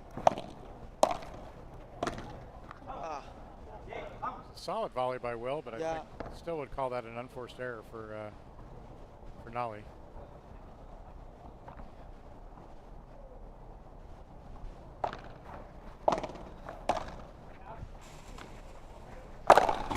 Oh, The brothers Agritelli there. yeah. Will tried to smash, but Nico won the point on the counter smash.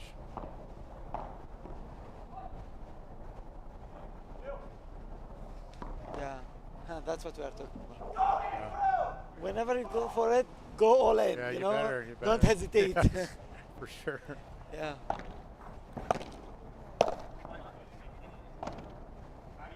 That's not deep enough.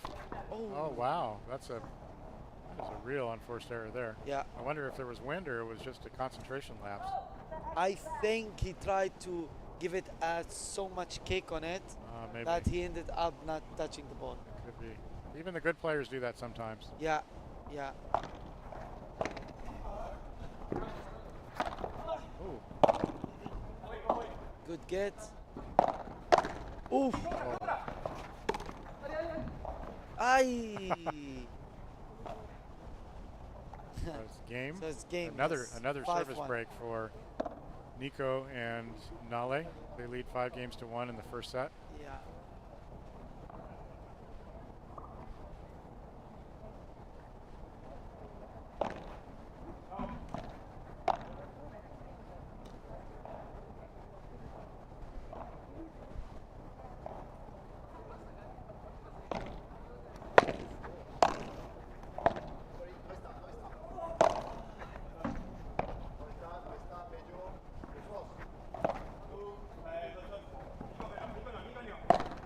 Ooh, nice bajada Nice there. bajada, Yeah, yes. by Wampy, Nice. right in the middle. Very nice. Good backspin on it. Love 15.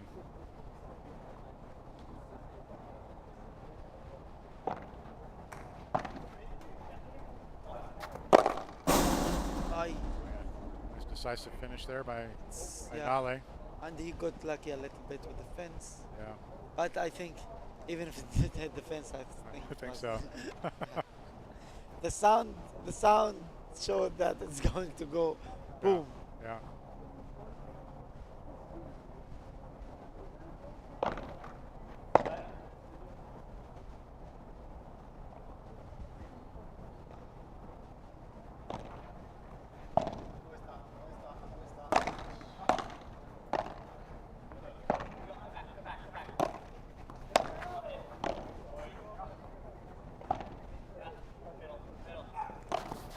Oh, good fake there. Good by fake. Fake smash by Nale. Yeah. Well executed. Yeah, you see, I've seen a lot of fake smash attempts today that didn't work. Yeah. That one was perfect. Yeah, that one was. It's good when you win a couple of smashes, then you do the fake Yeah. smash, you know? Yeah, the people that try to fake, but they never do a real smash. Yeah, That doesn't work- exactly. that doesn't work very well. Exactly, because they start to read it, you know, and Yeah. start just to act like they are running. That's a weird unforced error. 30 all? Yeah. But yeah, when you keep just doing the fake smash without actually doing one smash, Yeah. just they start to read you and they don't. You never fool Run. anybody that way. Yeah, exactly. Ooh. Ooh.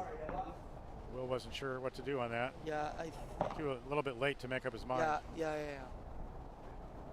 So that brings up a set point. Actually, two set points Two set. for Nico and Nale.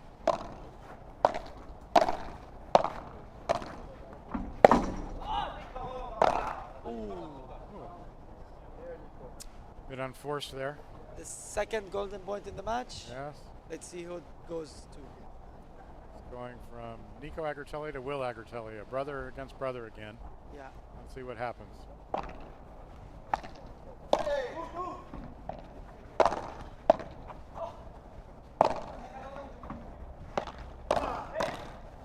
I think it was There you go. Game and first set. yes game To- set.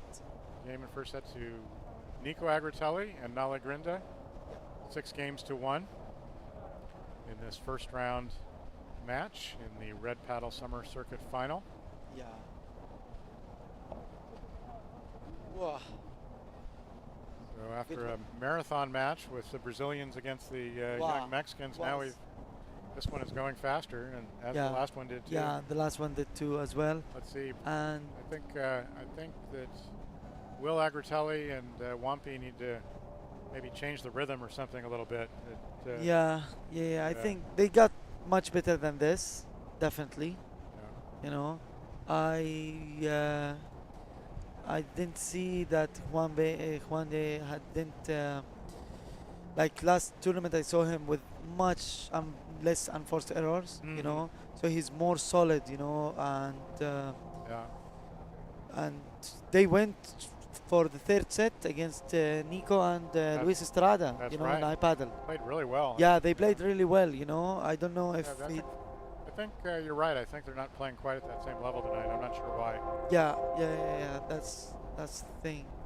Yeah, Hopefully, Wampy, the second set will be. Hopefully, yeah, they'll get some momentum. And Yeah, exactly.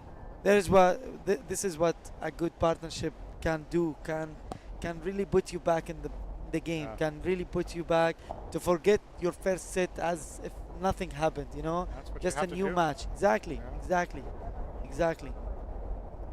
I've been talking with one of the coaches that I really respect and admire, and he was telling me like, try to have this in your mind, that tell every student you have, tell every player you have, tell your partner and tell yourself, don't say sorry, say what's next. You know, don't go to your partner and apologize like you did a mistake. Okay, it's a mistake, but don't think about it. Go for the next one, go for the next point. You know, if you keep trapping yourself with the point that you lost, or the game that you lost, or even the set that you lost, you will not be able to do the remontada. No. That's good advice. Good. Yeah. I need to take that advice myself. yeah. Easy to say, difficult to do, no? Like so many things. Yeah. All right, so Wampy to serve, first game of the second set. That is not a good enough. Oh. No, That it was didn't a touch miss. it. Did not touch the ball. That was an No. easy one too. Yeah. I think, yeah.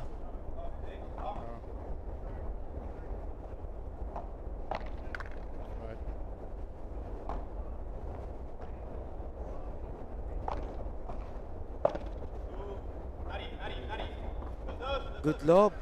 Oh. I think there's wind That's, picking up out yeah, there. there is a wind. Yeah, there is. You can see from the lobs that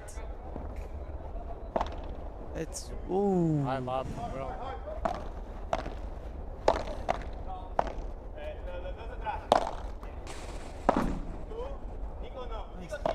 No. Nali is good. It's calm, you know. Yeah, I like the calmness. Yeah, exactly.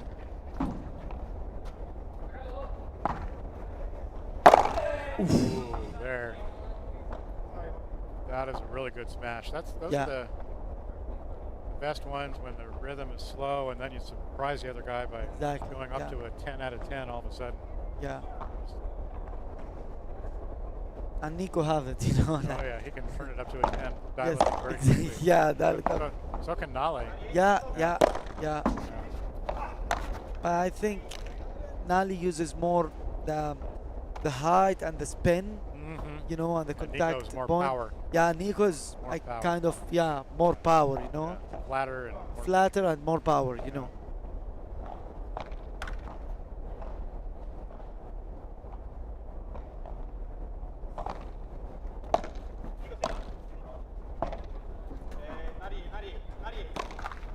Ooh, that might have been the wind. I'm not sure. Yeah. Whatever 40. whatever it was, it's 3 break points for Nale and Nico. This is not what Wampy and Will want to do. Is Exactly, especially the try first to- game of the second yeah, set. They don't want to dig out of a hole a second. Right Ooh. in. Ooh. Oh. Uh-oh. Did somebody touch the net? I think. Nico? Did he?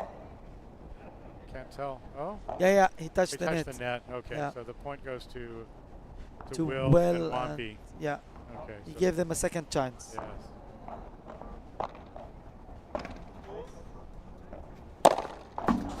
Oof.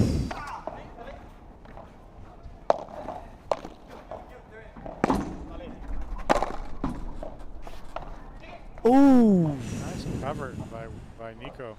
Really nice. So that Really they do, nice. They do get the service break. Yeah. And the first game of the second set, they lead.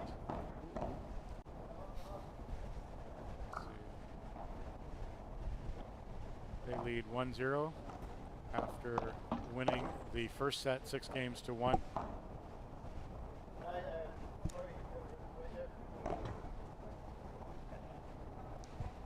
Who we have next? Almada and his partner. Yes, Juan Argañaras. Juan Argañaras. Yes. I'm not sure who they play against. I love the fact that you know how to pronounce every player name and last name and all that. I try. It's not not always easy. Yeah, That was first point that's went first to point to Nale, to correct? yes, Nali and Nico. 15 15 love. love. 15 love.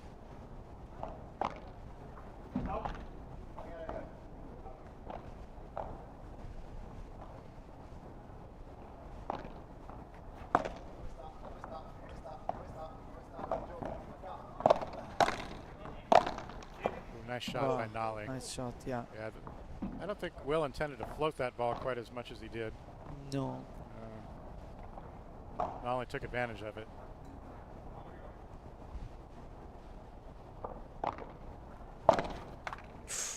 I like that serve. Nale Yeah. has a lot of spin. It stays very low. Yeah. Really, And also it's very difficult to return Yes. a lefty serve, huh? Yes, yes. Especially after the glass. Yeah.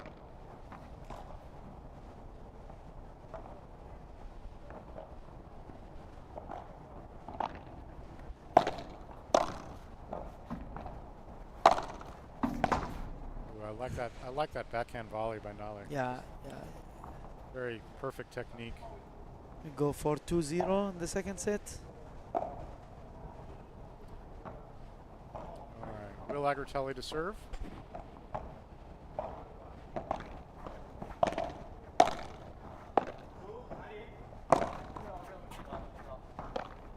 Ooh. Good get from Nali, huh? It was a good get. Yeah. Nice try by Wampy, but couldn't get it back in play. Love 15.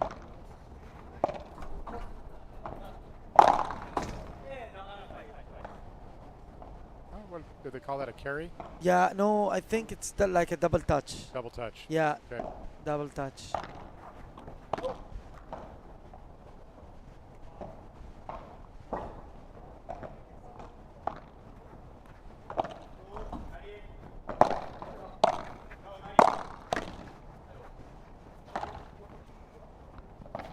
Good fake smash. Nico goes back to the right. No, directly they switch. Now they're back on their proper sides. Yes.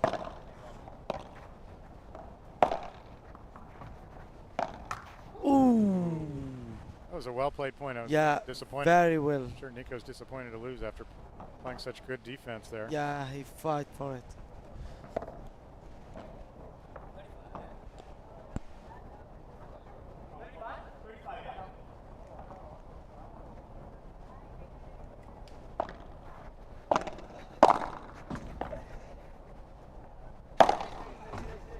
Oh, Ooh.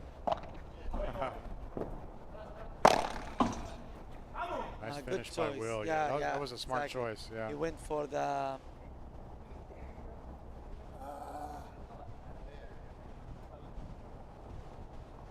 Thank you. 30 all.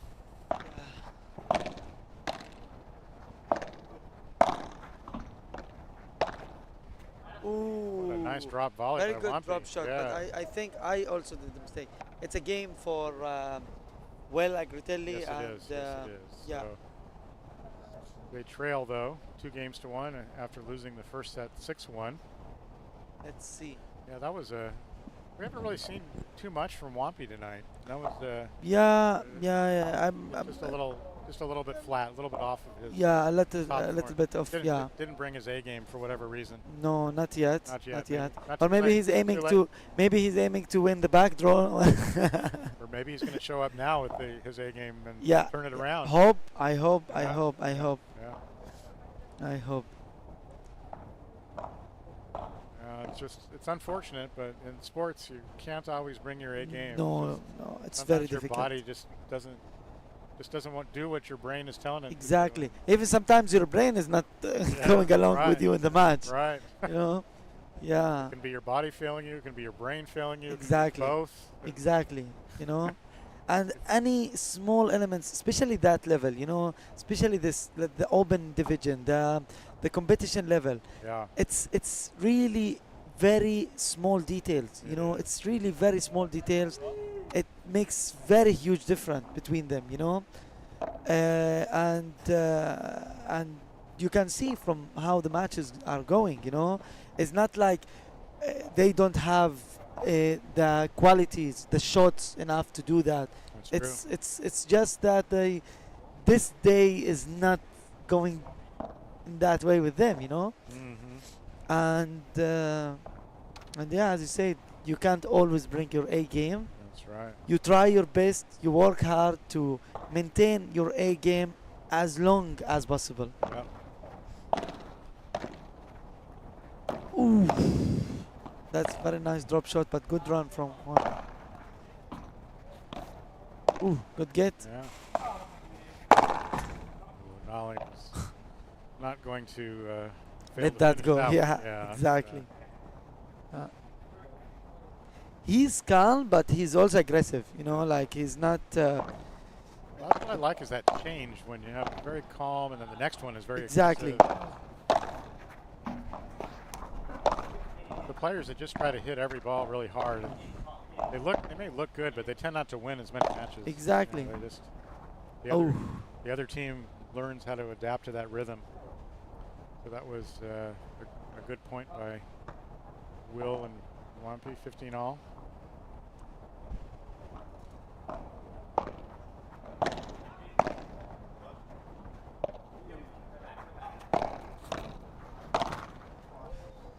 Ooh, no, that's for Will. Yeah, Will won that point. Yeah. 15-30. This would be a good time for Will and Wampy to get a service break if they want to seriously compete for this match. Oh, they are very close to this. Yeah, sure enough. Yeah, three Break. break points. Yes. Any one of the three. Yeah.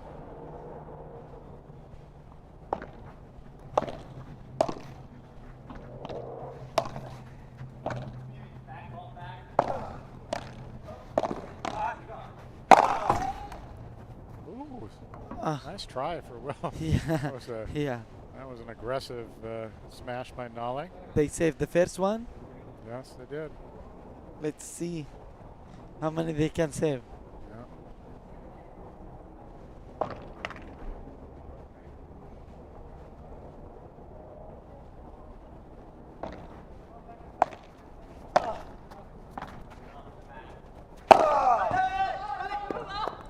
Aye. Nice smash. Nah. It's another one saved. Save the second one. Now it's time for a golden point.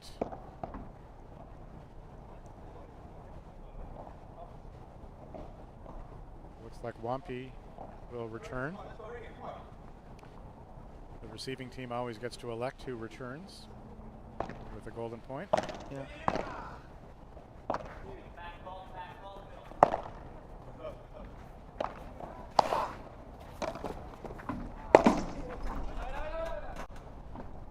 Oh wow. Ooh. Good shot off the back wall by Nico. Yeah. That's too short.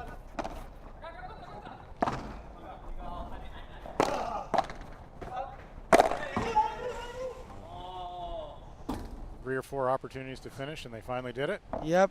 So they held serve. Nico held serve, and that means they now lead 3-1 in the second set after winning the first set 6-1. Nico and Nale are looking pretty comfortable out there playing together, even though it's their first time. probably their first match in a tournament together, I think. Yeah, Yeah. I think, yeah. I don't know if they ever played it together, like training matches or something, before coming here. Well, I know they put a But- practice match yesterday against. Yeah, yesterday, yes. Yeah, But but never a tournament, I don't think. no, Could be wrong. Very. that's fly to us, next to us. Hopefully somebody's retrieving the ball. I think, yeah. 15 love.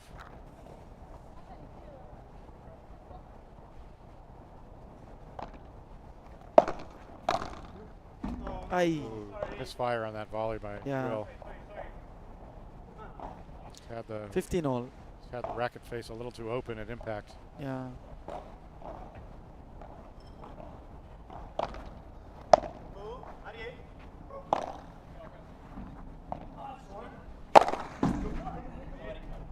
Nice finish there by Will Agritelli.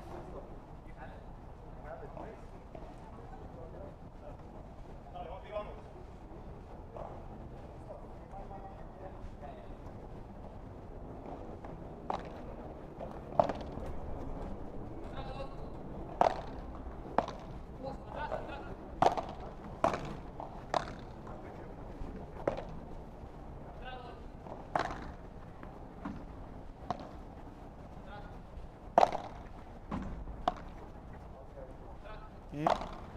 This is training match Yeah, look between at Will this. and brother against brother. Let's see who has the most patience here. yeah. Oi. That particular exchange is won by the younger brother, Will Yeah. Agritelli. Well, like Vitelli Yeah, took that one, yeah, but he was patient, huh? yeah. Both. Yeah. were very patient. Yeah.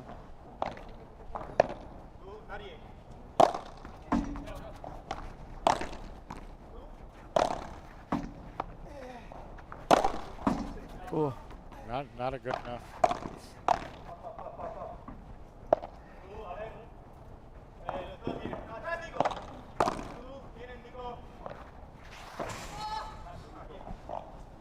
good read.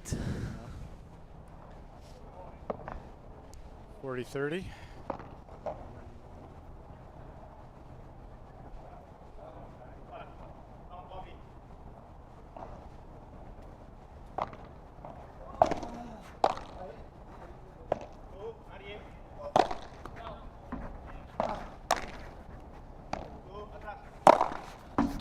Oh, just 2 centimeters that was going to be out of the court. Yeah, Wampy hasn't been clearing those kick smashes No. over the sidewall tonight. He's No, bouncing no. back in, and Nale is quite comfortable playing that off of the back glass after Yeah. the second wall.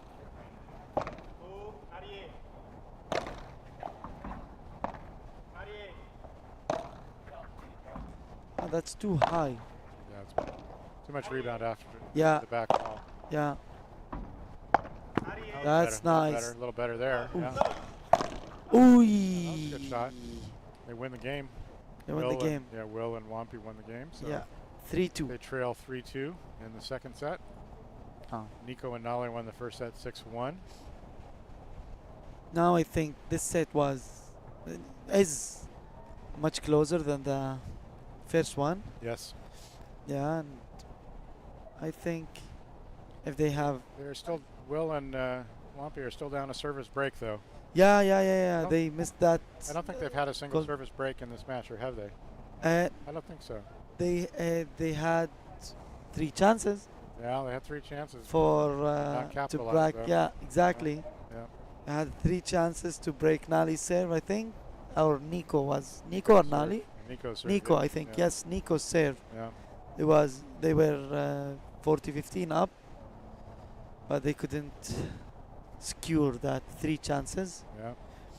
Well, it's not easy when you're trying to break Nico Agritelli's serve and Nale Grinda. It's not easy to break. Definitely. Even if you're up even if you're love 40, you know. Yeah. Yeah. Yeah. it makes sense, you know, like yeah. Let's see now. Looks like the weather is still cooperating. I know Yeah. no It evidence. was a very weird cloud how it Yeah. came, you know, came out of nowhere. Yeah. Just rained a bit, but thank God, like the courts are good, and the glass is not wet, Yeah. so that's good. That's good news for me because Paddle. I will have to deal with all this scheduling and all that, Yeah. but I can push it for Charles, you know, like, hey Charles, yeah, and just enjoy my time with you here.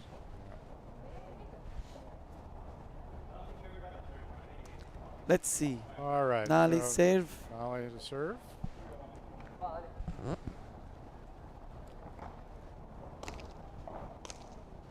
Let's see if Will and Wampy can put a little more pressure on his serve. Let's see.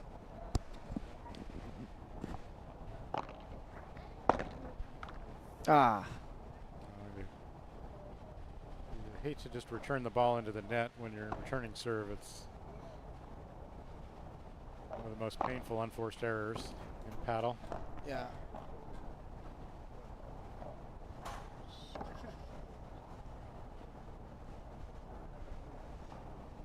Bob, I'm getting messages from fans. You know, everyone's sending me, look at you. So everyone's watching, huh? Good. That's good. I hope people watching will tell their friends about it too. Yeah. If I'm watching, we have 2 more full days. Tomorrow is going to be a really big day. Yeah, tomorrow will be very big day, long day. Starting And, at 8 in the morning Houston time. Yeah, and the top seeds are coming for each category. So that's fun. Top seeds are playing. So, wow.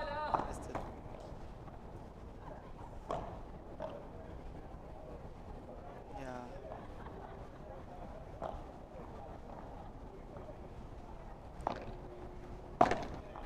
Ooh.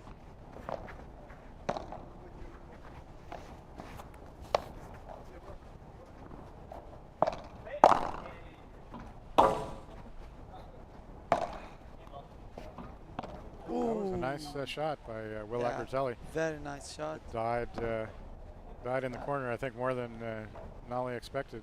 Yeah, lot of spin. Yes. A lot.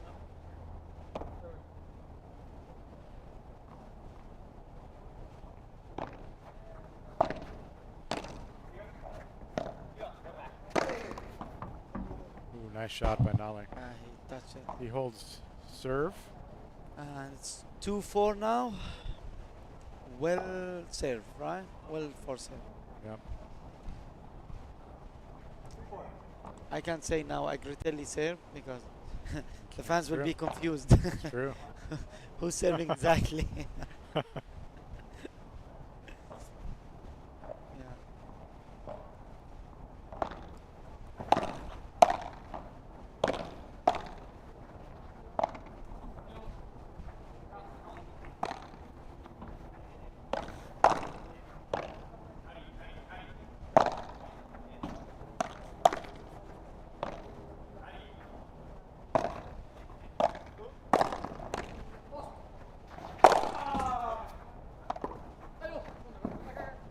I see. That Nice. was Yeah, a bit nice. lucky Nice, from Nali. Counter smash backhand by Nolly. By Nali. I think didn't- just a little bit and it will be popping up from the court, no? Love 15.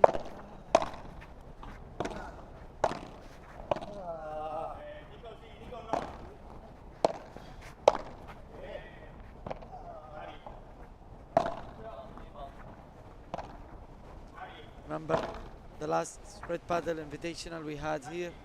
Nali played amazing and Yes, reached he the did. final. I remember. Yeah. Yeah. I really like the way Nolly's playing this match. He looks Yeah, so relaxed out so there. and relaxed. Yeah. I was going He's to say so- like he improved a lot from last time I see him. Oh, Nolly was a really great tennis player. He played for UCLA. number one. But nice. he really plays like a true paddle player now. His Yeah, he's exactly. so comfortable with the walls. Exactly. You know, and he's controlling the rhythm a lot. You know, Yeah. between making it high lobs or low shots, fast shots, slow shots. You know, so as you said, he's playing like a paddle player now. Yes. More than before. You know. Yes. And just.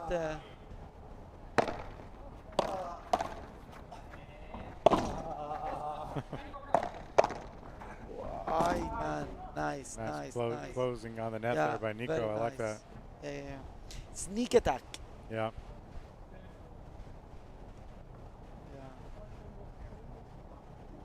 Yeah, when you're down like this, it's difficult because the other team is playing so relaxed and confident. Exactly.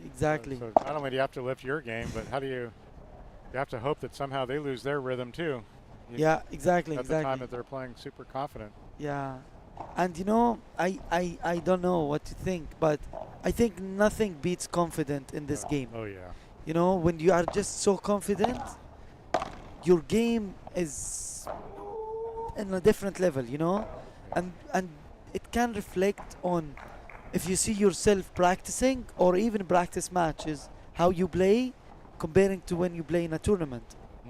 You know, you play like a beast sometimes in a practice match. That's just amazing. And then you go to the tournament, you expect you can't do the same exactly, you know? And then you're shocked like, hey, what I'm doing? Yeah. What's going on, you know? That was not me. Yeah. I think the more tournaments you play, the more matches you play, the more confident you get, of course, you know? Yeah. And that's what you need, you know? I've been asking a couple of, you know, the players that they play the FIP, you know? And they say the really big difference between them and World Padel Tour player is that World Padel Tour, they play every single weekend, you know? Only the breaks that they don't play, but every single weekend they play and they practice and they play matches. And they say, we practice every day, yes. We do similar to them with whatever, you know, the practicing with the coach or with your partner or with your team, let's say, or whoever. But they say practice matches or practice itself is also so different than tournaments and matches and competitive matches and tournaments and matches, you know. Yeah. And yeah, that makes a huge difference, you know. And I think that's what's helping Nico in improving a lot, is that he's playing a lot of tournaments, you know. Yes. I think he's one of the most professionals in paddle in United States with his partner Luis Estrada. They are flying everywhere to play, to practice, to go to all the events, to go to all the tournaments, and I think that's a really something important that's helping him to prove that much. Yes. That's why Nico also, I believe, has the most points on the Red Paddle Summer Circuit. Yes.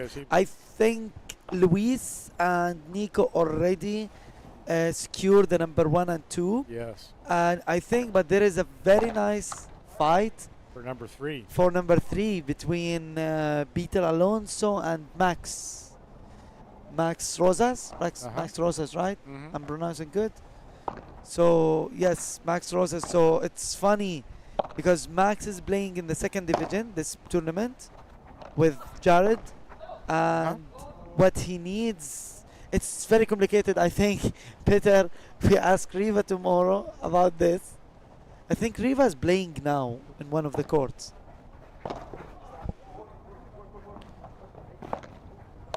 So yeah, I think someone needs to lose and the other one needs to win. But if this one wins and this one goes second, like it's quite complicated. It's very quite complicated, you know.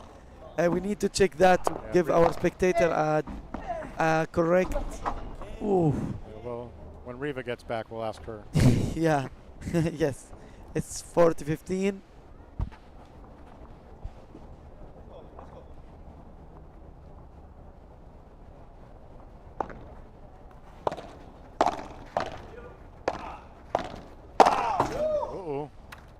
Misfire there. Yep.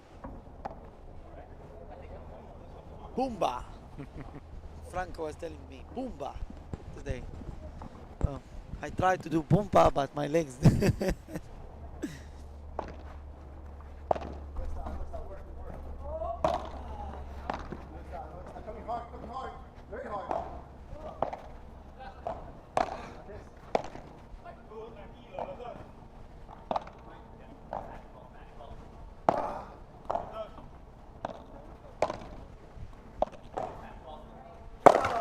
Ooh. Misfire again by Nali, huh? Yeah. This one could cost him a lot if he lost this golden point. Mm-hmm. This can really cost him a lot. All right, so Will Agritelli will receive the serve from Nico Agritelli, his brother. Very, very important point now. Exactly. Ooh. Good. Wow, very good lob.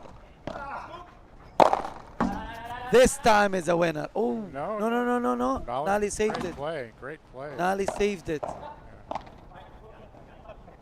now Nolly had Ooh. an easy one, I think.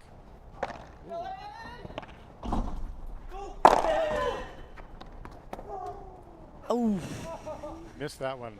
Wampy missed that one. he missed that one. That, Yeah. that means That's, game. yeah. Nico Agritelli and Nolly Grinda. It's so close to, Too bad. yeah, it was. That was a really good point. Yeah, really good point. Really good point. Great run out the door to retrieve that ball by Nolly. Yeah. Yes. He was. Yeah, Nolly. We are shouting to him like, goal. He wants that one on the Yeah, highlight. on the highlight yeah. reel. We will record it, don't worry. I think that one will make the highlight reel. Yeah. And you know, like he went so calm and easy outside. He didn't like run. Yeah. And that's why I thought like it's that's it. This one is. That time Wampy cleared it easily. Yeah. Yeah, we haven't seen too much of that tonight, but it seems like now he's finally getting into the rhythm. Yeah. That kick smash, it requires a lot of timing and Exactly. A lot of timing. Even the great players sometimes, some nights they just can't execute Yeah. it well. Yes.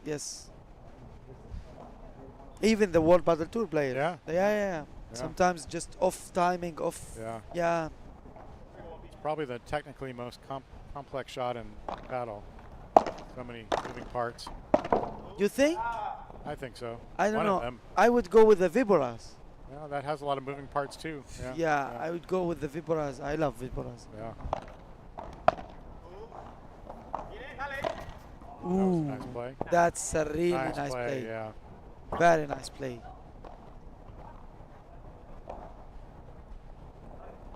What was it? It's I 30, think 30-15. Oh no, I think it was 40 love. Okay, it was 40. And now it's a game. Yes. Sorry, ladies and gentlemen. We was also enjoying this match. Enjoying these rallies and the good shots, the good points. Yeah, it is possible to lose focus on the scoreboard sometimes. But we can't thank you enough, Bob, for all this lovely streaming. Thank you, Ehab, for your job as tournament director and for co-commenting, and you've been a busy man. Yeah, I'm trying my best. And you're, But trying this to win, is and you're trying to win your division too. yeah, no, now I'm trying to win the consolation. Oh, I'm sorry, I didn't know that. They don't need to know about that, like.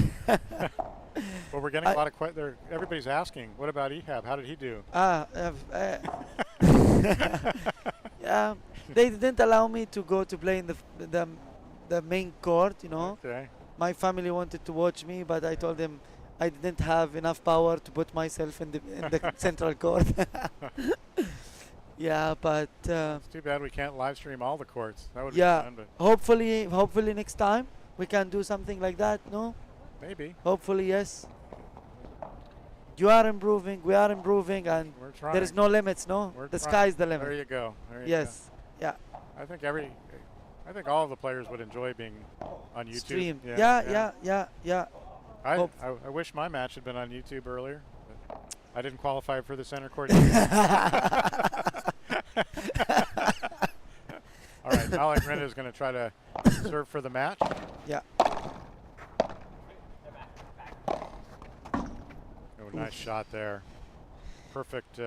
Yeah, spin. Speed The and spin. spin, Yeah, yeah. the speed and the spin on the ball that he puts is incredible.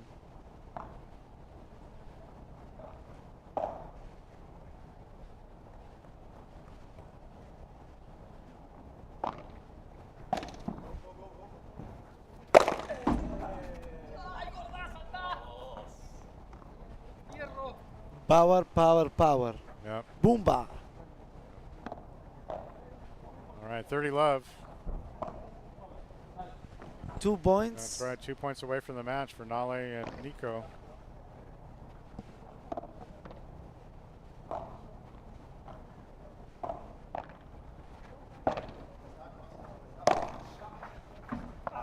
Oh.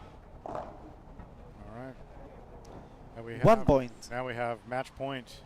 We have yeah, 4 match four points. match points. 4 match points. 4 match points.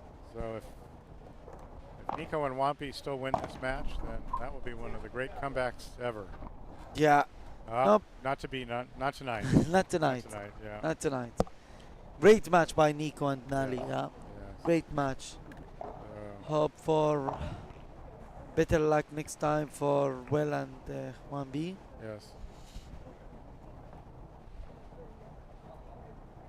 So congratulations to Nolly and Nico for winning the first round match, 6-1, 6-4, over Will Agritelli and Wampy Mazucci. We have one more match ahead of us tonight. After a short break, we will return. It is Mati Almada and Juan Argañaras against. I'm checking that right now. Okay. Let me get it for you. It is Division 1, so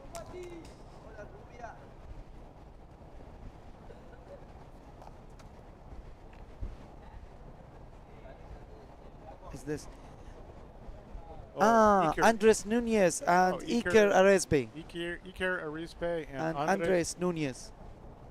Oh, that is Andres. Okay. Yeah, Andres Nunez. Okay, Yeah, Andres Nunez. Andres Nunez. Okay, good. That should be a fun match coming up. We're going to sign off for a bit until the players come onto the court for their warm-up. Please stay tuned, though. Hopefully we'll have another good match. And definitely it's going to be a great day tomorrow, starting early and going late. So lots of paddle, lots of great players to look forward to watching. So please stay tuned. Thanks. Yes. Hi everyone, we're here today at the Red Paddle 4th circuit tournament, summer circuit tournament here in Houston, Texas at the Woodlands Paddle Club. Welcome. I'm sitting here with Pedro Tocafundo and Matias Almada. And I'm going to ask them a few questions and see what they can tell us about their paddle life. Okay, we'll start with you, Pedro. Okay. When did you first start playing paddle? My story in paddle, it's too short. I just played paddle like 2 years ago, the first time. I'm from Brazil. I'm very happy to be here playing paddle in the United States. I have a good friend called Ettore that plays tennis with me. I am an ex-tennis player. So I play tennis like until 21 years old. And then I passed 7 years just studying. I am a lawyer. And then the paddle came to my life and be like a hurricane. Because I start paddle, I love it, and I got this competition feeling again. And then, I was manager in the multinational company. Okay. And then the paddle starts to be like really big, really important in my life. And then I said, no, I just have right now to play paddle, to play professional. So today I don't do anything other than play paddle. Perfect, yes. And I'm so glad and I'm so happy to to did that. Yes. We're glad you did that too. Yes, and the paddle here, it is a phenomenal growing, but in Brazil too, but in Argentina, that is my friend Almada, the paddle is like the second sport just behind soccer. El segundo grande sport. El segundo sport más practicado. Sí, más crecimiento en el mundo. Wow. Sí, in España too, so that's why I did that decision. Okay. I make that decision, And so do you live here in the U.S. or you live in Brazil? No, I live in Brazil. Okay. I just came here to play this tournament, to know the paddle in the United States. I already talked to one coach, the PPL coach too. Yes. So What team? I know Las Vegas. Las Vegas. Yeah. Okay. But I didn't came Not to not this next year, PPL. Mati. Not next year. No, next. No. No. So that's why I'm came to know the people, to know the paddle, Okay. and I'm very happy. And let's play the tournament. Let's see. Let's see. Great answer. Okay, can you translate for Matias Yes. that same question? When did he first start playing paddle? Mati, ¿cuándo inició jugando pádel? ¿Cuál fue la primera vez que jugó? 10 years. Habla ago. español. En español. 10 años atrás, jugaba tenis antes, professional tenis, y después empecé a jugar pádel cuando dejé de jugar tenis y me metí a este deporte que lo practico ya hace 11 años atrás. 11 years. 11 years ago. Yes. Wow. And he is a pro tennis player too, like me, and be in love with the paddle too. Yeah. And now Matias vives en México. Sí, ahora ¿Sí? vivo en México, también hace 6 años que estoy en México y hace 3 años que estoy viniendo a jugar a Estados Unidos, por eso nos conocemos con todos aquí con Riva. Casualmente la primera vez que vine a jugar a Estados Unidos fue en Houston, después fuimos a Miami, Las Vegas, así que muy contento de estar aquí y de ser parte de Red Padel por tercera vez, ¿no? Segunda vez. Segunda vez. Sí. And Matias and I are on the same PPL team. Oh, I don't know if you knew that. No, Go Stingrays. Go estamos en la misma. ¡Vamos! Vamos Stingray. Yeah, Era y ustedes están en la misma equipe. sí, así es. Okay, on to another question. Pedro, how do you prepare for matches and your best performance? My best performance in the life. How do you prepare Oh, on okay, the okay, paddle okay, court? Okay, perfect. My preparation starts in the week of the tournament. I normally go to the gym 2 times, Okay. and in the day behind start playing, I just practice a little bit, like today, like 40 minutes. Okay. Just feel the court, and I do some a lot of stretching, Stretching. yes, and dynamical stretching to be like so less, not heavy for the day of the match. Mm-hmm. And actually, in the day of the match, I just eat just a little bit, not too heavy food, not too heavy. Don't drink. I drink a lot, but the preparation starts normally in the week of the tournament. Okay. Two times in gym, 1 time just running in the park in the gym, and the day before a little bit just for feel the court, and in the day of the match, the food. Yeah, I care about the food, and 30 minutes before I start warming up. up. Yes.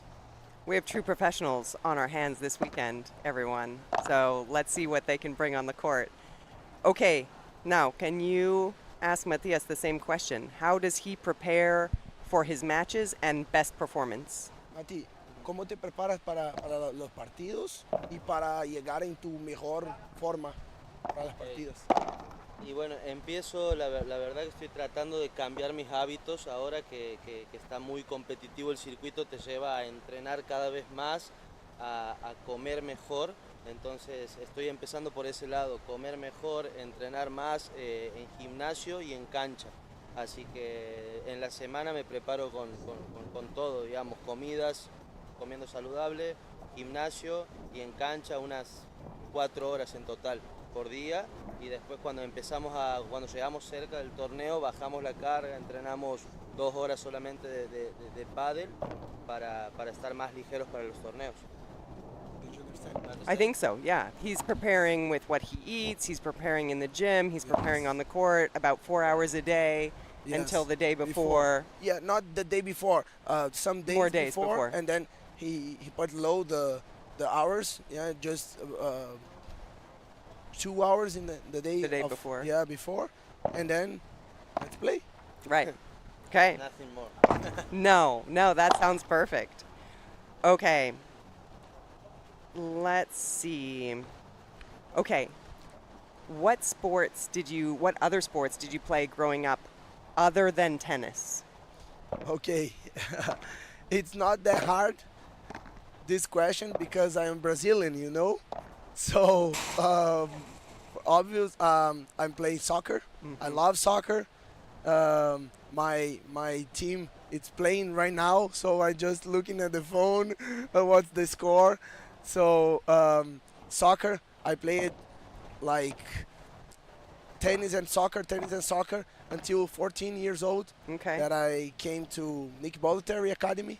Okay. And then just start playing just tennis. But Okay. In my head, I didn't know if I will choose tennis Or soccer? Or soccer, yes. Okay. So, but I play like tennis, soccer, a little bit of volleyball, but I am too short, you know, to volley. So beach volleyball just for fun. Yeah. But the rackets was always in my hand. Okay. So all the sports in the rackets, and now I came to Brazil, the pickleball. You know. Oh no, we don't like to hear that. Yes. No, actually, I Just didn't joking. know if I like or not. I never played, but the pickleball just It's coming. yeah, to Brazil. Okay. We'll get back to you about that, how it's going in Brazil. So how many years did you live at Bollettieri? 1 year and a half. Okay. Yeah, I was 13, Okay. 14 and a half, you know. I was a huge experience in my life, the best one, Yeah. because I didn't say one word in English, and after 1 year, You spoke everything. I spoke Spanish first, Yeah. because I Right. had to do a friend from Spanish to work in a high school, Okay. and after that I spoke English. Okay. Yeah, was a Man, I huge wish I had experience. done that as a young person. I only played my tennis in Canada, which at high altitude, it was not a good, I mean, it was okay, but it could have been better. Can you ask that same question of Matias? What other sports he played growing up? ¿Qué esportes practicó en cuanto tu infancia, Cuando era toda, sí, cuando chico? My first sport is basketball. It's my favorite sport for me. It's the best. And bueno, after I practice tennis so much, jugué mucho tenis profesional y de ahí me pasé al pádel. Únicamente básquet. Mi deporte favorito es el básquetbol. Okay. Sí, sí, amo el básquet. It's so high. Of course, it makes sense. He should play basketball. Yeah. Okay, remind me, how old are you, Pedro? I am 31. 31, and you are 33. No. 29. Why would I thinking 33? I don't know. The white My hair. gosh, The white hair. No? 29. I know the answer to that question. That's the problem. I've asked him that many times before. Okay.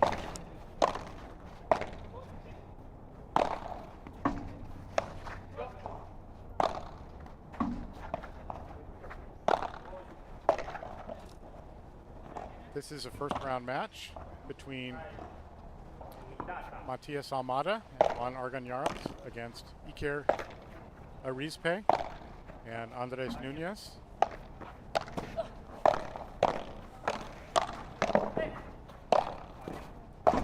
Joining me in the booth, co-commentator, is Nale Grinda.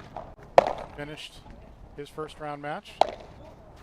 He and his partner Nico Agritelli defeated Will Agritelli and Wampi.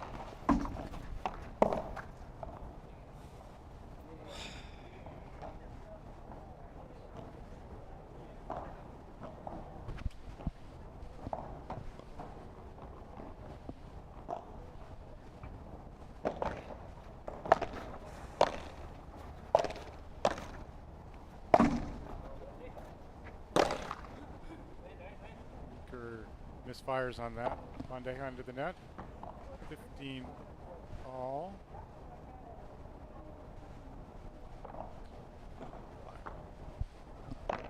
All good? All good. Not 100% certain of the score. I believe it was 15 all in the first game. I took your attention away.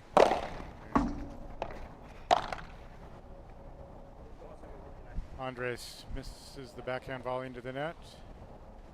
I believe it is 15-30.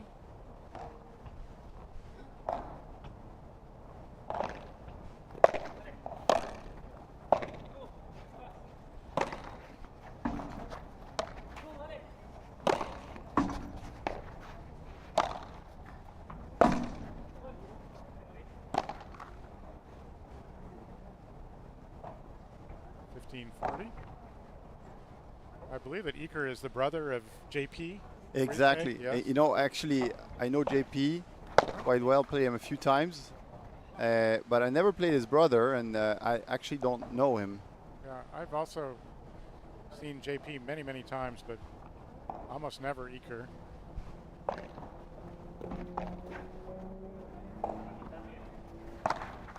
He has a very similar style game. Yeah, and a similar build, Yeah. and he's a Build, lefty yeah. as well. So the first game goes to Monty Almada and Juan Argañaras. They lead 1-0 in the first set of this first round match of the Red Paddle Summer Circuit Final. Juan Argañaras to serve.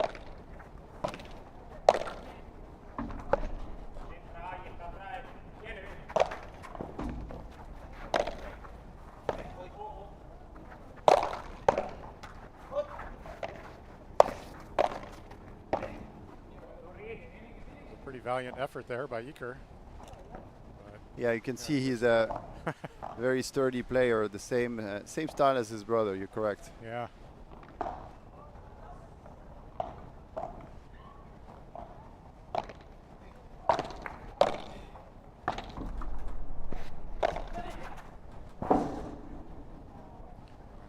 Nice fake smash there by Monty Almada. 15 all. Ooh. Misfire on the backhand volley by Juan. 15-30.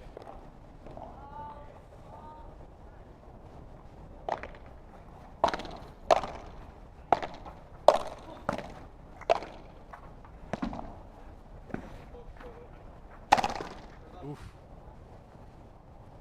Andres was not going to be able to return that one. 30 all.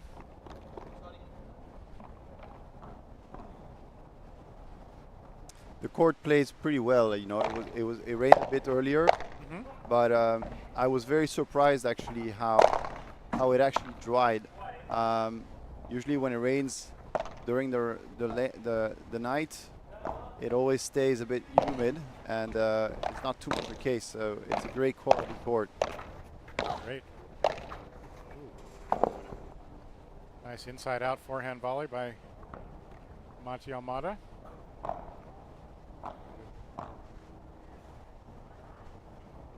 Guess that is game. So Matias and Juan lead 2-0. First set. Andres Nunez to serve.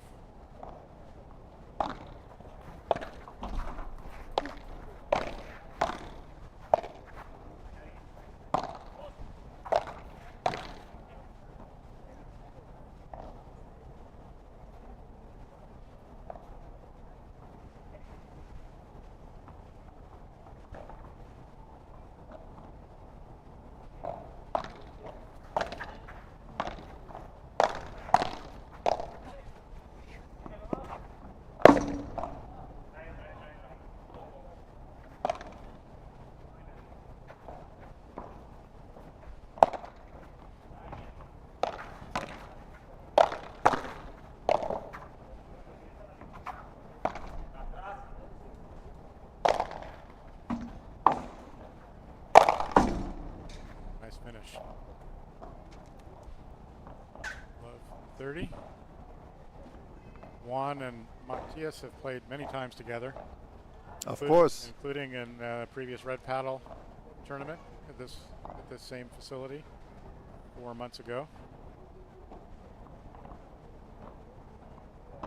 I know, we had a tough match. Right.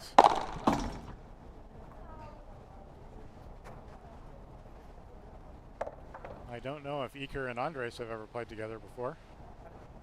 I'm not sure. As I said, I don't know him as much as I may know Mati and Juan. Yeah.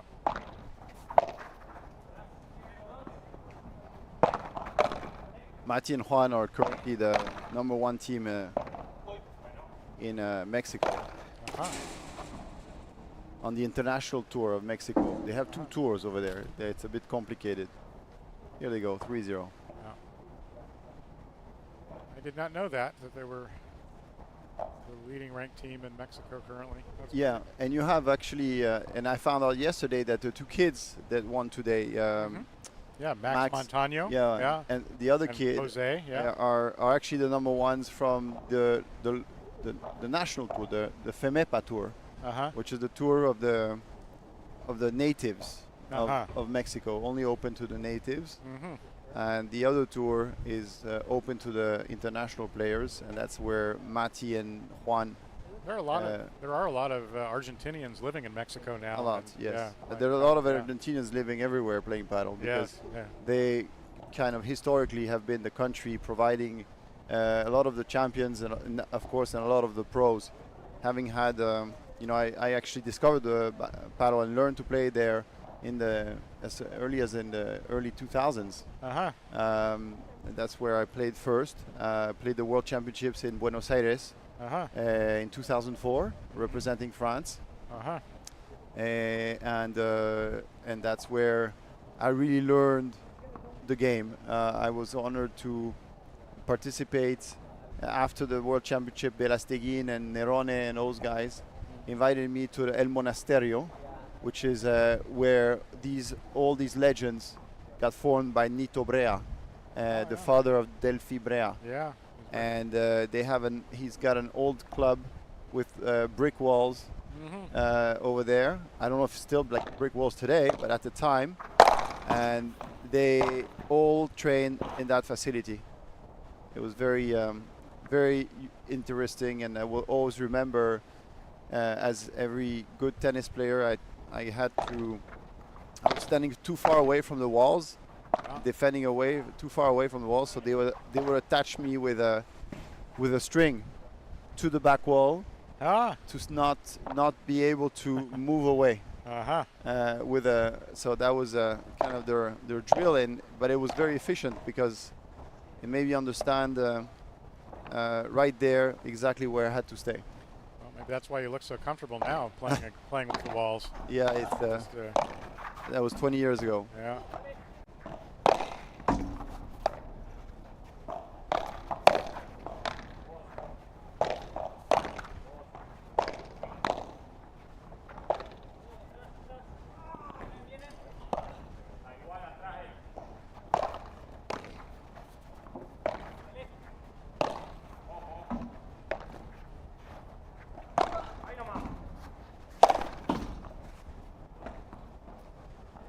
Yeah, the conditions have dried up quite a bit.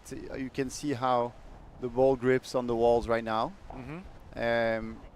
meaning that the court is 100% dry, which makes the game more difficult, I would say, for the lower ranked team. Yeah. Wet conditions tend to equalize a little bit more. Yeah, and wind as well, right? Yes, yeah. It brings the game closer to tennis. Mm-hmm.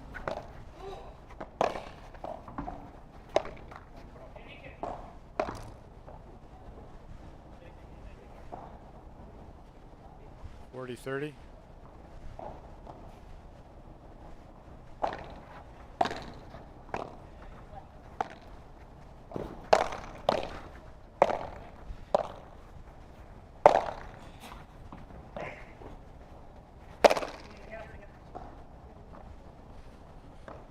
Good defensive effort, but it's still 4-0 in the first set for Mati Almada and Juan Arganaras. Bob, I wanted to tell you that I want to congratulate you first for all that you're doing for paddle. It's amazing to have an ambassador of paddle like you promoting it the way you're doing here in Houston. I hope you're gonna expand and do this in many other places. I would love to have you in Miami in my club. To it. Yeah, we're opening soon a new facility in Miami called Padel X. Padel X, yes. Padel X. Padel X. Padel Okay, X. Great. With 10 courts. It's going to be one of the biggest, if not the biggest club in the US right now. And congratulations. And yeah, looking forward to it and looking forward to having many events with this quality. So well, definitely you'll be invited for sure. So who won the first point? Is it 30 Love?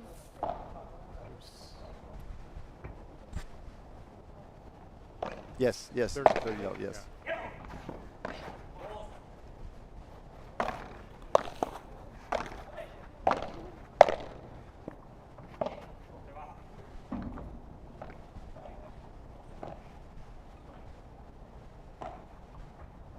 I wonder if Iker and Andres have had the opportunity to play against such high-level competition as Juan and Matias. It's really quite an honor, I suspect, for them.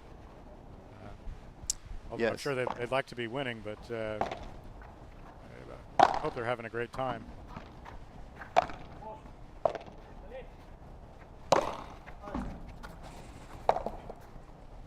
That's what often happens when you play in, first division. Is the division where there's most spread, I'd say. Yeah. Between professional players and semi-professionals that are training, that are the best probably here, but amongst the best. But it's already for them. The goal is more to be, I'd say, participating, and after trying to play the back draw, with some good matches, build some experience. Yeah. To be a little more comfortable in the future at the highest level. Yeah. Yeah. Every shot becomes just a little bit harder when your opponents are at a very high level. Just mentally speaking, at least when you're not used to it. Yeah. What I'm trying to teach and explain to a lot of the players that are arriving, coming from tennis, it's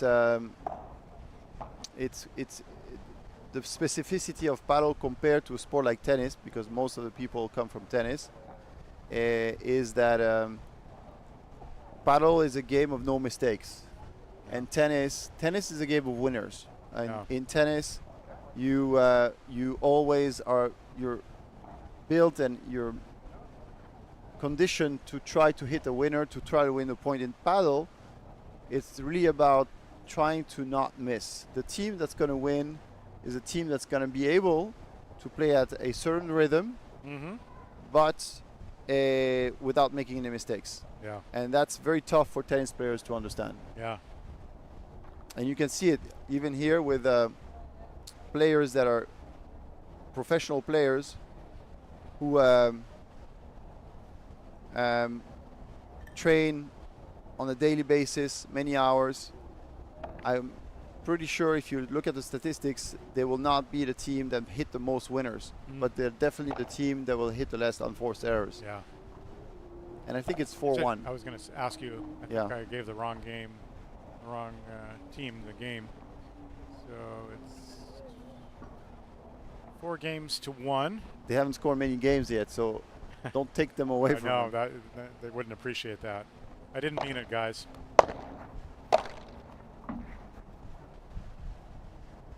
Yeah, sometimes when you're in the broadcast booth commentating, it's easy to lose track of the score, unfortunately. Of course. All right, it's 15 love.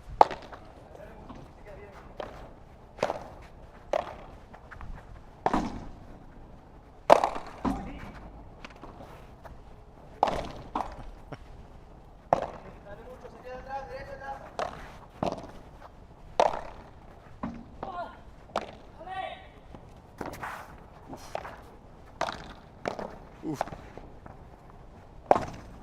And they reset. See, tactically, the goal for the pros, when they see that they don't finish the point, they get humble and they just reset the points. Mm-hmm.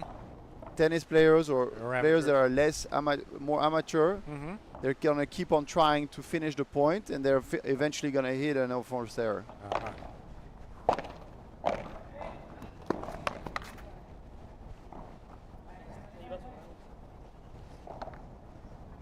Both Juan and Mati are just so solid on, technically speaking, on their volleys. You can just hear that they're hitting right in the center of the racket almost every time.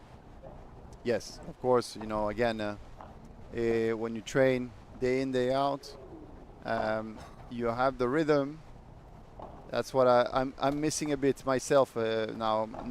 In my time and age, I'd say. You know, I don't train as much as I used to, and I'm not as young as I used to be. So, you know, it's a bit frustrating, but that's what goes away. The rhythm is the capacity of repeating. I know what to do. I know how to hit the ball, but lacking a bit of momentum and rhythm and repetition. Mm-hmm.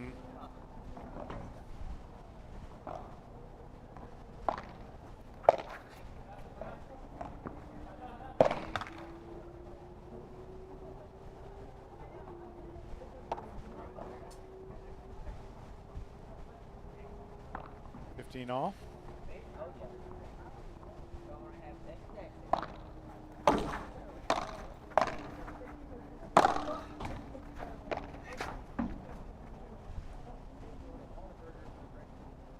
Again, another example of it trying to stick the volley and win the points. Uh-huh. The Mati defended really well. Yeah. And you see when you have on that overhead, when you have the 2 feet off the ground, it's not a good idea to hit the ball. You really, that's what I try to coach the players I coach, is always when to decide to hit compared to do a bandeja. Is if you have the 2 feet on the ground, you can go ahead for the hit. Mm-hmm. If you're scissor kicking in the air like Nunez just did, yes, you should be just you don't have enough force with your 2 feet in the air. Mm-hmm. You should just push it, and he tried to hit it, and he got countered. Yep.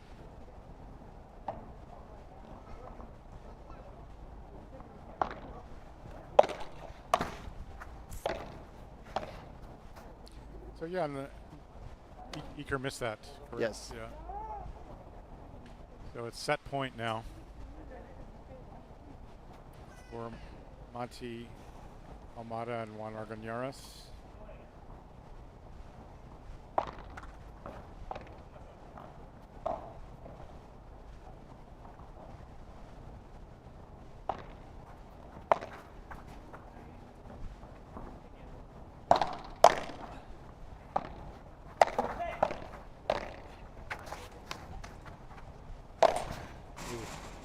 Nice change of direction there by Mati Almada.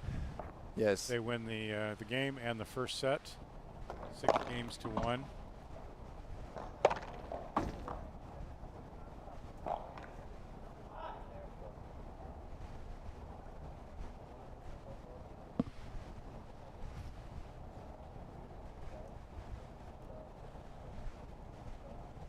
So you were saying that at the highest levels of the game, well, at least I noticed at the highest levels of the game on the World Padel Tour and Premier Padel, you do see a lot of the players hitting bandejas and vibras in the air with both feet in the air. Yes. But you're saying they're typically not going for a winner in that situation. No, I'm saying that when you have the 2 feet in the air and you're scissor kicking, you should only hit a bandeja or a vibra.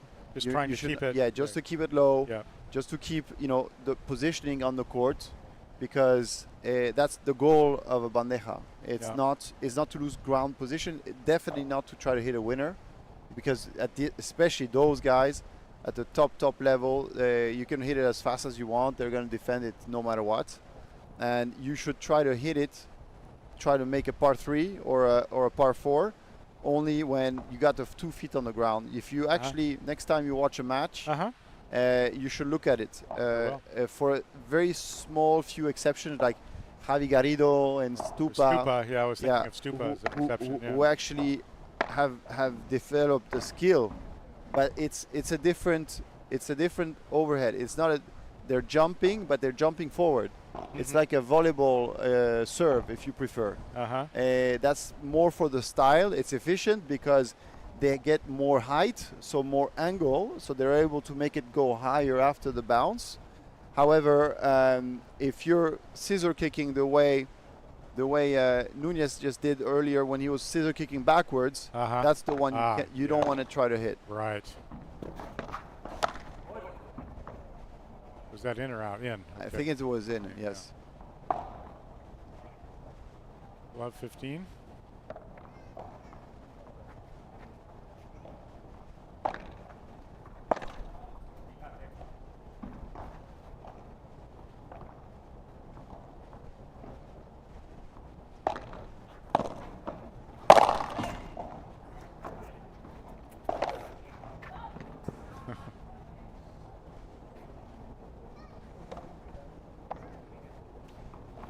So are Matthias and Juan, are they still playing on the A1 tour, or are they just playing mostly FIP events now? Or, I mean, again, you know? I don't follow. No, they're not playing FIPs much. I believe I haven't seen them much. I'm not myself playing many FIPs left. I think my ranking is down to in the 300s now. So I'm not participating on tour much this year. I'm saving myself for my senior years next year. I'm going to be playing back for France, and in the senior world championships. Yes, and that's my goal. It's you know the kids playing on the FIP tour and on the premier tour are all in their 20s, and I'm 47. So you know at some point you got to accept fate. Yeah. Well, even Fernando Belasteguin is going to have to retire one of these years. Yeah, and but to the contrary of me, he was number 1 in the world for 16 years in a row, so he still has quite some skills that I never had. Yeah. And definitely a very good hygiene. You know, that's the key. He is a maniac of training and of diet. He's always looking still to improve. I see him. I was in Paris last week for Roland Garros for the French Open, and I saw him there still trying to train and finding out what the best supplements are and trying to be at the top of the game. Keep on being at the top of the game. There you go, 40 love. Yeah. This time, if they win the game, I'm going to give them credit on the scoreboard. Right away. That's a good volley. To neutralize to the south, you see, those are shots that don't look like much, but that first volley is really a classic that everybody should learn in paddle school. Once you serve the first volley down the middle with no angle, no speed, like that. That's a very good volley. That allows you to set up. Well, again, that's another example of a scissor kicking overhead with risk. It has no sense. Yeah.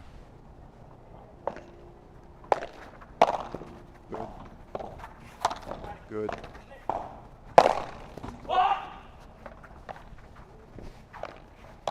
Ooh, good shot there. Good shot. That is game. 1-0. Yeah, game for Iker Arispe and Andres Nunez. Score is tied at 1-all, second set. Almada Argañaras won the first set 6-1.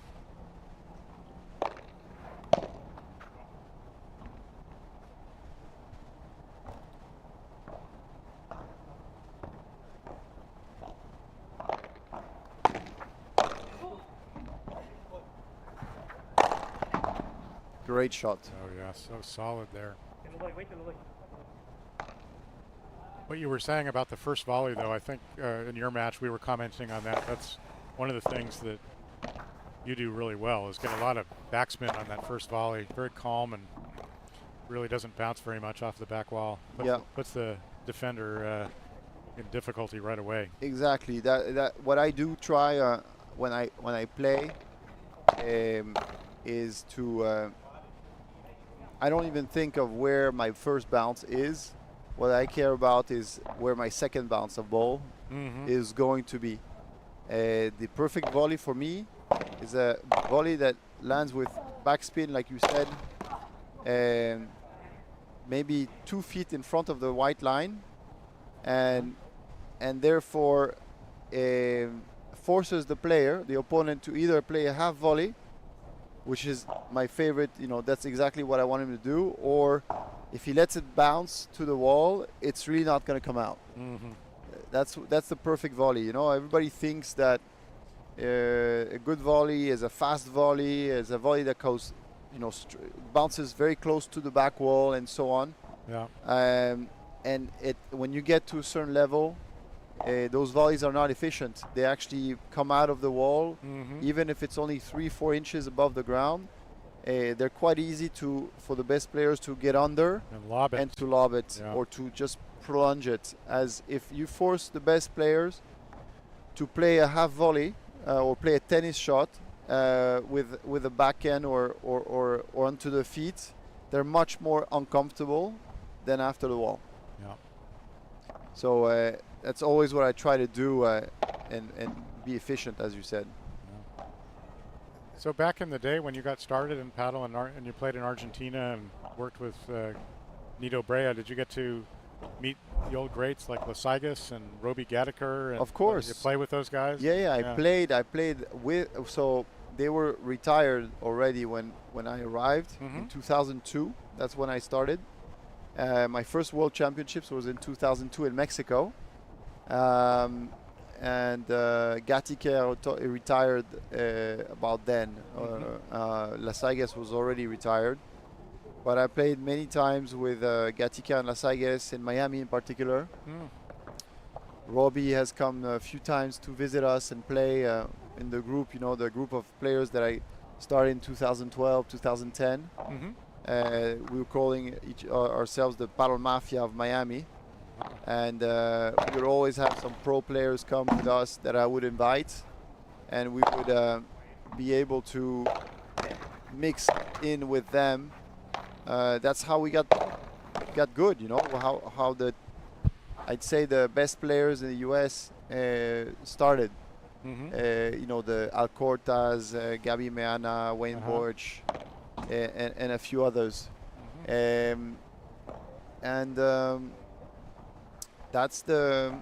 That's how I kept in shape and kept at a decent level, and how they got improved a lot. It doesn't you cannot do much better than training and practicing and playing matches with the best players. Yeah. Ooh.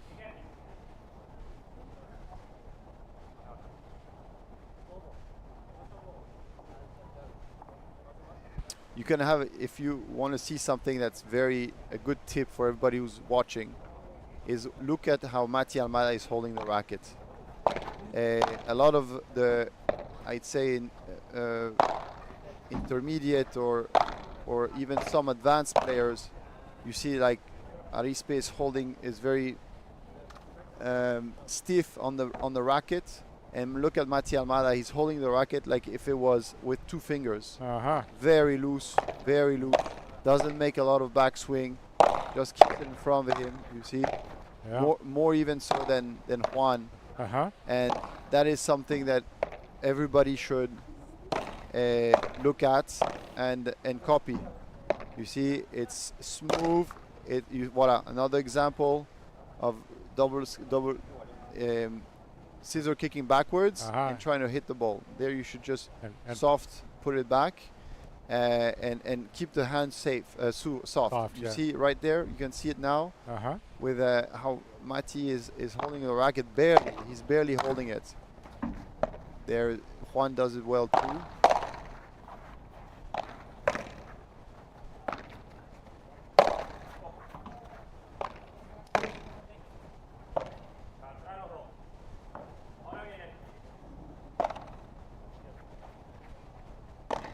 Monty likes the high lob. He's very good at it. Yeah. A few that, and that is one of my. I don't like that as an overhead hitter. You don't like it to have to hit the overhead off of it. Exactly. Yeah. It's not easy. Those are things that, and I remember when we played a few months ago here on the same court. During the day with the sun, he was annoying me quite a lot with those lobs. Yeah. I remember the match point we played. I think I hit 17 overheads on his lob. I counted them. I counted them watching the amazing point. Yeah, watching the replay. I had to hit 17 overheads in 1 point to win the match. Yeah. And it's not easy. Have a golden point here.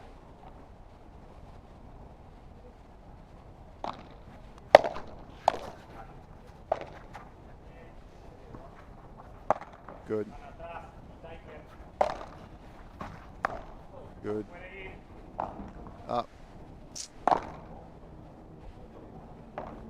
There you go. Game to Monte Almada and Juan Argonaris. They lead 3-1 in the second set after winning the first set 6-1.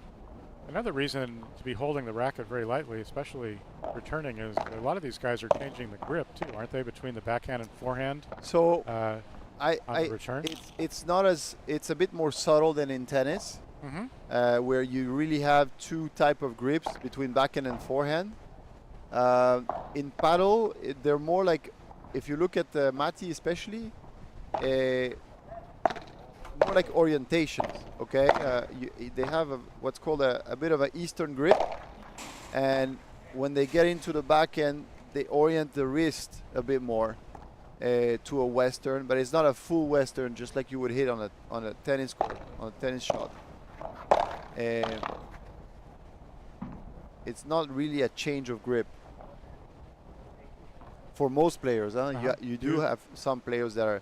I tend to have a very open grip, meaning a very Eastern grip. For the same reason, so I'm always looking for softness of the hand. You know, to stay soft and to let I'd say the talent express itself as much as I can. And of course, it's not easy. Sometimes you get tight. Sometimes you get nervous and you tend to tighten the grip, and of course that's when you start making mistakes. But if you look at a guy like Paquito Navarro, super loose grip, super loose, and I'm not saying everybody should be trying to do what he's doing, because there's only one Paquito Navarro, but it is. Oh wow.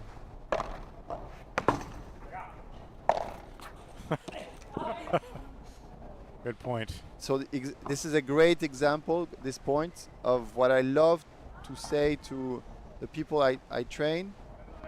Paddle is about playing cat and mouse. It's about trying to play around, not to kill on one shot, but okay, you know, you play it to the back, you play it to the front, but you don't have to finish the point in one shot. You see exactly another example. Oh wow. Exactly. Nice try. But you see how the pros are. They're not going for too much. They don't mind playing 6-7 extra shots to win the point. They know that percentage-wise, they're gonna win more points than they're gonna lose. So the mistake we all do at our own level is sometimes you feel that you play a tougher opponent, you play at a higher level, and you feel you have to overplay. That happens to. That happens all to everybody. Everybody, It happens to everybody, every level. Doesn't matter. Happens to me. Happens to what you got to tell yourself in these moments is, listen. If I'm gonna win at this match, if I'm gonna have a chance to win this match, I got to be able to play at my pace, at my level. If the opponents play too fast, if they're able to do the same things that we do, just at a faster pace, then you know what, too good. But overplaying, overhitting, you're gonna score 3-4 games a set, but you're never gonna win. So the advice I always give or tell myself even is exactly that. Is listen, I'm gonna play my pace. I'm gonna play my strengths. I'm gonna try to defend, and I'm gonna try to turn my my defensive points into offensive points. But if that day the speed, the pace is too fast, and I can't, and I do unforced errors because I can't defend, then it's too good. At this time and age, that's the best I can do. Yeah. All right. Eker is serving at 1-4.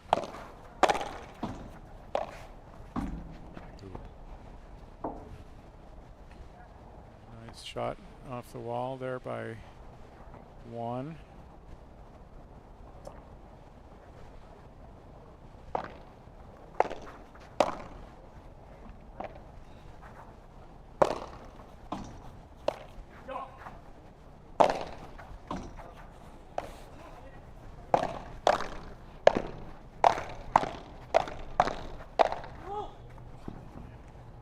Nice shot.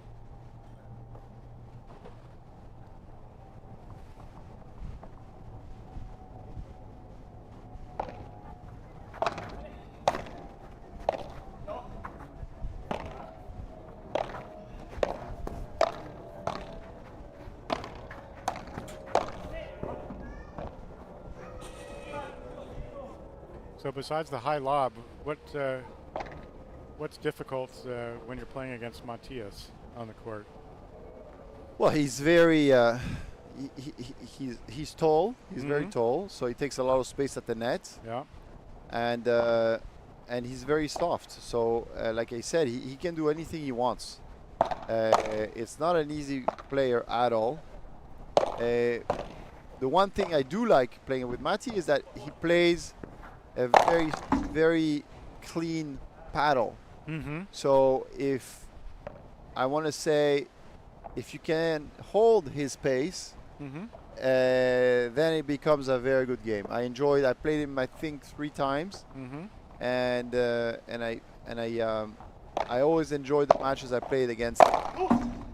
And his game suits my game pretty much. I won the 3 times, but how about Juan? What's difficult again about playing with Juan? What are his strengths? Well, Juan is a very crafty player, as you can see. He's a great defender, but same. I would say that they complete each other quite well because Juan is a bit shorter, and he can manejar. He can manage the point from the right very well. And Matti has more of the power play. Yeah. But for me, being a lefty, I like this style of play very much because they make me play my best paddle because they play real paddle. You can see these guys have been professional players. Hey, oh, there we go. Yeah. Well.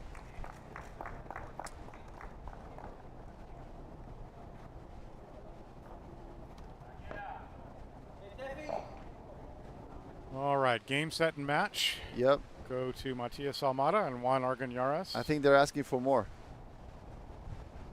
Asking for more paddle? Yeah. They didn't break a sweat yet. No, I'm kidding. Yeah, well, of course not. No. No, they wanted a photo. Okay. Social media photo. Exactly. Yeah. All right. Well. Is that the day? As I said. Is that the day? That is. That's it for tonight. All right. We'll be back early tomorrow, starting at 8 in the morning Houston time. Oof. Hopefully, wherever you are watching, it's not that early. or you'll set your alarm to start watching. You know that you're a star in France. Did you know that? I didn't know that. Yes. I don't speak a word of French. I know, but because I still have a little bit of people that are watching me over in France, right? And they are much later. So I had many comments, probably a dozen, of people saying how they really appreciated the whole setup and your comments as well, because you're very calm, you explain things well, and So we'll tell them thank you, and hope they'll watch next time as well, and hope we can keep growing it. for sure, and we'll do something in Miami for sure. Yeah. Thank you for joining me in the booth tonight. And With great pleasure. Congratulations on winning your match earlier this evening. Good luck in the next one. Thank you. Do you know what time you play tomorrow? I'm supposed to play at noon, Okay. but maybe there's going to be a heat advisory as well, Okay. and we'll have to play a bit later. Okay. I don't know, but we'll have a tough match no matter what. We're playing Peter Alonso and Jacobo Blanco. Yes, right. Mhm. Well, yeah, you'll bring your A game. We'll have to. Yes. Yes. Yes. All right. Well, we are going to Thank sign you. off for the night. Thank you, everybody. Please come back to the Red Paddle channel and look for day 2. We are going to be going all day long, probably into the evening, many, many hours. Hopefully, we expect some great matches, including Nale's match. That's gonna be a highlight tomorrow for sure against Peter Alonso and Jacobo. So have a good night, everybody. See you tomorrow.